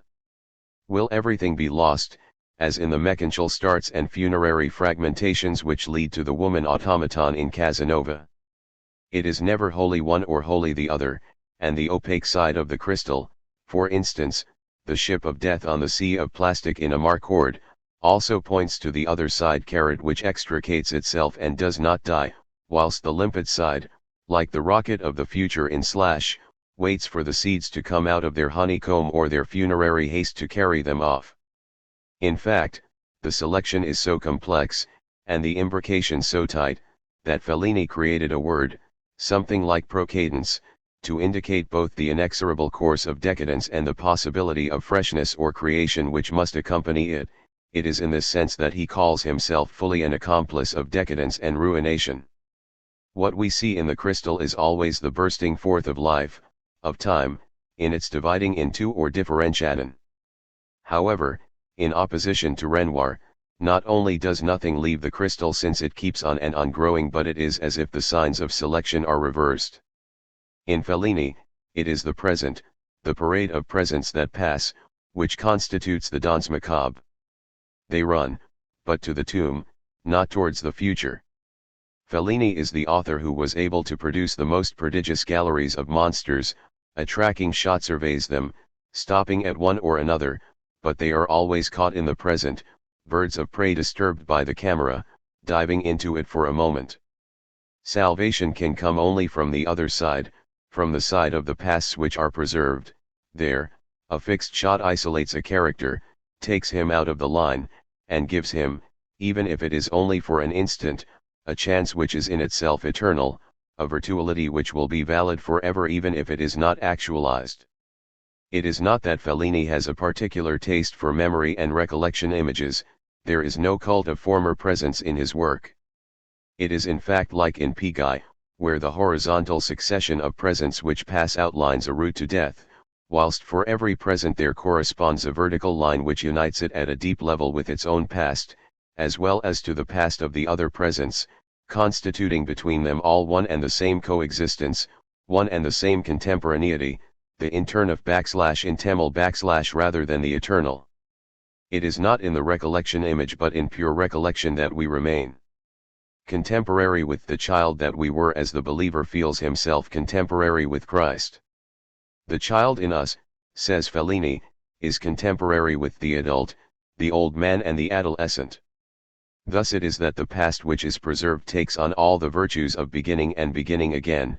It is what holds in its depths or in its sides the surge of the new reality, the bursting forth of life. One of the finest images in a Marquardt shows the G-type of schoolboys, the timid one, the prankster, the dreamer, the good pupil, etc., who meet in front of the big hotel as soon as the season is over, and, while the snow crystals fall, each on his own and yet all of them together sketch a clumsy dance step or an imitation of a musical instrument, one going in a straight line, another tracing circles, another turning round on the spot. There is in this image a science of precisely measured distance which separates each of them from the others, and yet an organization which connects them.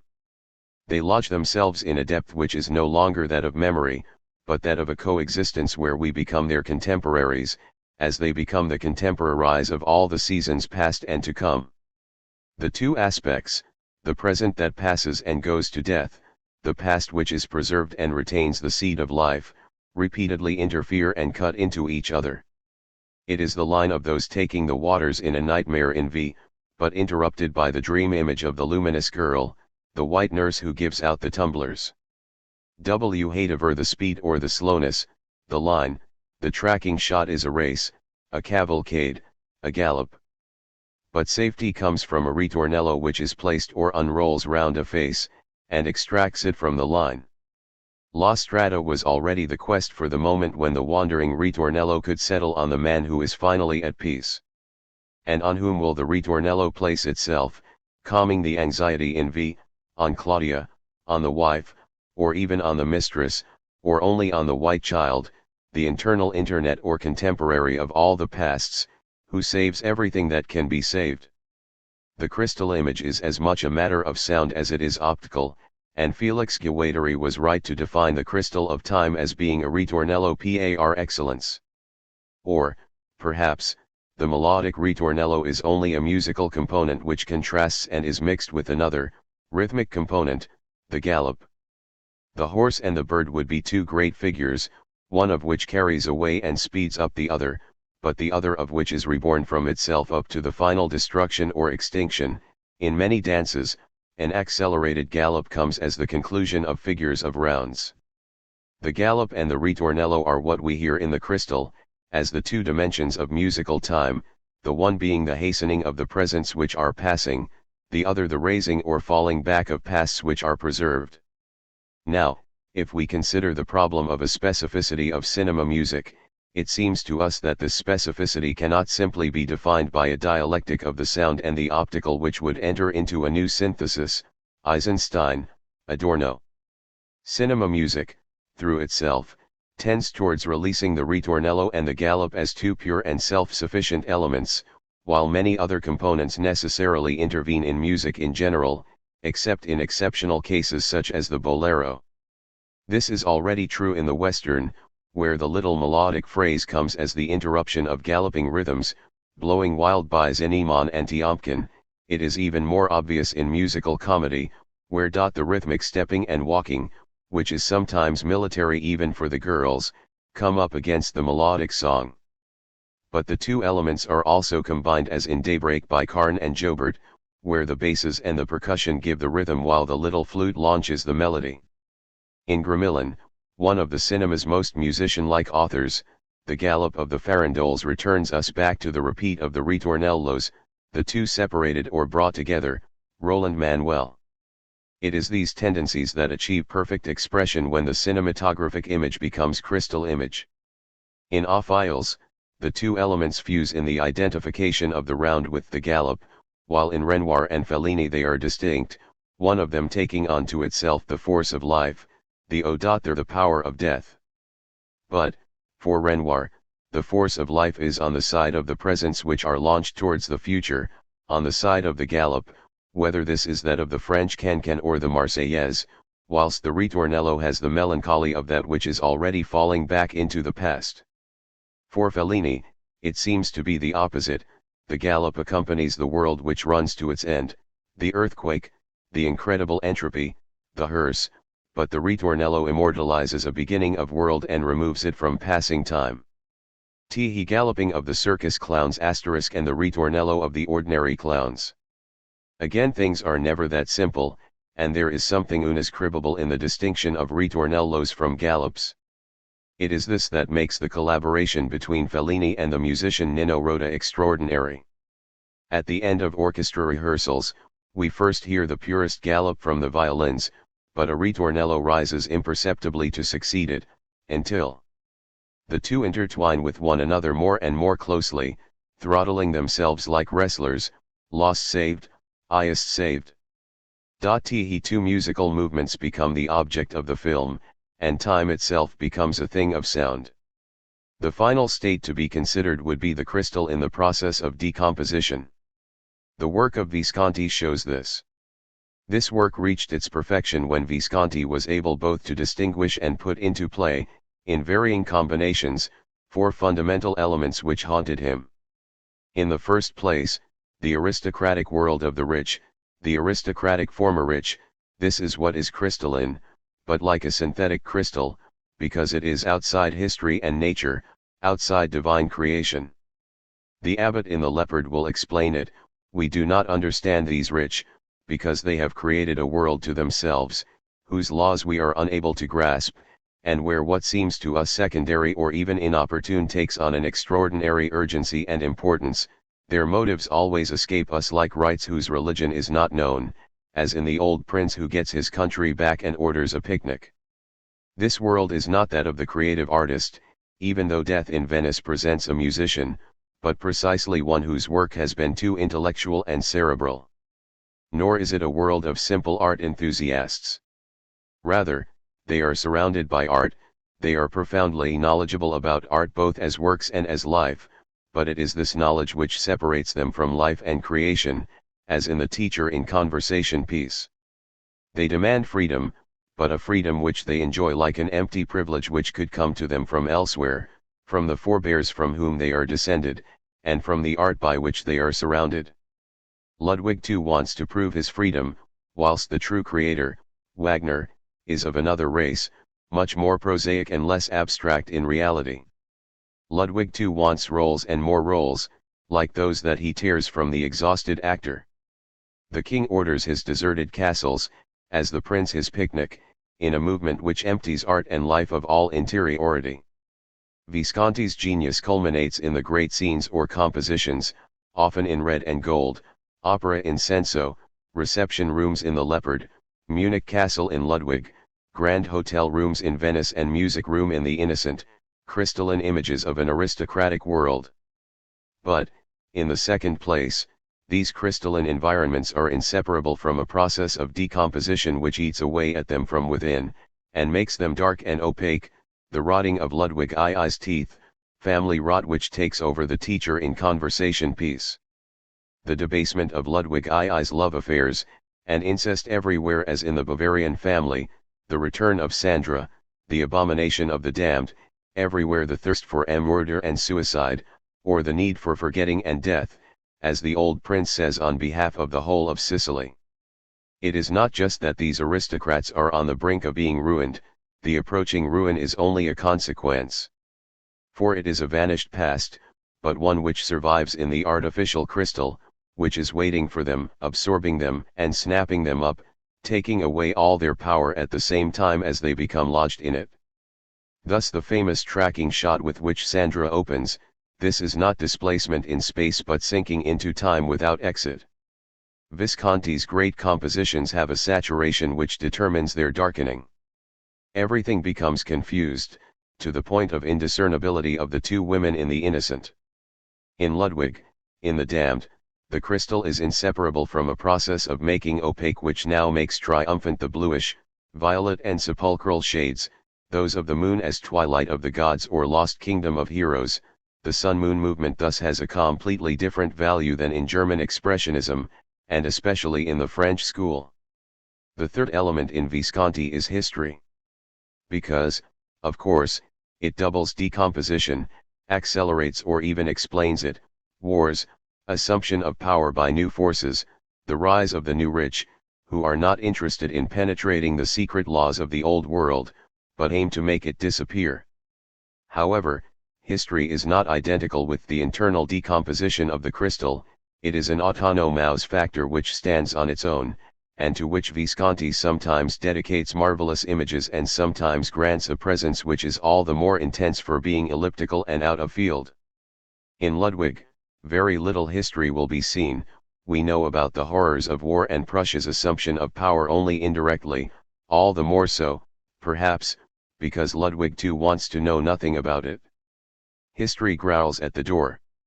In Senso, in contrast, history is present, with the Italian movement, the famous battle and the abrupt elimination of Garibaldi's supporters, or, in The Damned, with the rise of Hitler, the organization of the SS, and the exterminations of the SA. But, present or out of field, history is never scenery. It is caught obliquely in a low-angled perspective in a rising or setting ray, a kind of laser which comes and cuts into the crystal, disorganizes its substance, hastens its darkening and disperses its sides, under a pressure that is all the more powerful for being external, like the plague in Venice, or the silent arrival of the SS at dawn. And then there is the fourth element, the most important in Visconti, because it ensures the unity and circulation of the others.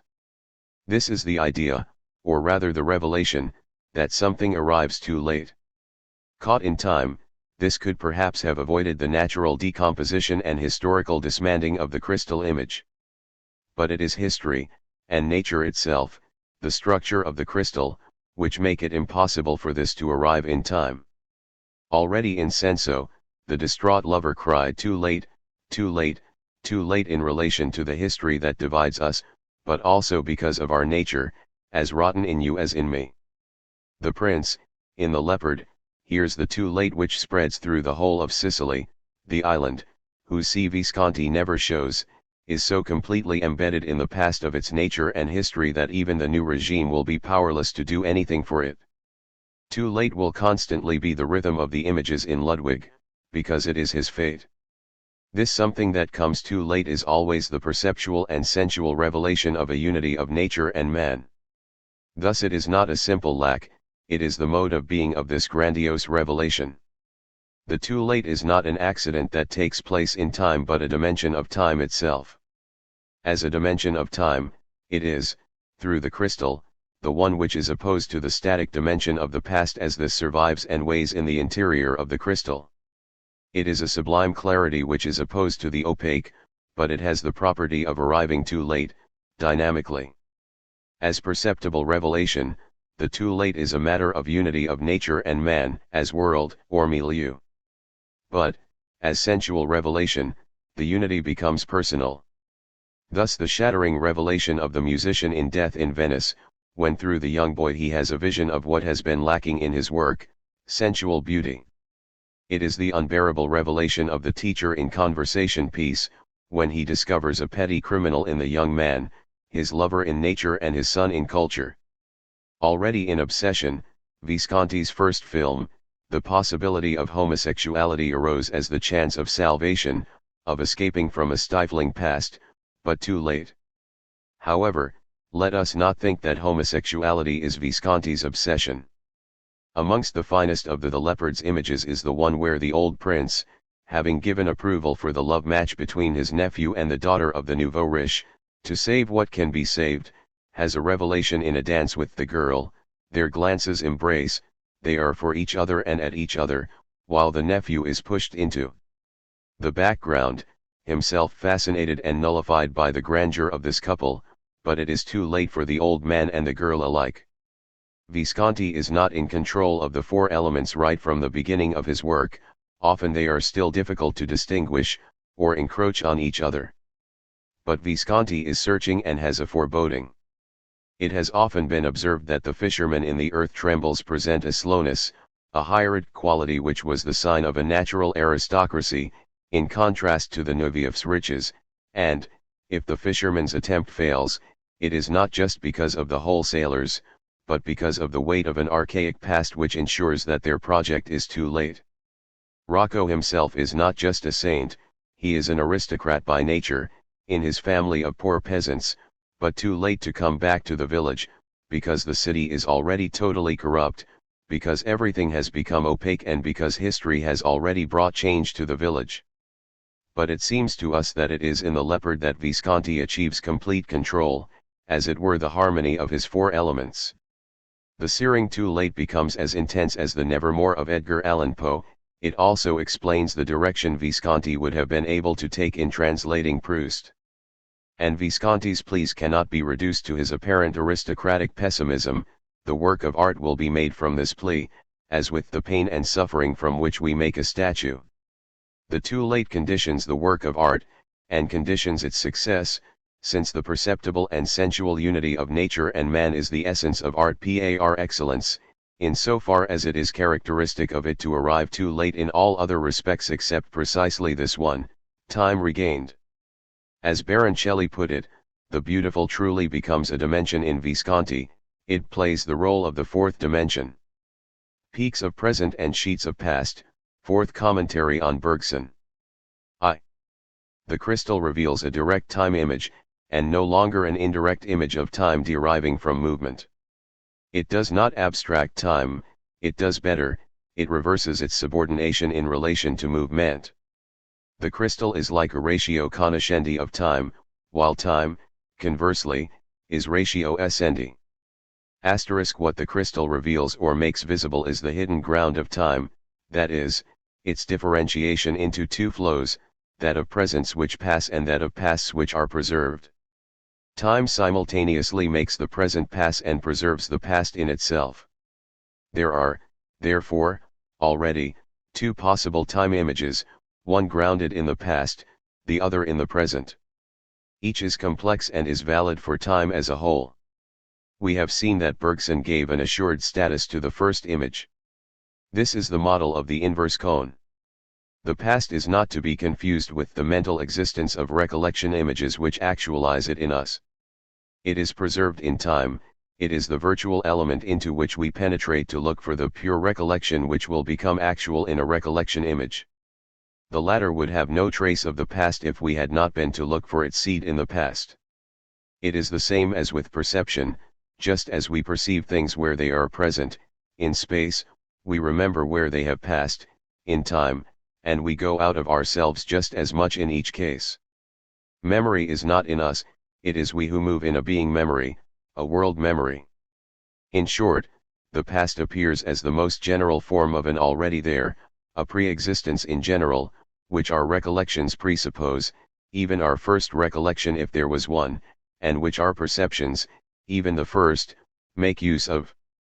From this point of view, the present itself exists only as an infinitely contracted past which is constituted at the extreme point of the already there. The present would not pass on without this condition. It would not pass on if it was not the most contracted degree of the past. In fact, it is striking that the successive is not the past but the present which is passing. The past appears, in contrast, as the coexistence of circles which are more or less dilated or contracted, each one of which contains everything at the same time, and the present of which is the extreme limit, the smallest circuit that contains all the past. Between the past as pre-existence in general and the present as infinitely contracted past there are, therefore, all the circles of the past constituting so many stretched or shrunk regions, strata, and sheets, each region with its own characteristics, its tones, its aspects, its singularities, its shining points and its dominant themes. Depending on the nature of the recollection that we are looking for, we have to jump into a particular circle.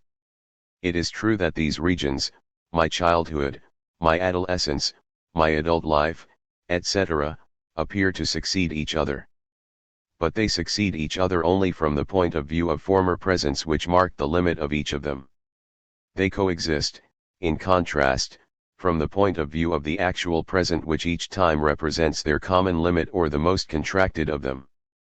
What Fellini says is Bergsonian: we are constructed in memory, we are simultaneously childhood, adolescence, old age, and maturity.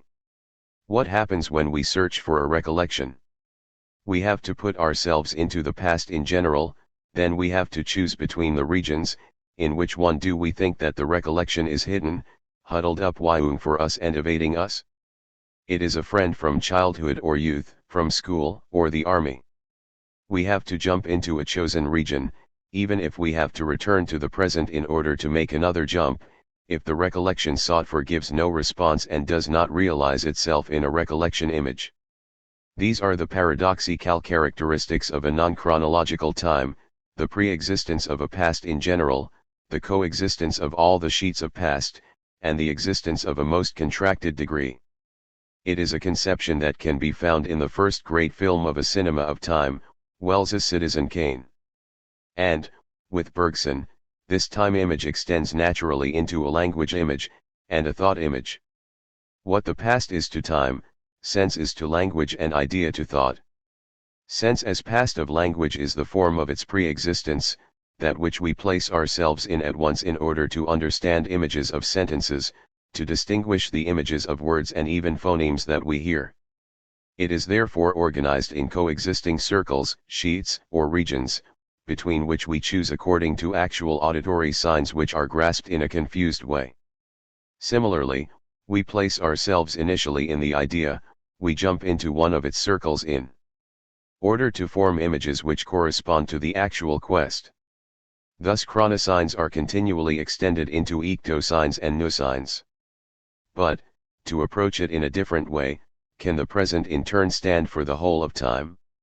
Yes, perhaps, if we manage to separate it from its own actual quality, in the same way that we distinguish the past from the recollection image which actualized it. If the present is actually distinguishable from the future and the past, it is because it is presence of something, which precisely stops being present when it is replaced by something else. It is in relation to the present of something else that the past and future are said of a thing. We are, then, passing along different events, in accordance with an explicit time or a form of succession which entails that a variety of things fill the present one after another. It is quite different if we are established inside one single event, if we plunge into an event that is in preparation, arrives and is over, if for a longitudinal, pragmatic view we substitute a vision which is purely optical, vertical, or, rather, one in depth. The event is no longer confused with the space which serves as its place, nor with the actual present which is passing. The time of the event comes to an end before the event does, so the event will start again at another time. The whole event is as it were in the time where nothing happens, and it is in empty time that we anticipate recollection, break up what is actual and locate the recollection once it is formed. On this occasion there is no longer a future, present and past in succession, in accordance with the explicit passage of presence which we make out. Adopting St. Augustine's fine formulation, there is a present of the future, a present of the present and a present of the past, all implicated in the event, rolled up in the event, and thus simultaneous and inexplicable. From affect to time, a time is revealed inside the event, which is made from the simultaneity of these three implicated presents, from these deactualized peaks of present. It is the possibility of treating the world or life, or simply a life or an episode, as one single event which provides the basis for the implication of presence. An accident is about to happen, it happens, it has happened, but equally it is at the same time that it will take place, has already taken place and is in the process of taking place, so that, before taking place, it has not taken place, and, taking place, will not take place, etc. This is the paradox of Josephine the mouse in Kafka: is she singing, did she sing, will she sing, or none of these, even though it all produces inexplicable differences in the collective present of mice? At the same time someone no longer has the key, that is, used to have it, still has it, had not lost it, and finds it, that is, will have it and did not have it. Two people know each other, but already knew each other and do not yet know each other. Betrayal happens, it never happened, and yet has happened and will happen, sometimes one betraying the other and sometimes the other betraying the first, all at the same time. We find ourselves here in a direct time image of a different kind from the previous one, no longer the coexistence of sheets of past, but the simultaneity of peaks of present. We therefore have two kinds of chronosigns: the first are aspects, regions, layers, the second accents, peaks of viewpoints de vue. This second type of time image is to be found in Rob Grillet, in a kind of Augustinianism. In his work there is never a succession of passing presents, but a simultaneity of a present of past, a present of present and a present of future, which make time frightening and inexplicable. The encounter in Last Year in Marienbad, the accident in L'Immortel, the key in Trans-Europe Express, the betrayal in The Man Who Lies, the three implicated presents are constantly revived, contradicted, obliterated, substituted, recreated, fork and return. This is a powerful time image. This does not mean to say, however, that it suppresses all nar ration. But, much more importantly, it gives narration a new value, because it abstracts it from all successive action, as far as it replaces the movement image with a genuine time image. Thus narration will consist of the distribution of different presents to different characters, so that each forms a combination that is plausible and possible in itself, but where all of them together are incompossible, and where the inexplicable is thereby maintained and created. In Last Year, it is X who knew A, so A does not remember or is lying, and it is A who does not know X, so X is mistaken or playing a trick on her. Ultimately, the three char actors correspond to the three different presents, but in such a way as to complicate the inexplicable instead of throwing light on it, in such a way as to bring about its existence instead of suppressing it. What X lives in a present of past, A lives in a present of future, so that the difference exudes or assumes a present of present, the third, the husband, all implicated in each other. The repetition distributes its variations on the three presents. In The Man Who Lies, the two characters are not simply the same, their difference arises only in making the betrayal inexplicable, because this is attributed differently, but simultaneously, to each of them as identical to the other. In Le Jeu avec Le, the kidnapping of the girl has to be the means of warding it off, but equally the means of warding it off must be the kidnapping itself, so that she has never been kidnapped at the moment when she is and will be, and kidnaps herself at the moment when she has not been. However, this new mode of narration still remains human, even though it constitutes a lofty form of nonsense. It does not yet tell us the essential point. The essential point rather appears if we think of an earthly event which is assumed to be transmitted to different planets, one of which would receive it at the same time, at the speed of light, but the second more quickly, and the third less quickly, hence before it happened and after. The latter would not yet have received it, the second would already have received it, the first would be receiving it, in three simultaneous presents bound into the same universe. This would be a side real time, a system of relativity, where the characters would be not so much human as planetary, and the accents not so much subjective as astronomical, in a plurality of worlds constituting the universe. It would be a pluralist cosmology, where there are not only different worlds, as in Manelli, but where one and the same event is played out in these different worlds, in incompatible versions. Subjecting the image to a power of repetition variation was already Buñuel's contribution, and a way of setting time free, of reversing its subordination to movement. Although we have seen that in most of Buñuel's work time remained a cyclical time, where sometimes forgetfulness, the devil and the flesh, sometimes exact repetition, the exterminating angel, marked the end of one cycle and the possible beginning of another, in a cosmos which was still unique. Influence, then, perhaps reversed in Buñuel's last period, where he adapts an inspiration which has come from Rob Grillet for his own ends. It has been noted that the regime of dream or fantasy was changing in this last period. But is less a question of a state of the imaginary than of a deepening of the problem of time. In Belle de Jour, the husband's final paralysis does and does not take place, he suddenly gets up to talk about holidays with his wife. The discreet charm of the bourgeoisie shows less a cycle of interrupted meals than different versions of the same meal in irreducible modes and worlds. In The Phantom of Liberty, the postcards are truly pornographic, even though they represent only monuments stripped of all ambiguity, and the little girl is lost, even though she has never stopped being there and will be found again. And in that obscure object of desire there blossoms one of Buñuel's finest inventions. Instead of having one character play different roles, casting two characters, and two actresses, as one person.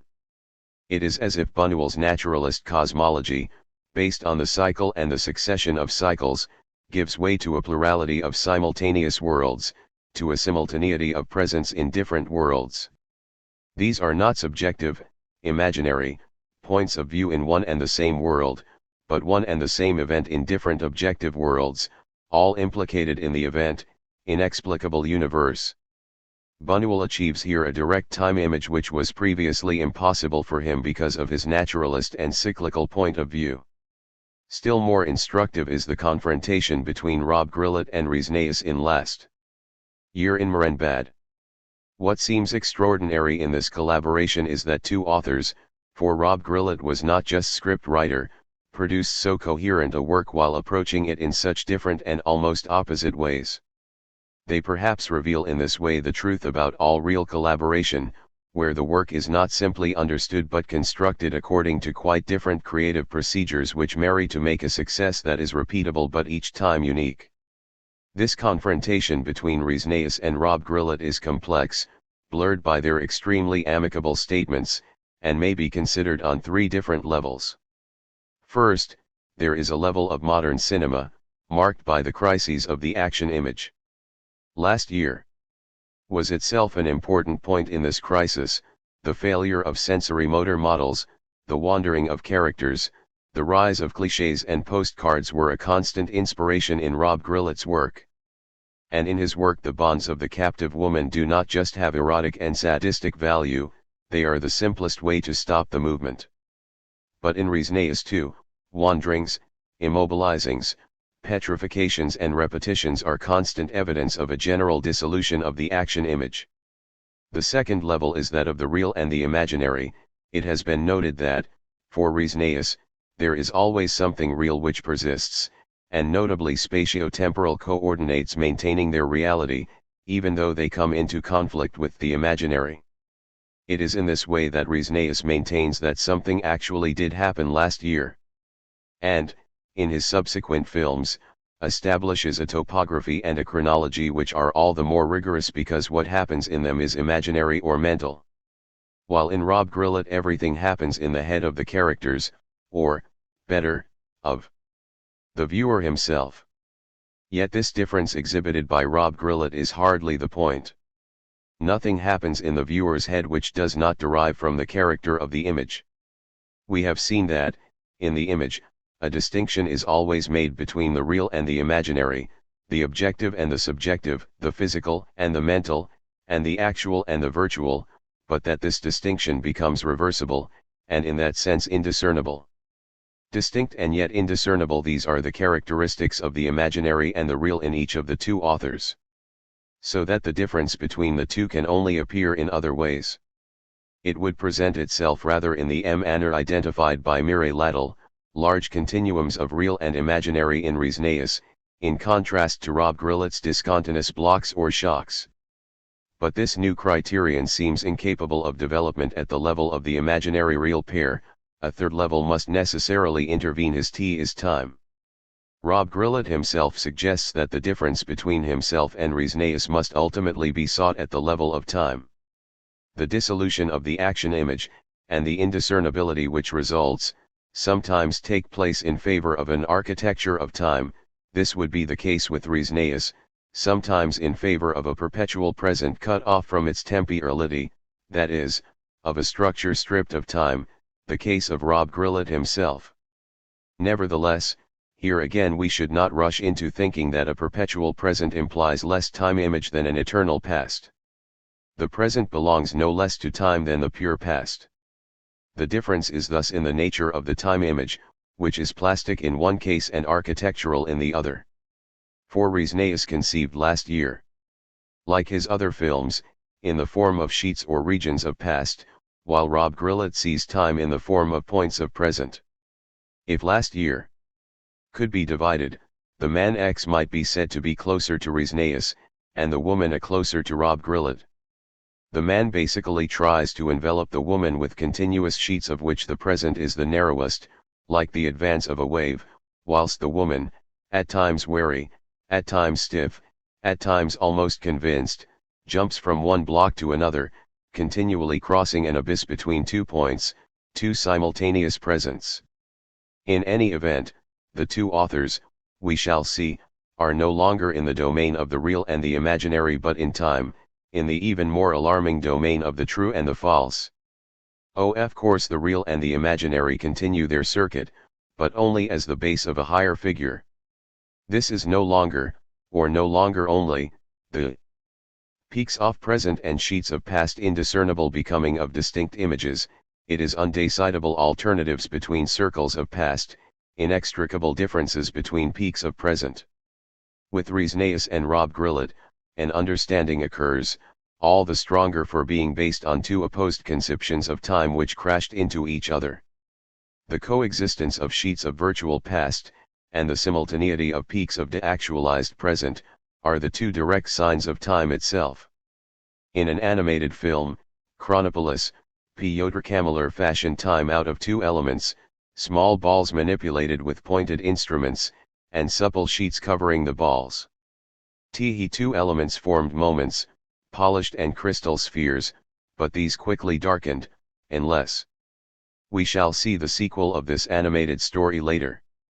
It is a mistake to think of the cinematographic image as being by nature in the present. Yet Rob Grillet on occasion assumes this attitude for his own purposes, in a strategic or mocking way. After all, why would he devote so much care to achieving present images if this were a given of the image? And the first occasion on which a direct time image was seen in the cinema was not in the, even implicit, mode of the present but, on the contrary, in the form of sheets of past, with Wells's Citizen Kane. Here time became out of joint and reversed its dependent relation to movement, temporality showed itself as it really was for the first time, but in the form of a coexistence of large regions to be explored. The scheme of Citizen Kane may appear simple, Kane being dead, witnesses who offer their recollection images in a series of subjective flashbacks are questioned. But it is more complex than this. The investigation is focused on Rosebud. What is it, or what does this word mean?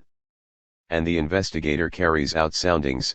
Each of the witnesses questioned will be equivalent to a slice of Kane's life, a circle or sheet of virtual past, a continuum. And each time the question is it in this continuum, is it in this sheet, that lies the thing, the being, called Rosebud? It is true that these regions of past have a chronological course which is that of the former presents to which they refer. But if this course can easily be upset, it is precisely because in themselves, and in relation to the actual present where the quest begins, Cain dead, they are all coexistent, each containing the whole of Cain's life in one form or another.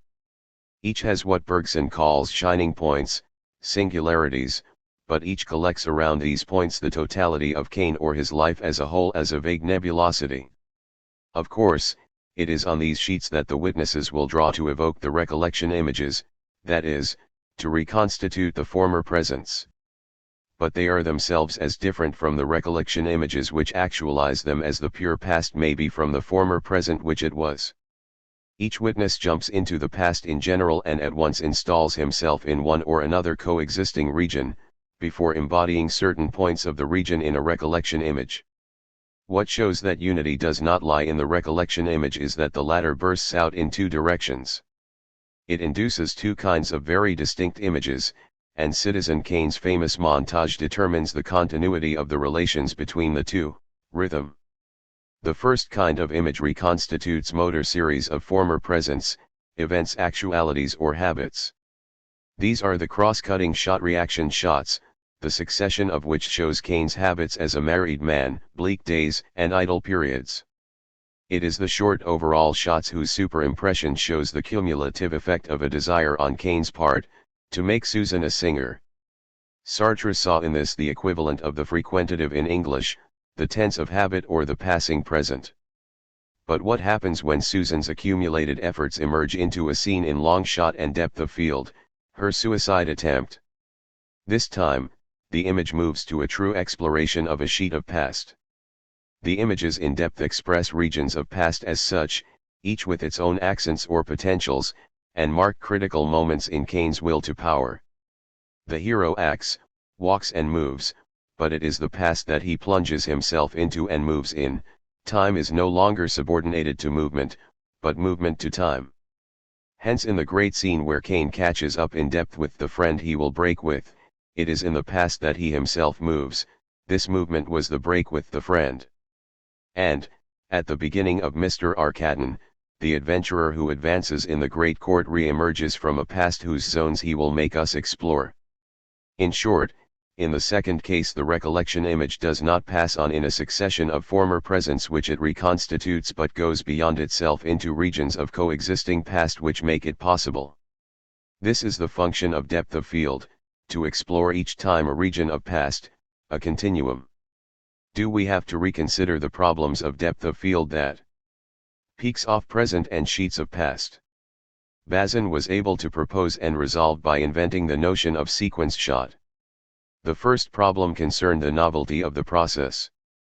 And it seems true, in this respect, that depth reigned supreme in the image from the beginning of the cinema, as long as there was neither montage nor cutting, nor camera mobility, and while the different spatial shots were necessarily given all together. Nor does it come to an end even when shots become really distinct but can be joined together in a new whole which relates each to itself. There are already two forms of depth here which do not allow themselves to become confused in the cinema, any more than in painting. They have in common, however, the fact that they constitute a depth in the image or field and not yet a depth of field, or a depth of image. If we think of 16th century painting, we can see a clear distinction, but one which takes place in parallel and successive plans, each autonomous, defined by characters or elements side by side, while they all contribute to the whole. But each plane, especially the first, performs its own task and stands only for itself in the grand business of the painting which harmonizes them. It will be a novel change, and crucial, in the 17th century, when an element of a plane refers directly to an element of a different plane, when characters address each other directly from one plane to another, in an organization of the picture along the diagonal, or through a gap which thus privileges the background and brings it into immediate touch with the foreground. The picture is internally hollowed out.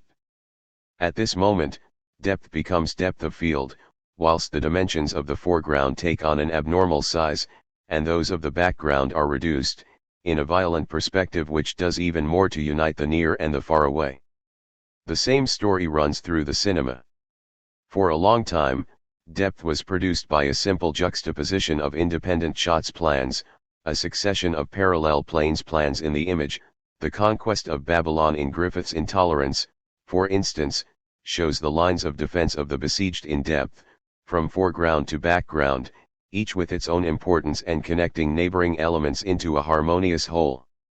Wells invents a depth of field, in a very different way, along a diagonal or gap crossing all planes, making elements from each interact with the rest, and in particular having the background in direct contact with the foreground, as in the suicide scene where Cain bursts in through the door at the back, tiny, while Susan is dying in the shadow in midshot and the large mirror is seen in close-up. Diagonals like this will be seen in Wyler, as in The Best Years of Our Life, when a character is busy in a secondary, but picturesque, scene in the foreground while another character makes a crucial telephone call in the background. The first watches the second along a diagonal which joins the back to the front, and makes them react.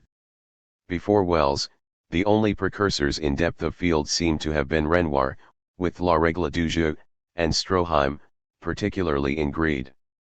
Increasing depth by the use of wide angles, Wells obtains gigantic dimensions in the foreground connected to reductions of size in the background, which becomes all the more powerful.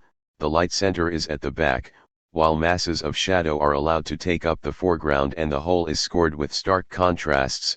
Ceilings inevitably become apparent, whether in the placing of a height which is itself enormous, or, in contrast, in a crushing which follows the perspective. The volume of each body overflows any given plane /blurry, plunging into or emerging from shadow and expressing the relationship of this body with the others located in front or behind, an art of masses. The term Baroque or Neo-Expressionism is literally appropriate. In this freeing of depth which now subordinates all other dimensions, we should see not only the conquest of a continuum but the temporal nature of this continuum. It is a continuity of duration, which means that the unbridled depth is of time and no longer of space. It is irreducible to the dimensions of space. As long as depth remained caught in the simple succession of parallel planes, it already represented time, but in an indirect way which kept it subordinate to space and movement. The new depth, in contrast, directly forms a region of time, a region of past which is defined by optical aspects or elements borrowed from interacting planes. It is a set of non-localizable connections, always from one plane to another, which constitutes the region of past or the continuum of duration. The second problem concerns the function of this depth of field. We know that Bazin gave it a function of reality, since the viewer had to organize his perception himself in the image instead of receiving it ready-made. Maitre denied this, seeing in depth of field a no less restrictive organization which forces the viewer to follow the diagonal or gap. Bazin's position was nevertheless complex. He showed that this gain in reality could be achieved only through an excess of theatricality, as we saw in La Peaks of present and sheets of past Régie Douillet. But neither a function of theatricality nor one of reality seems to exhaust this complicated problem.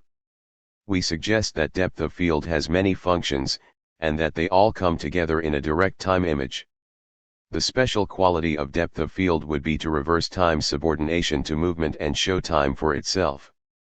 We are not saying that depth of field has the exclusive rights to the time image. For there are many other kinds of direct time images. Here are time images which are formed through suppression of depth in the field as well as depth of field, and this case of the plenitude of the image itself has a number of forms. It is a varied concept of DME since the processes are not the same in Dreer, Rob Grillett, Sibberberg. Our point is that depth of field creates a certain type of direct DME image that can be defined by memory, virtual regions of past, the aspects of each region. This would be less a function of reality than a function of remembering, of temporalization, not exactly a recollection but an invitation to recollect. We must note the fact before trying to explain it. Most of the occasions where depth of field appears wholly necessary are in connection with memory. And here again cinema is Bergsonian. It is not a case of a psychological memory, made up of recollection images, as the flashback can conventionally represent it. It is not a case of a succession of presents passing according to chronological time. It is a case either of an attempt to evoke, produced in an actual present, and preceding the formation of recollection images, or of the exploration of a sheet of past from which these recollection images will later arise. It is an on this side of and a beyond of psychological memory, the two poles of a metaphysics of memory. These two extremes of memory are presented by Bergson as follows: the extension of sheets of past and the contraction of the actual present. And the two are connected, since to evoke recollection is to jump into a region of past where one assumes that it is lying in a virtual state, all the sheets or regions coexisting in relation to the contracted actual present from which the evocation proceeds, whilst they follow each other psychologically in relation to the presents that they were. What must be noted is that depth of field sometimes shows us evocation in the act of occurring and sometimes virtual sheets of past that we explore in order to find the recollection sought. The first case, contraction, often appears in Citizen Kane. A high-angle shot, for instance, bears down on an alcoholic Susan lost in the big room at the club in such a way as to force her to evoke. In another case, in The Magnificent Ambersons, a whole scene maintained in depth is justified because the young boy wants, without appearing to want, to force his aunt to remember a recollection that is crucial for him. And similarly, in The Trial, the low-angle shot at the beginning marks the starting point of the hero's efforts as he searches at all costs for what the law is charging him with. His second case can be seen in most of the scenes in transverse depth in Citizen Kane, where each COR responds to a sheet of past of which it is asked, is it here that the virtual secret, Rosebud, is lying? And in Mr. Arkadin, where the successive characters are sheets of past, stages towards other sheets, all coexisting in relation to the contracted initial effort, is quite clear that the recollection image is of little interest in itself, but that it presupposes two things which go beyond it: a variation in the sheets of pure past where it can be found and a contraction of the actual present which is the starting point of the continually renewed search. Depth of field will go from one to the other, from extreme contraction to large sheets and vice versa. Wells deforms space and time simultaneously, dilating and contracting them in turn. He dominates or gets deep inside a situation. The high and low angle shots form contractions, just as oblique and lateral tracking shots form sheets. Depth of field feeds on these two sources of memory. Not the recollection image, or flashback, but the actual effort of evocation, to summon this up, and the exploration of virtual zones of past, to find, choose and bring it back. Many critics today consider depth of field to be a technical procedure which is in danger of hiding from us still more important innovations on Wells's part. These innovations indeed exist. But depth retains its full importance, beyond a technique, if we take it as a function of remembering, that is, a figure of temporalization. It then gives rise to all kinds of adventures of the memory, which are not so much psychological accidents as misadventures of time, disturbances of its constitution. Wells's films develop these problems according to a rigorous progression. Bergson distinguished two main instances: the past recollection may still be evoked in an image, but the latter is now useless, because the present from which the evocation set off has lost its motor extension which would make the image usable, or, secondly, the recollection can no longer be evoked in an image, although it persists in a region of past, but the actual present can no longer reach it. In one case recollections are still evoked but can no longer be applied to corresponding perceptions, in the other evocation of recollections is itself prevented. We find the dramatic equivalent of these instances in Wells's films where temporalization operates through memory. It all begins with Citizen Kane. It has often been said that depth internalized montage in the scene, in the mise-en-scene, but this is only partly correct. The sequence shot is clearly a sheet of past, with its nebulae and shining points which will feed the recollection image and determine what it retains from a former present. But montage persists in its own right under three other aspects: the relation between the sequence shots or sheets of past and the short shots of passing presents, the relation of the sheets between themselves, each with the others. As Birch remarked, the longer a shot is, the more important it is to know where and how to end it, the relation of the sheets to the contracted actual present which evokes them. In this respect, each witness in Citizen Kane makes his effort to evoke, which corresponds to the sheet of past to which he is committed.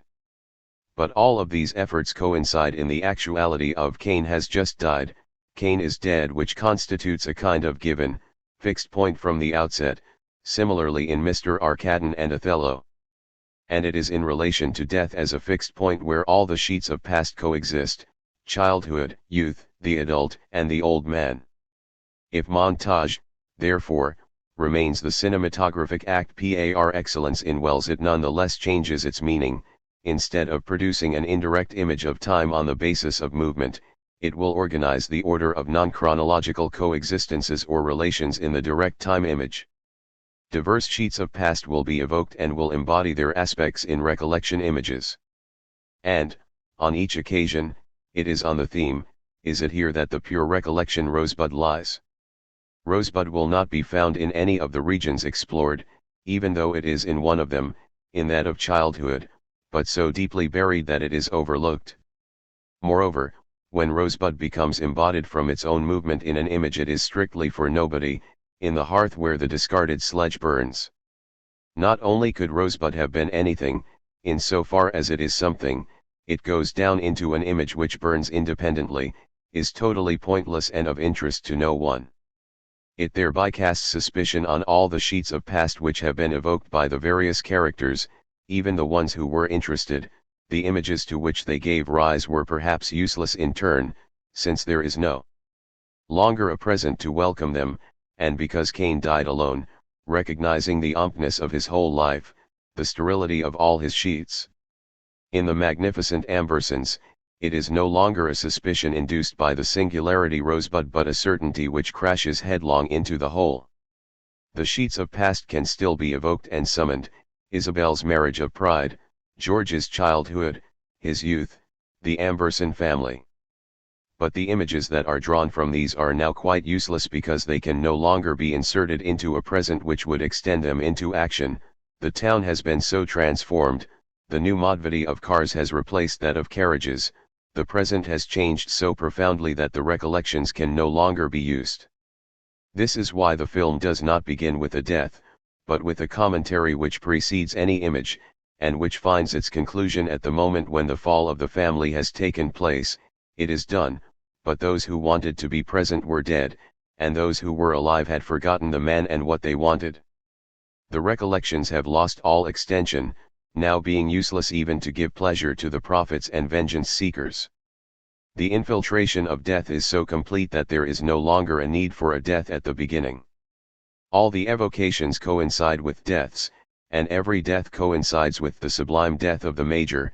In the course of the film, he knew that he had to prepare himself for entering an unknown region where he wasn't even sure of being recognized as an Amberson. The recollections fall into the void because the present has hidden itself and goes elsewhere, withdrawing any possible insertion from them. Yet it is doubtful that Wells simply wishes to show the vanity of the past. If there is a nihilism in Wells, it is not here. Death as fixed point has a different meaning. What he is showing already in Citizen Kane is this: as soon as we reach the sheets of past, it is as if we were carried away by the undulations of a great wave. DME gets out of joint, and we enter into temporality as a state of permanent crisis. A third step is taken with the lady from Shanghai. Previously the sheets of past went beyond the recollection images in all directions, but their evocation made them produce images of this kind even if these images were floating and had no other application but death. The new situation is very different. The sheets or regions of past are always there, and can still be distinguished, yet they can no longer be evoked and are now accompanied by no recollection image. But then how are they distinguished, since no recollection image is responsible for them or draws its trademark from them? It is as if the past surfaces in itself but in the shape of personalities which are independent, alienated, off balance, in some sense embryonic, strangely active fossils, radioactive, inexplicable in the present where they surface, and all the more harmful and autonomous. Not recollections but hallucinations. Madness, the split personality, now shows the past. The story of the lady from Shanghai is that of an initially naive hero caught in the past of others, captured, snapped up. There is a similarity here with Manelli's subjects, without going so far as to talk of influence, which would not please Wells. We have three characters in turmoil, like three sheets of past who come and submerge the hero, without his being able to evoke anything of these sheets or even decide between them. There is Grisby, the man who appears like a spring-loaded devil, and on this sheet the hero finds himself hunted for a murder, when what had been suggested to him was apparently a fake murder. There is the lawyer Bannister, with his cane, his paralysis, and his outrageous limp, who wants to get him sentenced when he suggested to him a cast-iron defense. There is the woman, the lunatic queen of the Chinese quarter, by whom he is totally obsessed, whilst she makes use of his love, from the depth of an indecipherable oriental past. The hero becomes all the more crazy because he can recognize nothing of these pasts which are realized in alienated personalities, and perhaps projections of his own past which have become independent. And still the others exist, have a reality and run the game in The Lady from Shanghai. A fourth step will be taken in Mr. Arkadin, how to make one's own past incapable of being recalled. The hero will have to feign amnesia in order to send off an investigator who must locate the immature personalities emanating from the regions of this past, haunting different places which are now only stages in the exploration of time. These witnesses will be murdered one by Arkadin as he follows the trails of the investigation. He makes out that he is recouping all the splits in himself into a grandiose, paranoid unity which would know nothing but a present without memory, true amnesia at last. Wells's nihilism finds a way of being expressed which is inherited from Nietzsche: suppress your recollections, or suppress yourselves. The fact that everything begins and ends with the disappearance of Arkadin, as in Citizen Kane, does not stop the inexorable progress from one film to the next. Wells is no longer content to show the pointlessness of an evocation of the past. In a permanent state of crisis of time, he shows the impossibility of any evocation, the becoming impossible of evocation in a still more fundamental state of time. The regions of past will keep their secret, and the call to recollection remains empty. The investigator will not even tell what he knows, but, under the pressure of time, will only beg the girl to say that he has told her it. The trial links up with Mr. Arkadin. In which sheet of past is the hero to look for the offense that he is guilty of? He can no longer recall anything about it, but the whole of it is hallucinatory. Characters fixed to the spot and a veiled statue. There is the region of women, there is the region of books, that of childhood and of little girls, that of art and that of religion. The present is no more than an empty door from where the past can no longer be recalled, since it has already left while it was being waited for. Each region of the past will be explored in these long shots of which Wells has the secret. For instance, the long race in a trellised walk whilst the hero is pursued by a crowd of shouting little girls. The Lady from Shanghai already showed a comparable race by the pseudo-murderer in a trellised space. But the regions of past no longer release recollection images, they set free hallucinatory presences: women, books, little girls, homosexuality, paintings. Except, in all this, it is as if certain sheets have subsided, and others risen in such a way that here and there are juxtapositions of one particular age with a different one, as in archaeology. Nothing is decidable anymore, the coexisting sheets now juxtapose their segments. The most serious book is also a pornographic book, the most threatening adults are also children that use smack, women are at the disposition of justice, but justice is perhaps managed by little girls, and is the lawyer's secretary, with her webbed fingers, a woman, a little girl, a schemed-through file. It is as if by breaking up and becoming unbalanced the regions of past have entered into the element of a superior justice which stirs them up, from a past in general where existences pay each other the price of their injustice, according to a pre-Socratic formulation. Wells's success in relation to Kafka is that he was able to show how spatially distant and chronologically separate regions were in touch with each other, at the bottom of a limitless time which made them contiguous. This is what depth of field is used for. The areas which are the furthest apart are in direct contact in the background. But what is this background? Common to all the sheets, from which they emerge and into which they go back on breaking up. What is this superior justice, which all the regions are merely secondary to? The sheets of past exist, they are strata from where we draw our recollection images. But either they are in any case unusable, because death is a permanent present, the most contracted region, or they can no longer be recalled because they are breaking up and becoming twisted, scattered in a non-stratified substance. And perhaps the two cases come together, perhaps we find the universal substance only at the contracted point of death. But there is no confusion in this, these are two different states of time, time as perpetual crisis and, at a deeper level, time as primary matter, immense and terrifying, like universal becoming. There is a passage in Herman Melville which seems specially intended for Wells. We go from bandage to bandage, from stratum to stratum at the heart of the pyramid, at the cost of terrible effort, and all that to discover that there is no one in the funeral chamber unless it is here that the substance without stratification begins. And this is definitely not a transcendent element, but it is an immanent justice, the earth, and its non-chronological order insofar as each of us is directly from it and not from parents, autochthony. It is in the earth that we die and atone for our birth.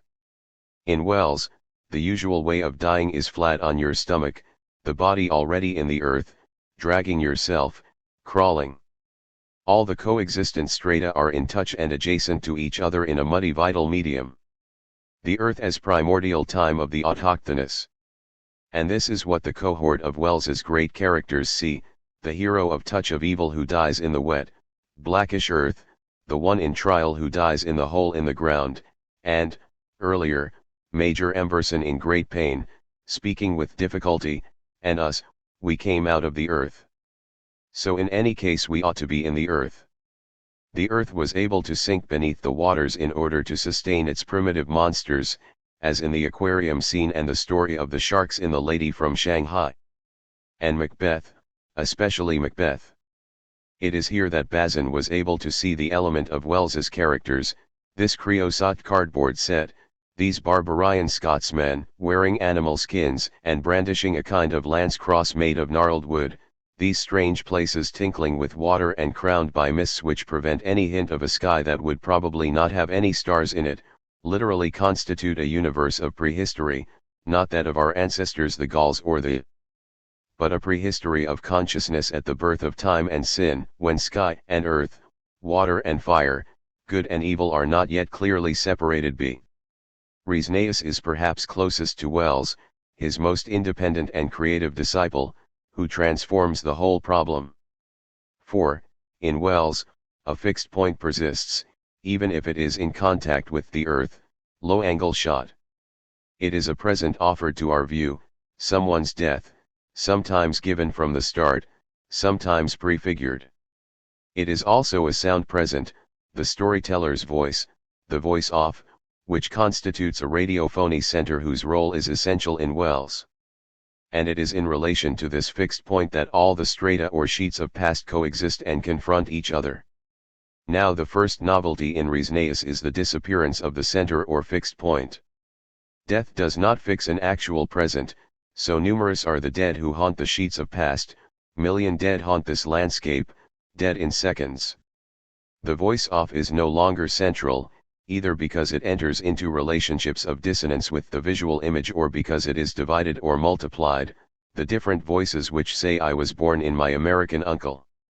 As a general rule, the present begins to float, struck with uncertainty, dispersed in the characters' comings and goings or already absorbed by the past.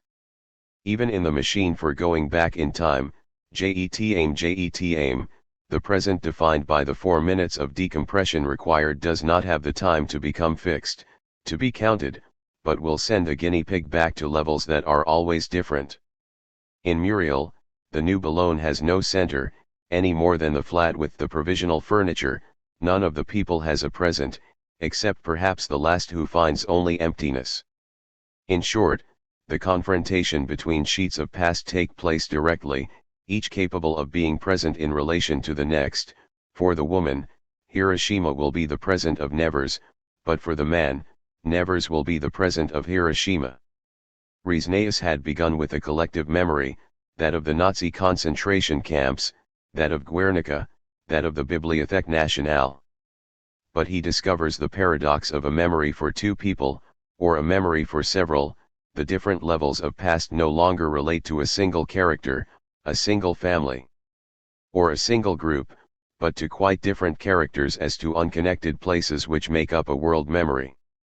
He attains a generalized relativity, and takes to its conclusion what was only a direction in Wells, constructing undecidable alternatives between sheets of past. In this way we can also understand his antagonism to Rob Grillet, and the productive ambiguity of the two authors' collaboration, an architecture of the memory such that it explains or develops the coexistent levels of past rather than an art of peaks which implies simultaneous presence. In both cases there is a disappearance of the center or fixed point, but in opposite ways. Let us try to make some data sheets which would indicate an order of progress in certain of Riesnaeus' films, rather than a dialectic and oppositions. Jet despite the apparatus of science fiction, this is the simplest figure of time, because here memory concerns only one character. It is true that the memory machine does not consist in recollecting but in reliving a precise moment of the past. However, what is possible for the animal, the mouse, is impossible for the man. For the man the past moment is like a shining point which belongs to a sheet and cannot be detached from it. An ambiguous moment can take part in two sheets, love for Katrine and the decline of this love. So that the hero will only be able to relieve it by crossing these sheets again, and by, from that moment, crossing many others. Before he knew Katrine, after Katrine's death, all kinds of regions are thus stirred up in the memory of a man jumping from one to the other, and seem to emerge one after another from an original swamp, universal lapping embodied by the eternal nature of Katrine. You are still, you are a swamp, of night, of mud. You smell of low tide. Last year in Moranbad is a more complex figure, because here the memory is for two characters. But it is a memory which is still shared, since it refers to the same givens, affirmed by one of them and refused or denied by the other. What happens is that the character X revolves in a circuit of past which includes A as shining point, as aspect, whilst A is in regions which do not include X or do so only in a nebulous way. Will A allow herself to be attracted into X's sheet, or will the latter be shattered and unhinged by A's resistances which are rolled up in her own sheets? Hiroshima Mon Amour complicates matters still more. There are two characters, but each has his or her own memory which is foreign to the other. There is no longer anything at all in common. It is like two incommensurable regions. Of past, Hiroshima and Nevers. And while the Japanese refuses the woman entry into his own region, I've seen everything. You've seen nothing in Hiroshima, nothing. The woman draws the Japanese into hers, willingly and with his consent, up to a certain point. Is this not a way for each of them to forget his or her own memory, and make a memory for two, as if memory was now becoming world, detaching itself from their persons? Muriel, there are two memories again, each marked by a war, Boulogne and Algeria. But this time each one includes several sheets or regions of past which refer to the different characters, three levels concerning the letter from Boulogne, the man who has written the letter, the man who has or has not sent it, and the woman who has not received it, two levels concerning the Algerian war, the young soldier and the hotel owner. This is a memory world, for several people, and at several levels, who contradict, accuse and grab each other. Logweni est fini does not, it seems to us, signal a mutation, a return to the present, but a deepening of the same problem. For the hero's present is itself no more than an age, a certain age of Spain which is never given as present. There is the age of the Civil War, in which the committee in exile remains fixed. There is the new age of the young radical terrorists. And the present of the hero, an official J permanent of the organization, is itself only an age of Spain, a level which is distinct from that of the Civil War no less than from the young generation who have not experienced it. What appeared as past, present and future is just as much 3 ages of Spain, so that something new is produced, whether in the deciding between them or at the edge of undecidability. The idea of age tends to become distinct, to take on an autonomous political, historical, or archaeological range. My American uncle will continue this exploration of ages, 3 characters each of whom has several levels and several ages. There are constants, each age, each sheet, will be defined by a territory, lines of flight and blockages of these lines. These are the topological and cartological limits proposed by Laborit. But the distribution varies from one age to another and from one character to another. The ages become ages of the world, in their variations, because they concern animals as such. Man and mouse rediscover a common fate, contrary to what happened in Jet-Aim, but also because they concern a superhuman cosmos, the island, and its treasure. It is in this sense that Bergson spoke of durations which are inferior and superior to man/all coexisting. Life is a tide of roses finally develops the idea of 3 ages in its own right, 3 ages of the world, 3 ages of the chateau, 3 coexisting ages related to the human, but each possessing and absorbing its own characters rather than all relating to given people, the age of the ancient, and utopia, the age of the modern, and the conference, the techno-democratic organization, the age of childhood, and legend.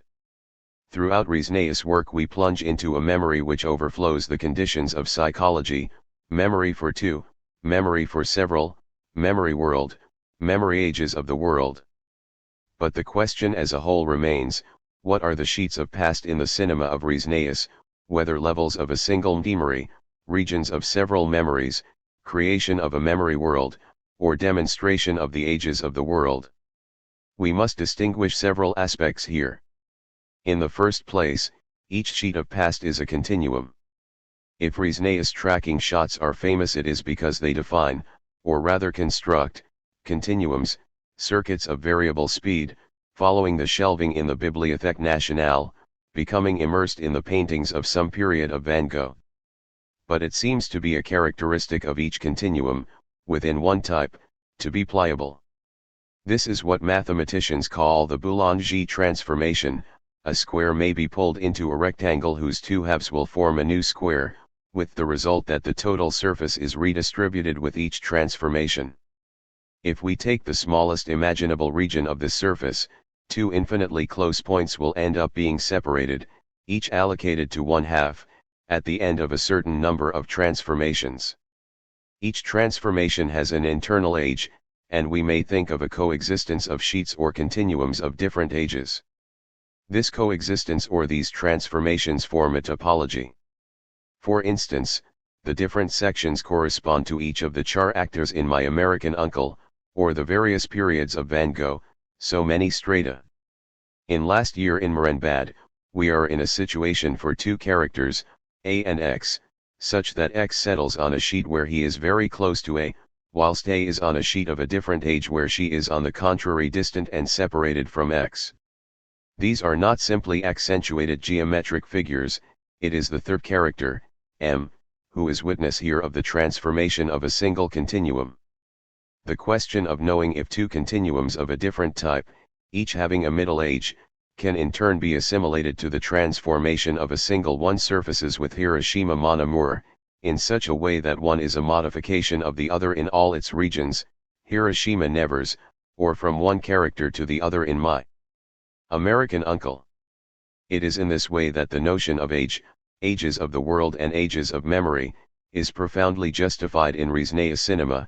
Events do not just succeed each other or simply follow a chronological course, they are constantly being rearranged according to whether they belong to a particular sheet of pata particular continuum oifage. All of which coexist. Did X know a D or not? Did Ritzier ter Katten, or was it an accident, in Je Tamj Taim? Was the letter in Muriel sent and not received, And who wrote it? These are undecidable alternatives between sheets of past, because their transformations are strictly probabilistic from the point of view of the coexistence of ages. Everything depends on which sheet you are located on. And this is always the difference that we find between Riesneus and Rob Grillet. What one gets through discontinuity of peaks of present, leaps, the other obtains by transformation of continuous sheets of past. There is a statistical probabilism in Riesneus which is completely different from the indeterminism of the quantum type in Rob Grillet. Yet Riesneus has subdued the discontinuous as much as Rob Grillet has subdued continuity. This is the second aspect which we see in Riesneus, deriving from the first. What happens is that the transformations or new distributions of a continuum consistently and inevitably end in a fragmentation. A region, no matter how small, will be fragmented, at the same time as its closest points will each move into a half. Every region of a continuum may begin by changing shape in a continuous way but will end up being cut in two, and its parts will in turn be fragmented. Stengers, Muriel, and especially Jet-Aim exhibit this inevitable fragmentation of sheets of past to the highest degree. But before them Van Gogh created a coexistence of periods, the last of which, the one in Provence, speeds up the tracking shots across the canvases, and also multiplies the cutting shots and extends the dissolves into black, in a hacked montage hatch which ends in deep blackness. In short, the continuums or strata continually fragment at the same time as they become rearranged, from one age to another. In Jet-Aim, a perpetual stirring will make what was far away close and what was close far away. The continuum continually fragments, to give a different continuum, itself in course of fragmentation. The fragmentations are inseparable from the topology, that is, from the transformation of a continuum. We see here a technical stress which is essential in the cinema. Just as with Wells, as we shall see, short montage is not opposed to wide shots or tracking shots. Montage is in strict correlation with these, and marks the age of their transformation. As Goddard remarked, Riesneus sometimes does a tracking shot with two fixed shots, but he also produces a fragmentation by tracking, for instance from the Japanese river to the banks of the Loire. It is perhaps in Providence that cut and continuum attain the highest unity. The one brings together states of body, organic rattlings, states of world, storm and thunder, states of history, bursts of machine gun fire, bombs exploding, whilst the other carries out the redistributions and transformations of these states. As in mathematics, cuts no longer indicate continuity solutions but variable distributions between the points of a continuum. In the third place, Riesneus has never disguised his liking, in his preparatory works, for a complete biography of the characters, a detailed cartography of the places they go to and their itineraries, an establishment of diagrams in a true sense.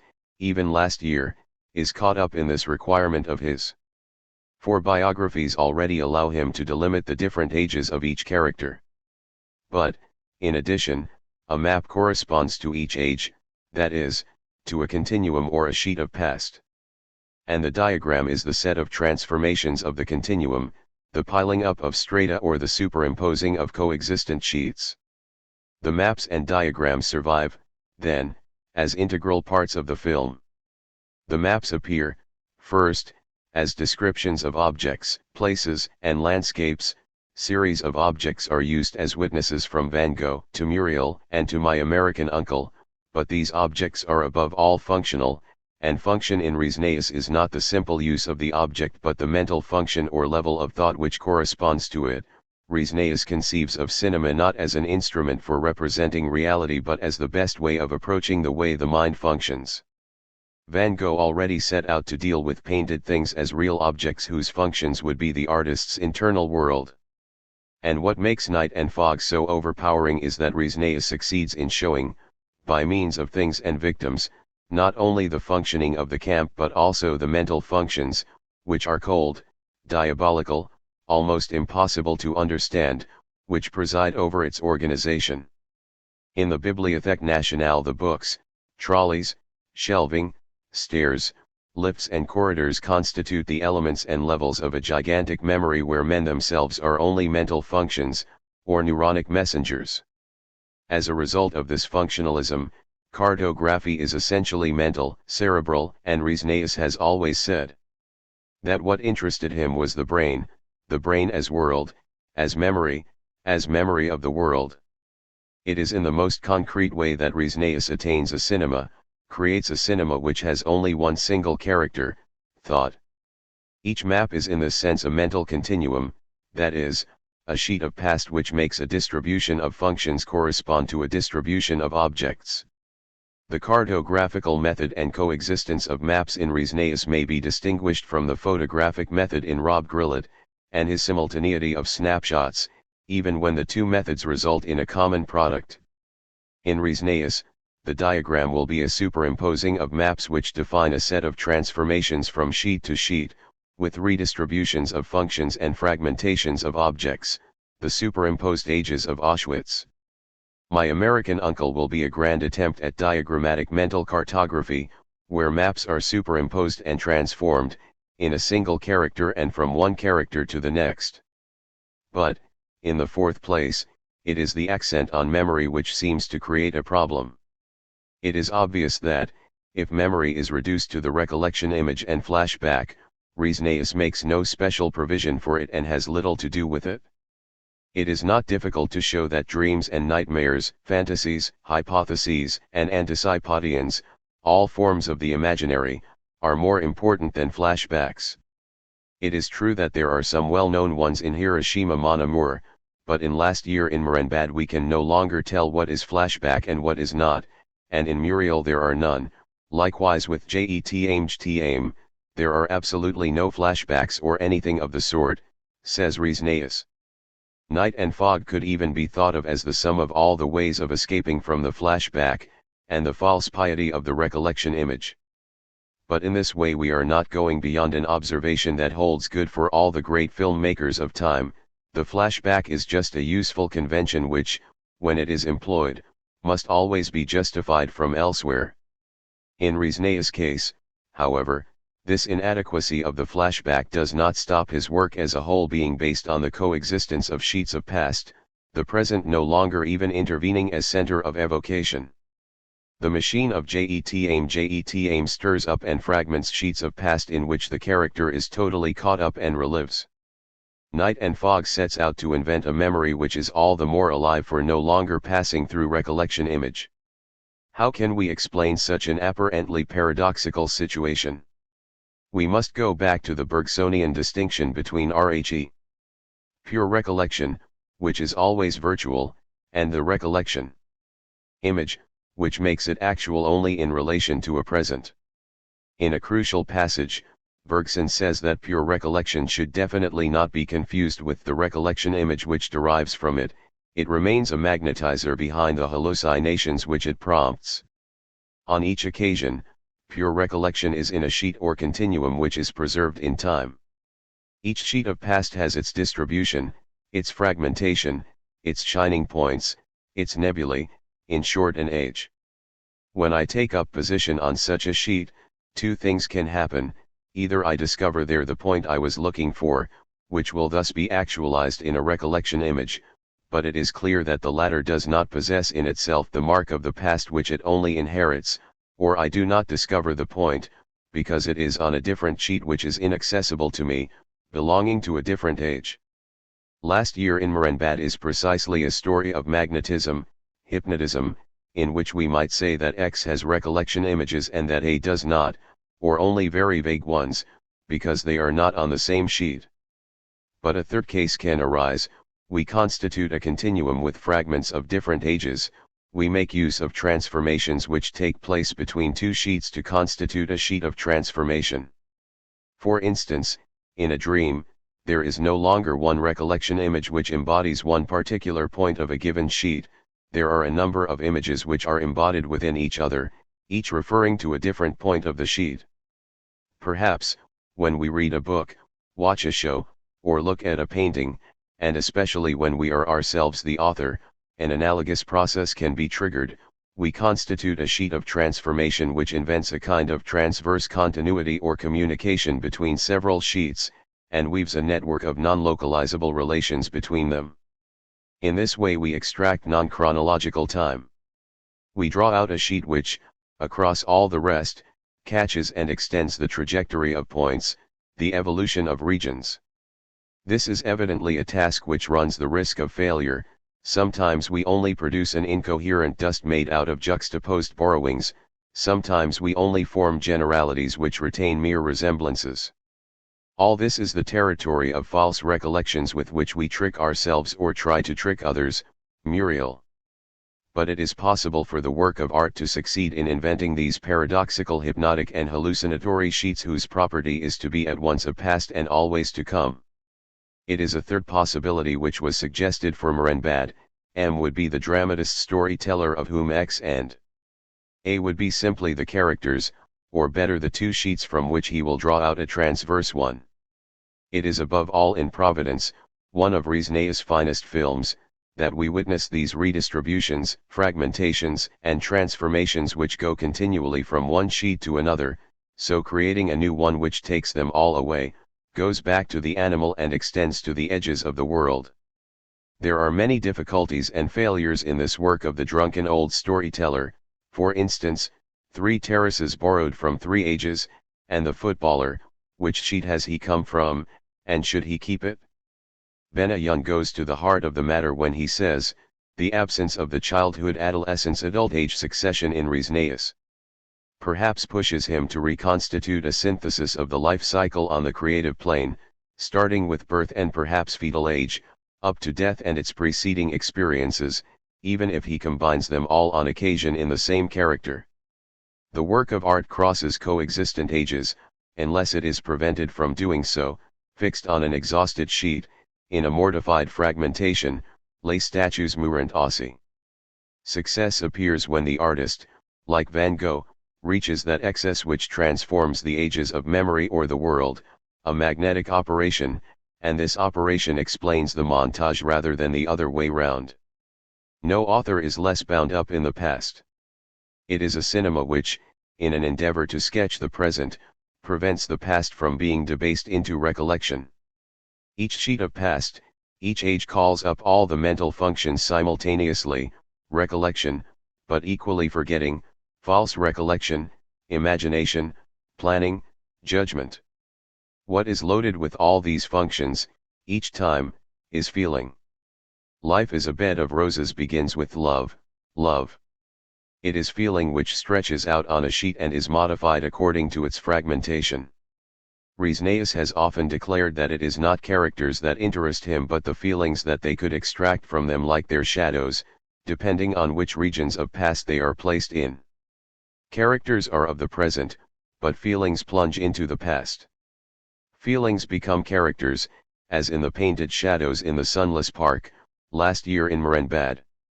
This is where music becomes specially important. Resnais may therefore sometimes think that he is going beyond psychology, sometimes that he is remaining within it, depending on whether we are talking about a psychology of characters or a psychology of pure feelings. And feeling is that which is in continual exchange, circulating from one sheet to another according to what transformations occur. But when transformations themselves form a sheet which crosses all the others, it is as if feelings set free the consciousness or thought with which they were loaded, a becoming conscious according to which shadows are the living realities of a mental theater and feelings the true figures in a cerebral game which is very concrete. It is hypnosis which reveals thought to itself. In a single movement, Resnais goes beyond characters towards feelings, and beyond feelings towards the thought of which they are the characters. This is why Resnais is always saying that he is interested only in what happens in the brain, in cerebral mechanisms monstrous, chaic, or creative mechanisms. If feelings are ages of the world, thought is the non-chronological time which corresponds to them. If feelings are sheets of past, thought, the brain, is the set of non-localizable relations between all these sheets, the continuity which rolls them up and unrolls them like so many lobes, preventing them from halting and becoming fixed in a death position. According to the novelist Belai, we are the unrolling of a cinematographic film subject to the minute action of occult forces. Should the film stop, we will be fixed forever in an artificial pose of terror. In cinema, Resnaeus says, something ought to happen around the image, behind the image and even inside the image. This is what happens when the image becomes time image. THIRD-world has become memory, brain, superimposition of ages or lobes, but the brain itself has become consciousness, continuation of ages, creation or growth of ever new lobes, recreation of matter as with styrene. The screen itself is the cerebral membrane where immediate and direct confrontations take place between the past and the future, the inside and the outside, at a distance impossible to determine, independent of any fixed point, which is perhaps what creates the strangeness of Stavisky. The image no longer has space and movement as its primary characteristics but topology and time. Two regimes of the image can be contrasted point by point, an organic regime and a crystalline regime, or more generally a kinetic regime and a chronic regime. The first point concerns descriptions. A description which assumes the independence of its object will be called organic. It is not a matter of knowing if the object is really independent, it is not a matter of knowing if these are exteriors or scenery. What counts is that, whether they are scenery or exteriors, the setting described is presented as independent of the description which the camera gives of it, and stands for a supposedly pre-existing reality. In contrast, what we will call a crystalline description stands for its object, replaces it, both creates and erases it as Rob Grillet puts it, and constantly gives way to other descriptions which contradict, displace, or modify the preceding ones. It is now the description itself which constitutes the sole decomposed and multiplied object. We see it in a whole variety of areas, the flat views and flat tints of color in the musical comedy, the anti-perspective frontal transparencies of Cyberberg. Sometimes we go from one regime to the other, as in an actor's revengeful Kakawa, where a yellow fog blurs and passes across a painted canvas. But the difference is not between scenery and exteriors. Neorealism and the New Wave constantly filmed on location, in order to extract from it those pure descriptions which develop a creative and destructive function. In fact, organic descriptions which presuppose the independence of a setting serve to define sensory-motor situations, while crystalline descriptions, which constitute their own object, refer to purely optical and sound situations detached from their motor extension. This is a cinema of the seer and no longer of the agent devoyant, non plus deactant. The second point is a consequence of the first, and concerns the relation between the real and the imaginary. In an organic description, the real that is assumed is recognizable by its continuity even if it is interrupted by the continuity shots which establish it and by the laws which determine successions, simultaneities, and permanences. It is a regime of localizable relations, actual linkages, legal, causal and logical connections. It is clear that this system includes the unreal, the recollection, the dream and the imaginary but as contrast. Thus the imaginary will appear in the forms of caprice and discontinuity, each image being in a state of disconnection with another into which it is transformed. This will be a second pole of existence, which will be defined by pure appearance to consciousness, and no longer by legal connections. Images of this type will be actualized in consciousness, in accordance with the needs of the present actual or the crises of the real. A film may be entirely made up of dream images. These will retain their capacity for perpetual disconnection and change which contrasts them with real images. The organic system will, therefore, consist of these two modes of existence as two poles in opposition to each other, linkages of actuals from the point of view of the real, and actualizations in consciousness from the point of view of the imaginary. The crystalline regime is completely different, the actual is cut off from its motor linkages, or the real from its legal connections, and the virtual, for its part, detaches itself from its actualizations, starts to be valid for itself. The two modes of existence are now combined in a circuit where the real and the imaginary, the actual and the virtual, chase after each other, exchange their roles and become indiscernible. It is here that we may speak the most precisely of crystal image, the coalescence of an actual image and its virtual image, the indiscernibility of two distinct images. Passages from one regime to the other, from the organic to the crystalline, can take place imperceptibly, or there can be constant overlapping. Mankiewicz, for instance. There are nonetheless two regimes which differ in nature. The third point no longer concerns description, but narration. Organic narration consists of the development of sensory-motor schemata, as a result of which the characters react to situations or act in such a way as to disclose the situation. This is a truthful narration in the sense that it claims to be true, even in fiction.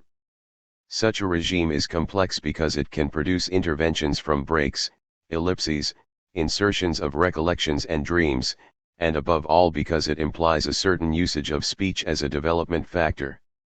However, we are not yet considering the specific nature of this factor. We simply note that the sensory-motor schema is concretely located in a hodological space, THIRD-Lewin, which is defined by a field of forces, oppositions, and tensions between these forces, resolutions of these tensions. According to the distribution of goals, obstacles, means, detours. The corresponding abstract form is Euclidean space, because this is the setting in which tensions are resolved according to a principle of economy, according to the so-called laws of extremum, of minimum and maximum, for example, the simplest route, the most appropriate detour, the most effective speech, the minimum means for a maximum effect. This economy of narration, then, appears both in the concrete shape of the action image and hodological space and in the abstract figure of the movement image and Euclidean space. Movements and actions may present many obvious anomalies, breaks, insertions, superimpositions, and decompositions. They nonetheless obey laws which are based on the distribution of centers of forces in space. We can say in general that time is the object of an indirect representation insofar as it is a consequence of action, is dependent on movement and is inferred from space. Hence, no matter how disordered it is, it remains in principle a chronological time. Crystalline narration is quite different, since it implies a collapse of sensory-motor schemata. Sensory-motor situations have given way to pure optical and sound situations to which char actors, who have become seers, cannot or will not react, so great is their need to see properly what there is in the situation. This is the Dostoevskian condition as taken up by Kurosawa. In the most pressing situations, the idiot feels the need to see the terms of a problem which is more profound than the situation, and even more pressing. The same is true for most of Kurosawa's films. But, in OZU, in neorealism and in the New Wave, vision is no longer even a presupposition added to action, a preliminary which presents itself as a condition. It occupies all the room and takes the place of action. Thus movement can tend to zero, the character, or the shot itself, remain immobile, rediscovery of the fixed shot. But this is not what is important, because movement may also be exaggerated, be incessant, become a world movement, a Brownian movement, a trampling, a to and fro, a multiplicity of movements on different scales. What is important is that the anomalies of movement become the essential point instead of being accidental or contingent. This is the era of false continuity shots as inaugurated by Dreher. In other words, crystalline narration will fracture the complementarity of a lived hodological space and a represented Euclidean space. Having lost its sensory-motor connections, concrete space ceases to be organized according to tensions and resolutions of tension, according to goals, obstacles, means, or even detours. It can be said, from a perspective unconnected with cinema, but which is fully confirmed by it, before hodological space, there is that overlapping of perspectives which does not allow the grasping of a given object because there are no dimensions in relation to which the unique set would be ordered. The fluctuatio animi which precedes resolute action is not hesitation between several objects or between several directons, but a mobile covering up of sets which are incompatible, almost alike and yet disparate. It is here that a crystalline narration will extend crystalline descriptions, their repetitions and variations, through a crisis of action. But, at the same time as concrete space ceases to be hodological, Abstract space ceases to be Euclidean, losing in turn the legal connections and laws of extremum which governed it. Of course, we realize the dangers of citing scientific propositions outside their own sphere. It is the danger of arbitrary metaphor or of forced application. But perhaps these dangers are averted if we restrict ourselves to taking from scientific operators a particular conceptualizable character which itself refers to non-scientific areas, and converges with science without applying it or making it a metaphor. It is in this sense that we can talk about Riemannian spaces in Bresson, in neorealism, in the New Wave and in the New York School, of quantum spaces in Rob Grillet, of probabilistic and topological spaces in Riesneus, of crystallized spaces in Herzog and Tarkovsky. We say, for example, that there is Riemannian space when the connecting of parts is not predetermined but can take place in many ways. It is a space which is disconnected, purely optical, sound, or even tactile, in the style of Bresson. There are also empty and amorphous spaces which lose their Euclidean coordinates, in the style of Oziu or Antonioni. There are crystallized spaces, when the landscapes become hallucinatory in a setting which now retains only crystalline seeds and crystallizable materials. Now what characterizes these spaces is that their nature cannot be explained in a simply spatial way. They imply non-localizable relations. These are direct presentations of time. We no longer have an indirect image of time which derives from movement, but a direct time image from which movement derives. We no longer have a chronological time which can be overturned by movements which are contingently abnormal. We have a chronic non-chronological time which produces movements necessarily abnormal, essentially false. It can also be said that montage tends to disappear in favor of the sequence shot, with or without depth. But this is not true in principle, and montage remains in most cases the essential cinematographic act. It simply changes its sense. Instead of composing movement images in such a way that an indirect image of time emerges from them, it decomposes the relations in a direct time image in such a way that all the possible movements emerge from it. It is not recollections or dreams which determine these chronic relations. Recollection or dream images are on the way to actualization in sensory-motor schemata, and presuppose their broadening or weakening, but not their breaking in favor of something else. If time appears dirty, it is in deactualized peaks of present, it is in virtual sheets of past. The indirect image of time is constructed in the organic regime in accordance with sensory-motor situations, but the two direct time images appear in the crystalline system in consequence of pure optical and sound situations. A fourth point, more complex or more general, follows on from this. If we take the history of thought, we see that time has always put the notion of truth into crisis. Not that truth varies depending on the epoch. It is not the simple empirical content, it is the form or rather the pure force of time which puts truth into crisis. Since antiquity this crisis has burst out in the paradox of contingent futures. If it is true that a naval battle may take place tomorrow, how are we to avoid one of the true following consequences? Either the impossible proceeds from the possible, since, if the battle takes place, it is no longer possible that it may not take place, or the past is not necessarily true, since the battle could not have taken place. It is easy to regard this paradox as a sophism.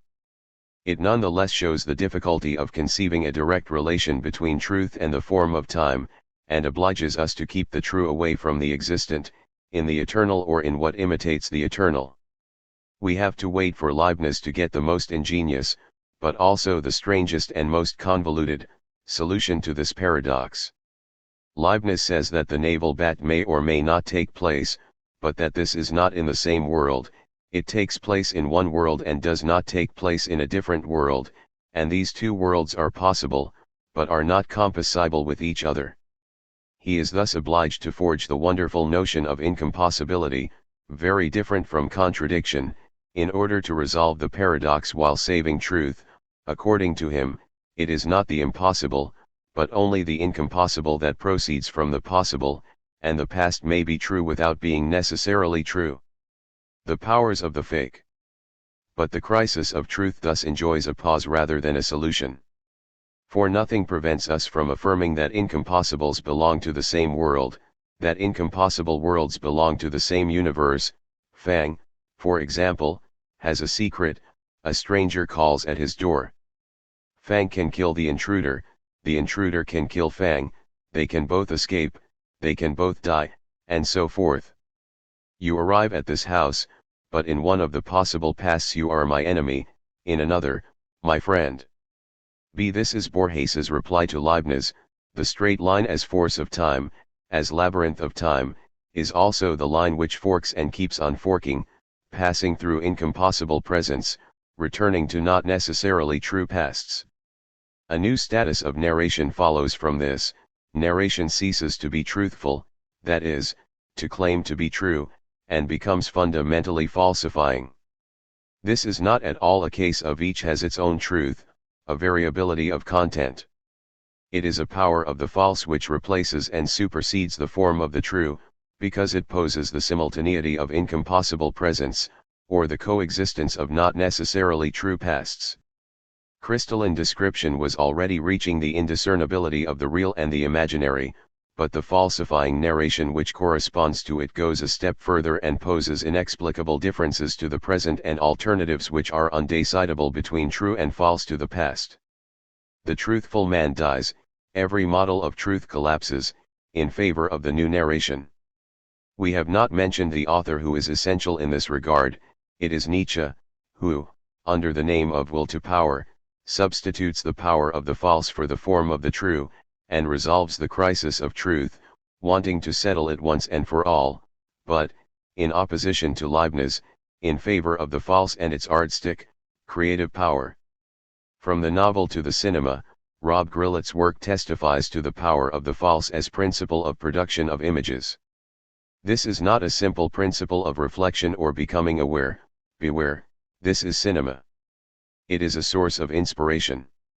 The images must be produced in such a way that the past is not necessarily true, or that the impossible comes from the possible. When Rob Grillet appeals to the detail which falsifies in the image, for instance, the man who lies should not have the same suit and tie several years later, we see that the power of the false is also the most general principle that determines all the relationships in the direct time image. In one world, two characters know each other, in another world they don't know each other, in another one the first knows the second, in another, finally, the second knows the first. Or two characters betray each other, only the first betrays the second, neither betrays, the first and second are the same person who betrays himself under two different names. Contrary to what Leibniz believed, all these worlds belong to the same universe and constitute modifications of the same story. Narration is no longer a truthful narration which is linked to real, sensory-motor, descriptions. Description becomes its own object and narration becomes temporal and falsifying at exactly the same time.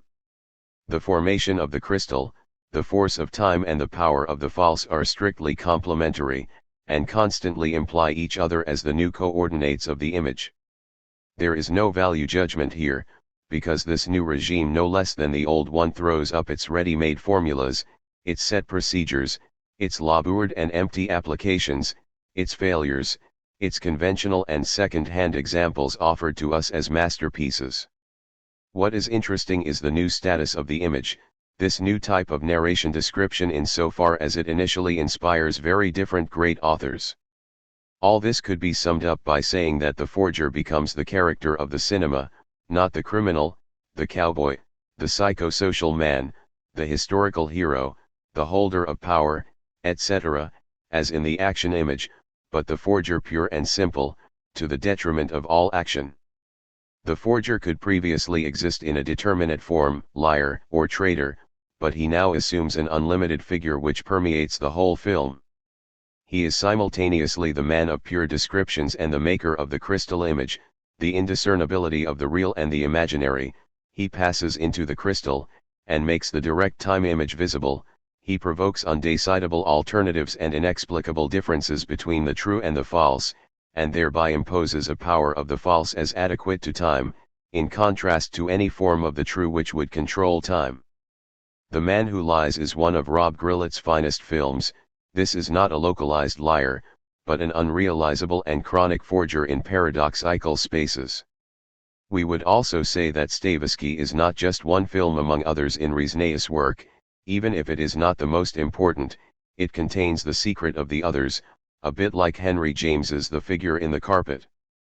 We might also select from Goddard a film which is even more minor yet crucial, because it presents in a systematic and concise way what will be the constant inspiration for all his work, a power of the false which Goddard was able to impose as a new style and which moves from pure descriptions to falsifying narration from the point of view of a direct time image.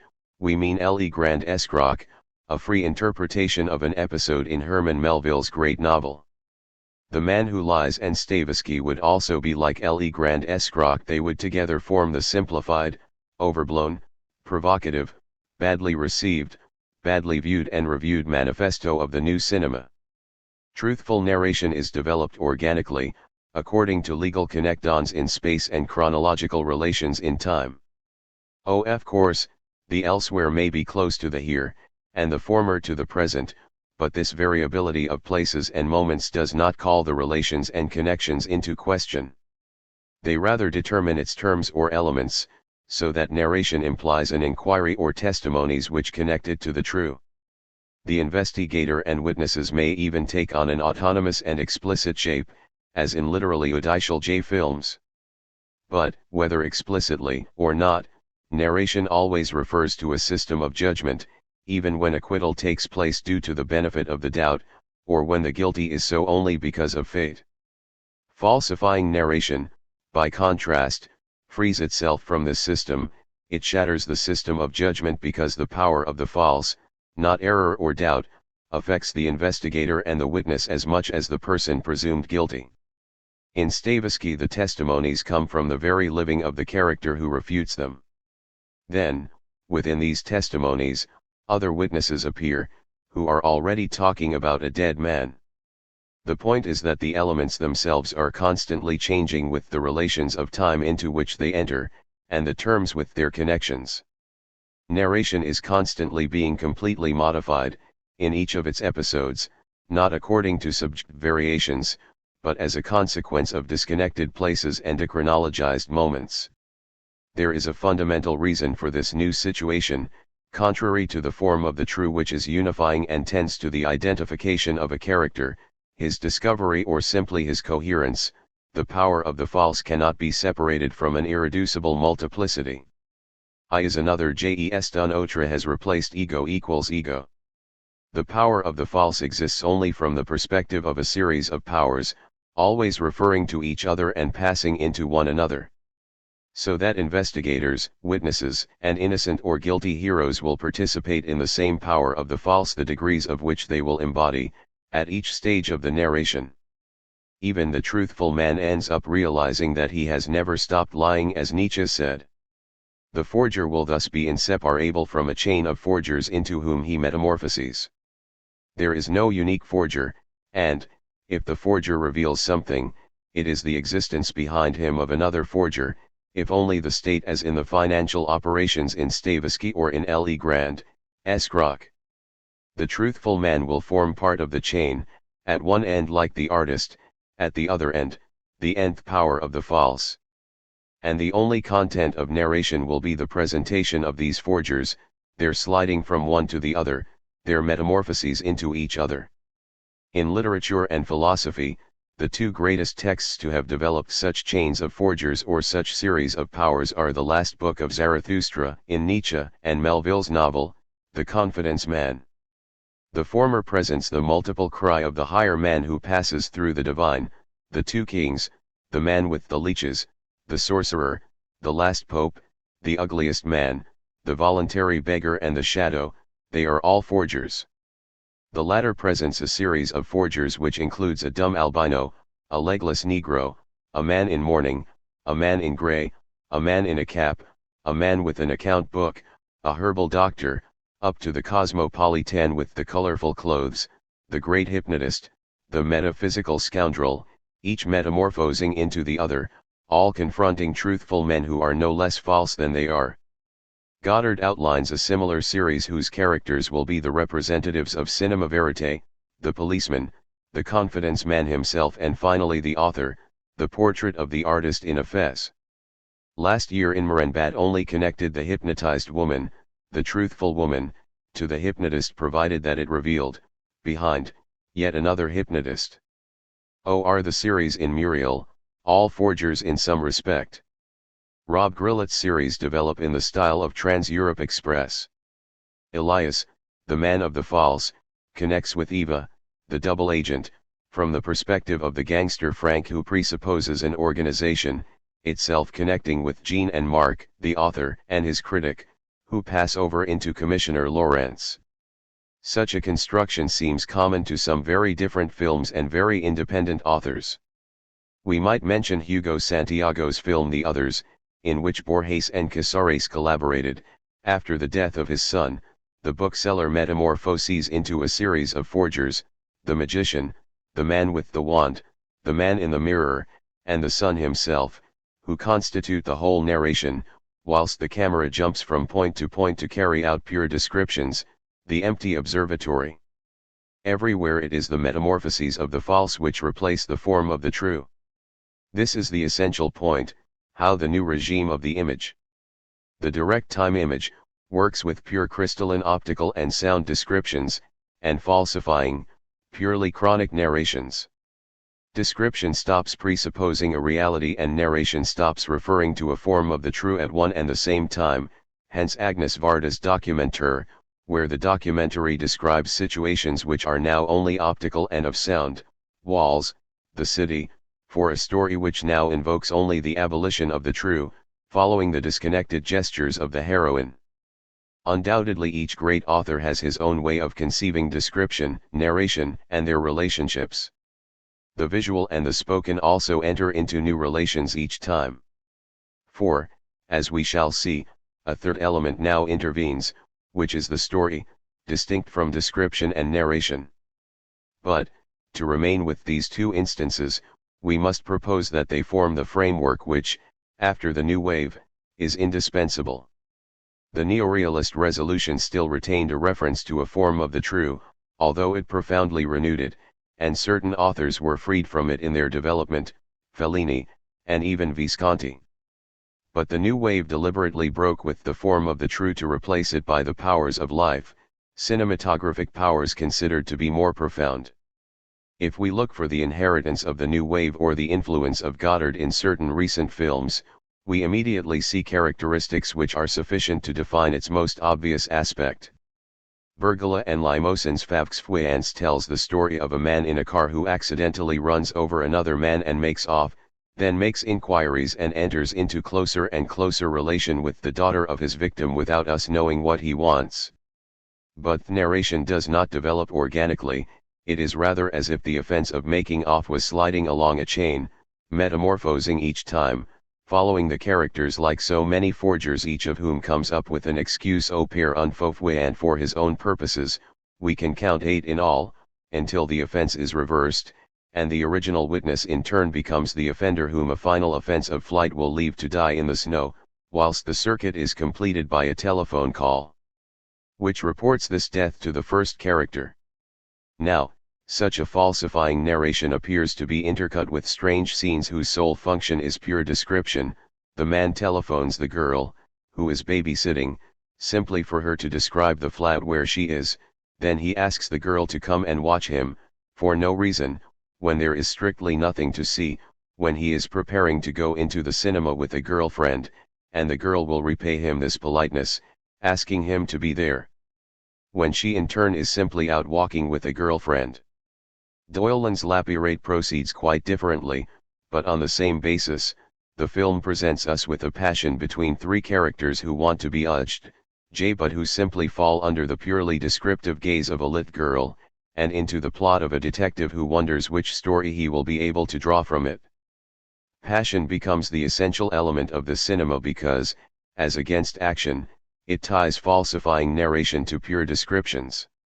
If there is a unity to the new German cinema Wenders, Fassbinder, Schmid, Schroeder, or Schlundorf, it is also here, as a result of the war, in the constantly variable link between these elements, spaces reduced to their own descriptions, city deserts or places which are constantly being destroyed, direct presentations of an oppressive, useless, and unsummonable time which haunt the characters, and, from one pole to the other, the powers of the false which weave a narration, in so far as they take effect in false movements.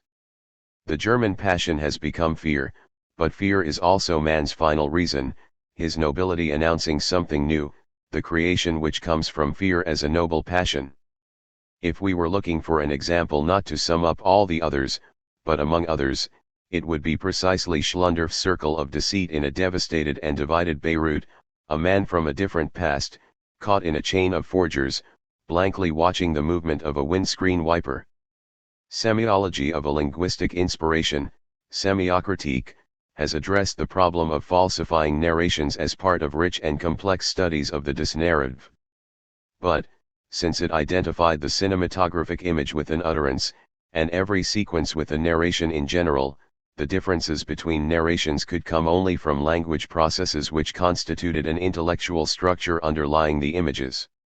What constituted this structure was the symptom and the paradigm, which were both complementary, but under conditions which meant that the second remained weak and undetermined while the first alone was decisive in traditional narration, Christian Metz. Hence, it only needs the paradigm to become crucial to the structural order, or the structure to become serial, for narration to lose the accumulative, homogeneous, and identifiable character that it owed to the primacy of the symptom. Grand syntagmatics is overtaken, the great lady is dead, subverted, and the minor elements eat away at her or make her multiply. New symptoms may arise, for example, the projective symptoms of Chateau and Jost, but they show the change in predominance. The cinema is always narrative, and more narrative, but it is disnarrative in so far as narration is affected by repetitions, permutations, and transformations which are explicable in detail by the new structure. However, a pure semiotics is unable to follow in the tracks of this semiology, because there is no narration, nor description, which is as given of images. The diversity of narrations cannot be explained by the avatars of the signifier, by the states of a linguistic structure which is assumed to underlie images in general. It relates only to perceptible forms of images and to corresponding sensory signs which presuppose no narration but from which derives one narration rather than another. Perceptible types cannot be replaced by the processes of language. It is in this sense that falsifying narration depends directly on the time image, on op signs and chronosigns, whilst traditional narration relates to forms of the movement image and sensory motor signs. Orson Welles is the first, he isolates a direct time image and makes the image go over to the power of the false. These two aspects are undoubtedly closely linked, but recent writers have attached increasing importance to the second, which culminates in its all true. There is a Nietzscheanism in Welles, as if Welles were retracing the main points of Nietzsche's critique of truth. The true world does not exist, and, if it did, would be inaccessible, impossible to describe, and, if it could be described, would be useless, superfluous. The true world implies a truthful man, a man who wants the truth, but such a man has strange motives, as if he were hiding another man in him, a revenge. Othello wants the truth, but out of jealousy, or, worse, out of revenge for being black, and Vargas, the epitome of the truthful man, for a long time seems indifferent to the fate of his wife, engrossed in the archives in amassing proofs against his enemy. The truthful man in the end wants nothing other than to judge life, he holds up a superior value, the good, in the name of which he will be able to judge.